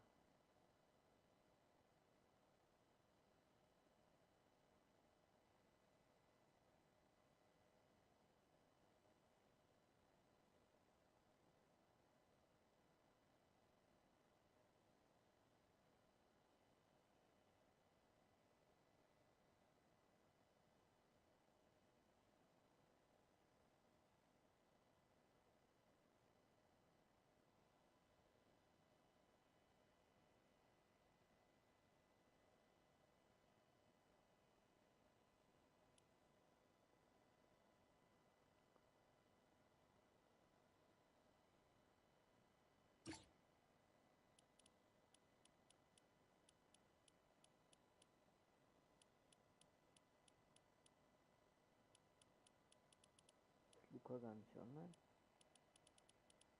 War doch vorhin noch online.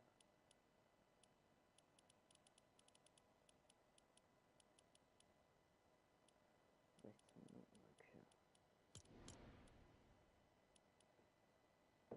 21 Minuten.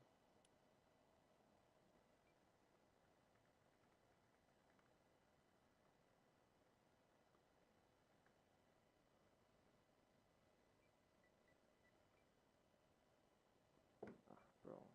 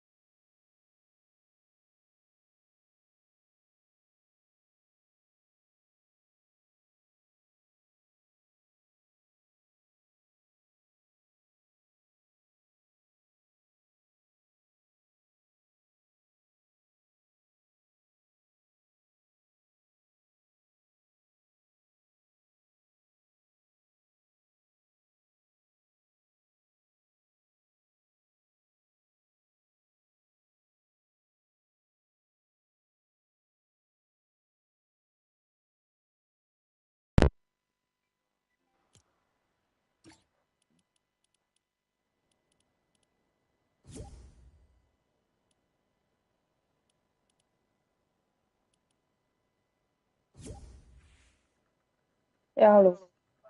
Moin.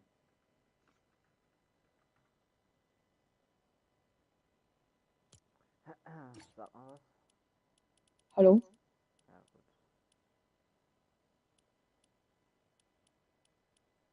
Guckt keiner Live-Event oder was? Gucken so wenig. Können gleich reingehen.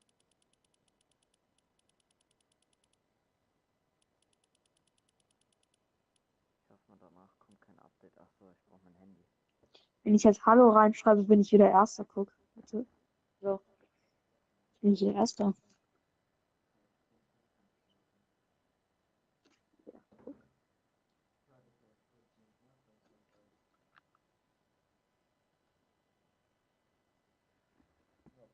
Wieder. Denkst du, das wird geil? Du bist eh Erster. Warum habe ich die so leise gestellt?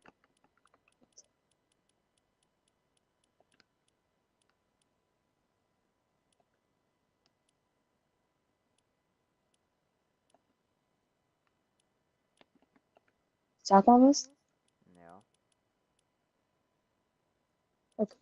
Wann kommt Liam eigentlich morgen wieder? Keine Ahnung. Keine Ahnung.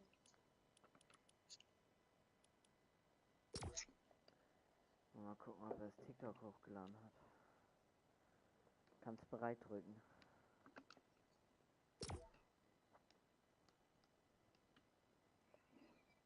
Wenn wir noch eine Lobby zumindest finden.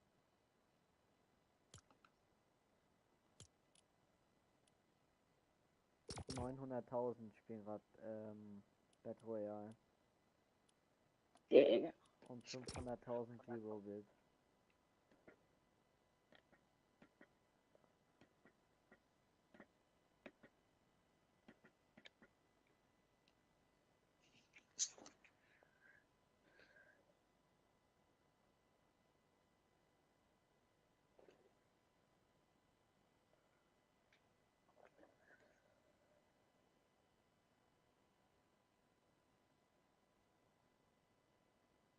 Hoffentlich finden wir noch einen. Ja, guck, ja. Wenigstens finden wir noch was. Digga, du kannst morgen ordentlich schneiden, ne? Also Bruder, das ging ja so lang mit diesem FNCS. Bestimmt 4 Stunden. Was? Digga. Ich komme morgen nicht an. Ich weiß, was ich morgen tun muss. Also nicht muss, aber. Also bis wann soll ich das fertig haben? Ja, am besten so früh wie geht, aber lass die Zeit. Ja, okay. So, ich glaube, so 1, 2 Tage, dann habe ich das, glaube Ich kann ja auch eine Stunde davon schneiden, aber ich würde lieber, du schneidest den ersten Teil, ich schneide den zweiten Teil. ich. Weil der zweite Teil Irgendwie ist, 2, 3 Tage. ja, der zweite Teil, der ist ja morgen, weißt du? Also 20 Leute, was ist das denn? 20? Digga! Was ist das denn für ein Müll? Das hab ich ja Digga, noch nie- 20 Leute? Demons Domain, ne? Warum sind wir nur 20 Leute, hä? Wir müssen Demons Domain. Ja, warum sind Bro, wir 20 Leute ist ja gar nichts, Digga. Oh mein Gott, es sind immer 100 Leute und jetzt 20? Ich glaube doch, das war eine Anzeigebug. Ich glaube, das waren von 900.000 Spielern 890.000 Bots. Wieso zeigt er jetzt auf einmal 10 Minuten an? Da stand doch gerade 5 oder 6 oder so. Digga, jetzt, Bro, das juckt mich nicht, aber 20 Leute? Junge. Ich land auf dem Berg, ne? Ja. Wo landest du? Ich Ja, Bro, ich lande direkt hier drin. gehe gerade auf einen X-Controller, ne? Okay. Bei der Kann man sich immer noch gegenseitig abschießen? Ich glaub nicht, bei der legt gerade nebenbei, das ist geil. Eigentlich gibt es ja noch nicht mal Touren oder so. Auf jeden Fall, dann gucken wir. Soll ich dann FNCS und das hier schneiden? Oder? Ach so, das machst du auf dem Hauptkanal, ne? Was, FNCS? Nee, das hier. Live-Event. Live-Event, ja. Ja, Okay. das schneide ich auf jeden Fall. Gleich Ja. Also ich soll das Live-Event so, ich meine FNCS so kurz wie möglich machen und so. Nein, also es geht 4 Stunden, probier's auf 3 oder 2 zu machen. Okay. Bro, aber auf jeden Fall, Digga, das so diese Gespräche, die dann immer machen, so wenn die Runde zu Ende ist, kann ich kacken, Digga, Ja, stark, nicht alles, ne, wegcutten. nicht alles, weil da war auch ab und zu mal das Leaderboard. Das war schon gut, wenn man das So, ja. sieht nach einer Runde. Ab und zu haben sie was Gutes geredet und so. Ich verstehe ja so gerne. Aber ich hatte auch keinen Bock, 4 Stunden durchgehend zu hören. Okay. Ich hab mir halt hauptsächlich die Runden angeguckt. Der war am Ich weiß nicht, was die hier gerade machen, aber Das sieht wie aus dieser Zombie-Horde, dieser Kreis da. Kennst du? ja, hier jetzt Zombie-Hordenansturm oder so. Ja. Genau das, genau so ein Kreis. Kommen doch gleich 6 Zombies. Ich hab keine Waffen. Ja, aus diesen Dingern und so. Welche Waffe? Dann hol ich mir lieber noch eine Waffe.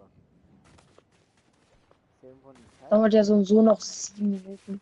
Gerade eben waren es 6, aber jetzt auf einmal 7 und so. Gerade eben waren es noch 6 und jetzt gerade eben vor ein paar Minuten war es noch 10.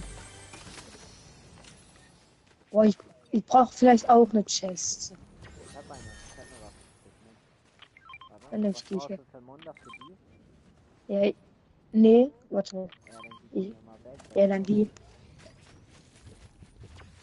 weil dann schön wäre es mit einer Waffe. Ich will auf dem Xbox-Controller. Also irgendwie so gut, dass ich ihn erst noch bekommen. Ja, du wirst morgen gleich lang sein müssen. So, morgen, das wird ja gar nicht lang oder so. Ja, und dann der zweite Teil, aber das schneide ich, denke ich mal. Ja, und Dings, dieses Granny-Dings habe ich auch schon hochgeladen. Wann sollte man das dann halt auch öffentlich machen? Ich mach das nachher ganz öffentlich. Ach so, ja. Du musst ja auch noch so unter Dings und Bild und so hinzufügen und alles.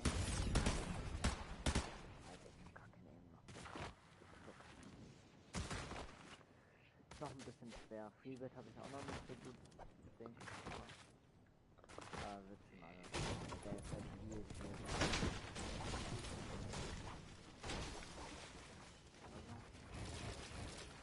Man hört halt nicht sogar, wenn ich Edits mache.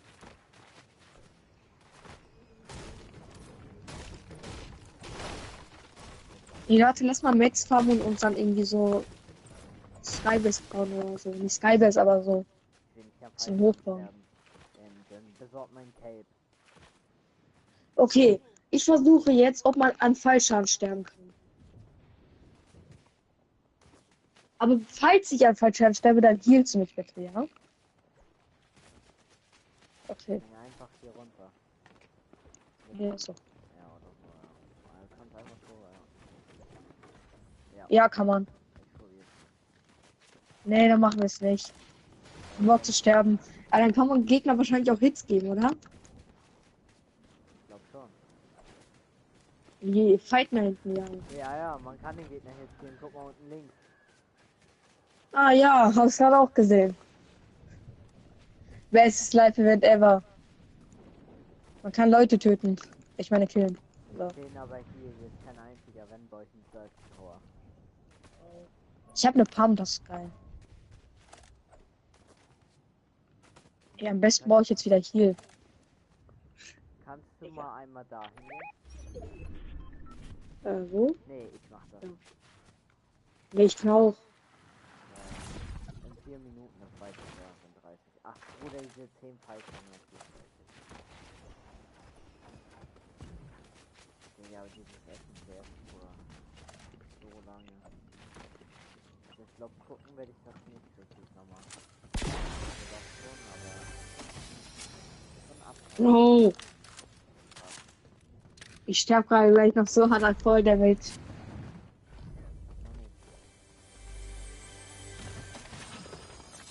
Ich geh jetzt runter kurz. Ich brauch nicht. Hier Leckerli.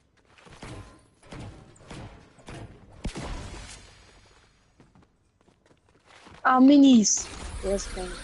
Brauchst du eine Pump? Nee, aber... Doch, ich hab jetzt eine Pump. Komm, ich mach welche. Ich habe diese. Ich habe diese Dinge. Meine Hunde beschützen mich jetzt. Ich habe 4 Schlüsselspawns. Ich höre so viele Fighten.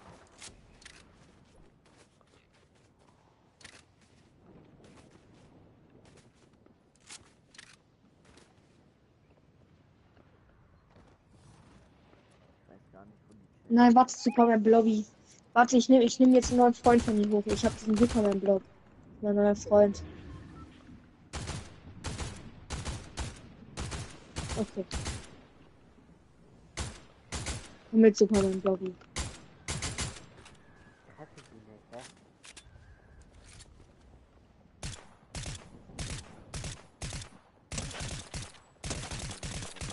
Ich sehe aber die Hitanzeige nicht. Was ist das denn? Ich sehe nicht, wie viel man einen Hit ist. Willst du einen Search Tower haben? Ja, oder? Hm? So ein Search Tower. Ach. Nein, warum ist mein Blob weg? Also einen kleinen Search Tower. Genau. Was ist das? Mein Blob verloren. Der fließt ja, ha? Ey, guck mal, ich habe sogar eine Waffe und die finde ich, wenn man Live-Event ist, aber nie, wenn ich in einer Runde bin. Guck.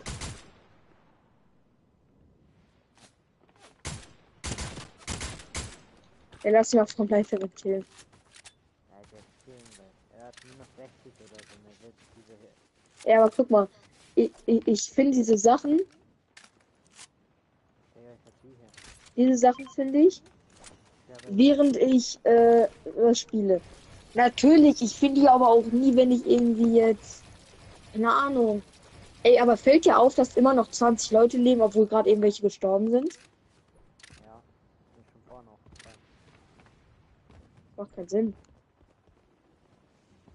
Da oben steht irgendwas. Wo dahinter? Der steht überhaupt da oben, Digga. Der sieht doch gar nicht mehr. Wegen dem Nebel.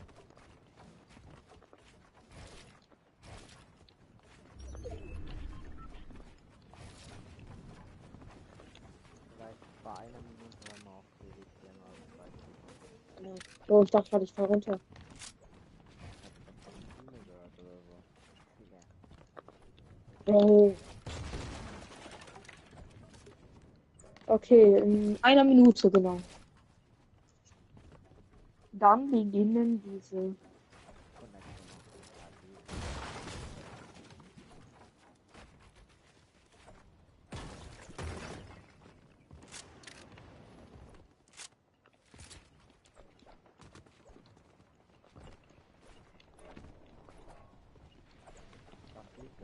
Ja.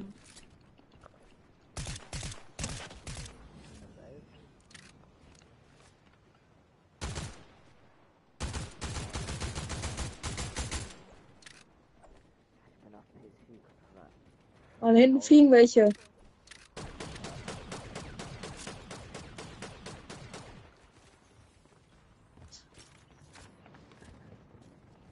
Ich will einfach dieses Believer Game.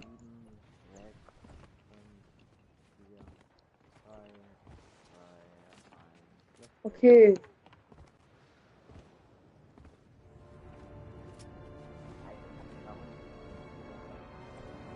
Ich glaube, jetzt kann man aber nicht mehr hitten. Okay. Okay, ganz klar. Das ist mein Schätzer.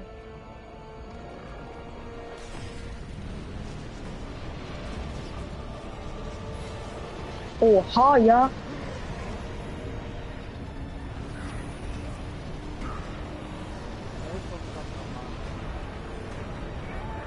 Digga. Schieß. Schieß. Nein, kann man leider nicht. Okay.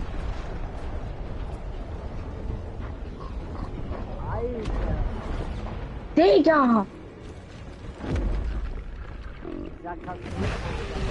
Oh mein Gott. Oh mein Gott.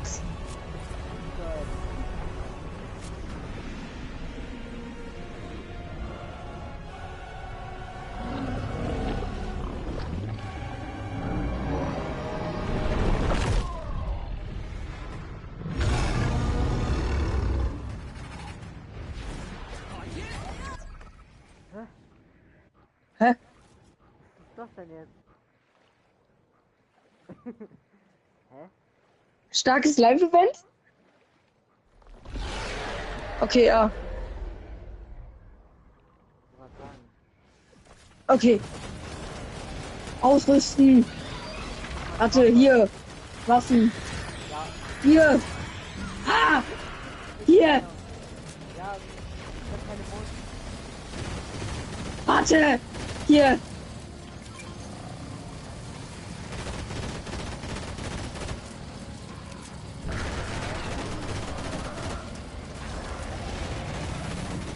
Versuch nicht drauf zu gehen. Okay. Hier gibt's überall Ammo. Au!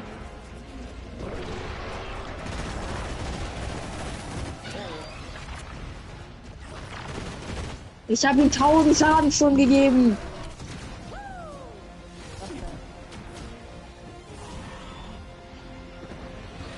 Boah, die ist ja so tough.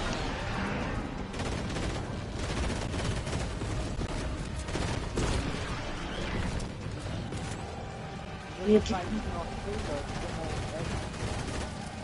Aua. Ich höre nichts, ich höre nur dieses fette Ding. Hast du schon gesehen, oben rechts 10 Leute? Ah ja, sehe ich. Au.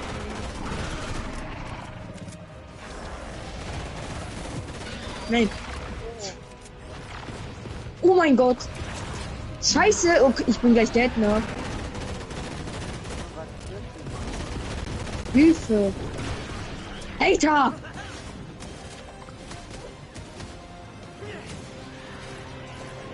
Anime oder ist das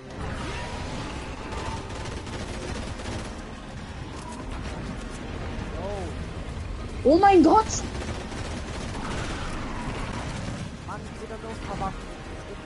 Bitte. Scheiße. Ich war jetzt schon 3 Mann voll dämpfig gestorben.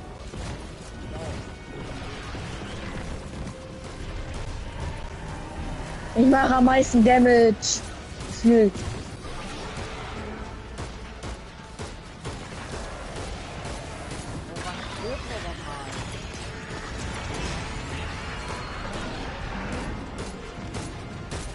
Digga, ja, Kamehameha. Ich will auch einmal Kamehameha. Wo gibt's Kamehameha? Aua.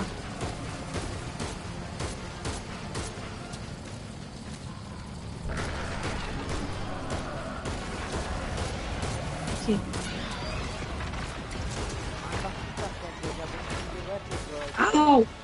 Au!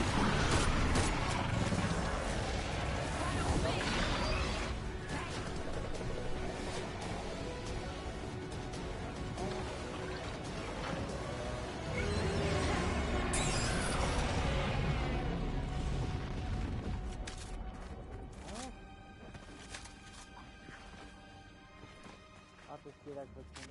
Ich habe das ganze Live-Event bis jetzt noch nicht mal gezeigt. Ich weiß ja nicht, was bei dir ist, aber bei mir backt's gerade. Oh mein Gott. Hä? Hier liegt ein Loch unter mir. Nein.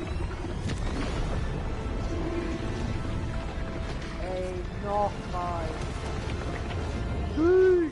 Wie groß? Oh mein Gott! Jo! Nein! Junge! Hilfe! Ey, nein! Ich gehe einfach Kaffee trinken mit oder so, aber Digga, nein! Hilfe! Ja. Wir haben jetzt safe mies verkackt.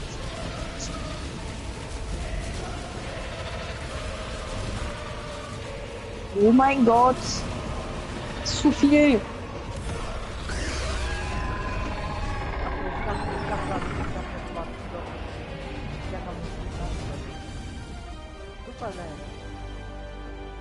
Superman!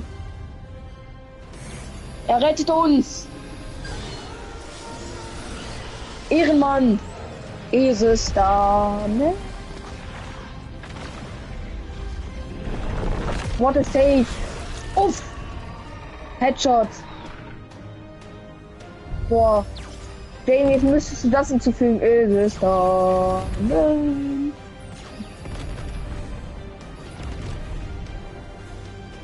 Er ist ja so ein Sigma.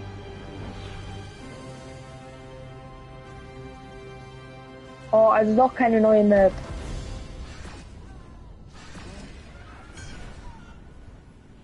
Können wir jetzt wieder fighten? Ich habe keine Match. Hoffentlich kann ich wieder fighten. Ich habe jetzt geilen Loot.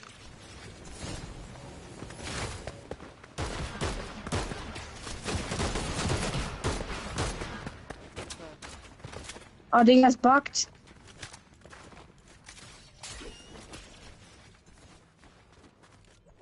Das war's. Was ist hier sonst noch passiert? Gar nicht. Neue Map kommt am Donnerstag, Chat. Okay, das war's.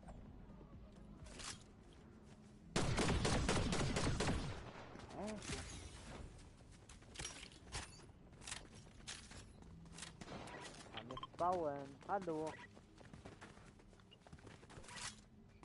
Spielen wir ein O-Bild? Nee, wir haben da vorne auch noch was gebaut. Ja, stimmt, da oben. Luca, man hört es nicht. Ja, ich bin. Ja, irgendwie. Hallo? Was ist das?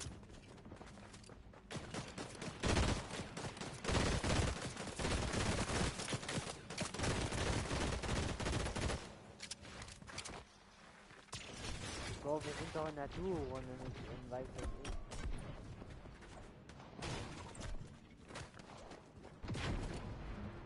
Komm mal aus der Stadt raus, mach ich auch.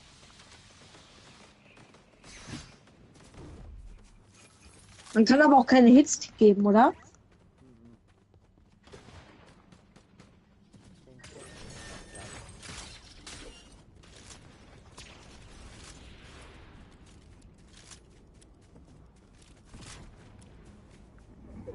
Ja, man kann keine Hits geben und nicht bauen.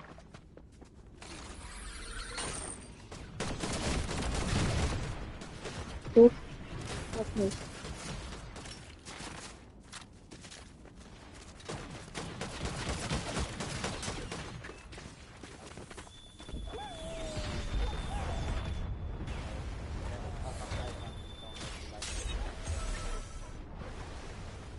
Mann, hallo. Ich gehe jetzt einen Kaffee trinken bei. Ich gehe jetzt einen Kaffee trinken bei. Irgendwo anders. Hä? Ich gehe jetzt einfach. Man kann wieder fighten. Hä? Jetzt kann man auf einmal Hits geben?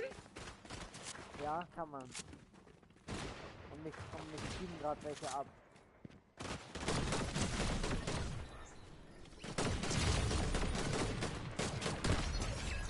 Ja, ich bin gerade auf meinen Xbox-Controller.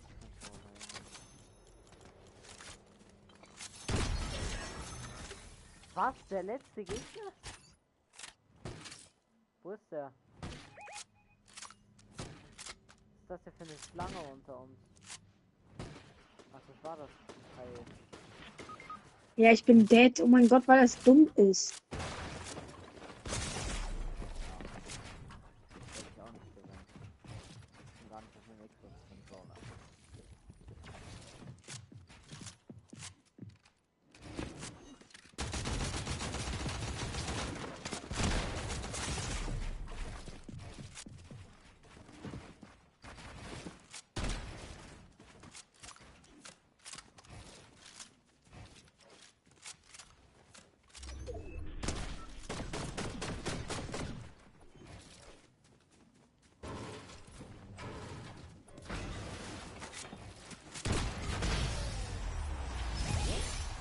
Wir haben sogar eine Krone. Alter.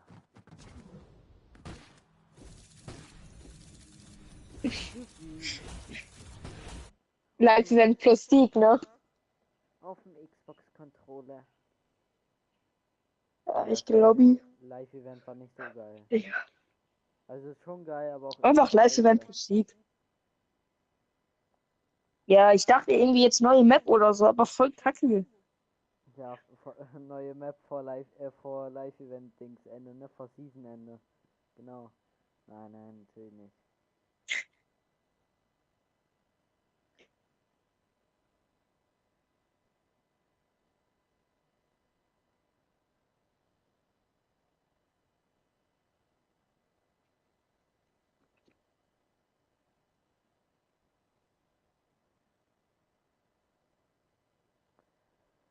Digga. Also so geil war es jetzt nicht.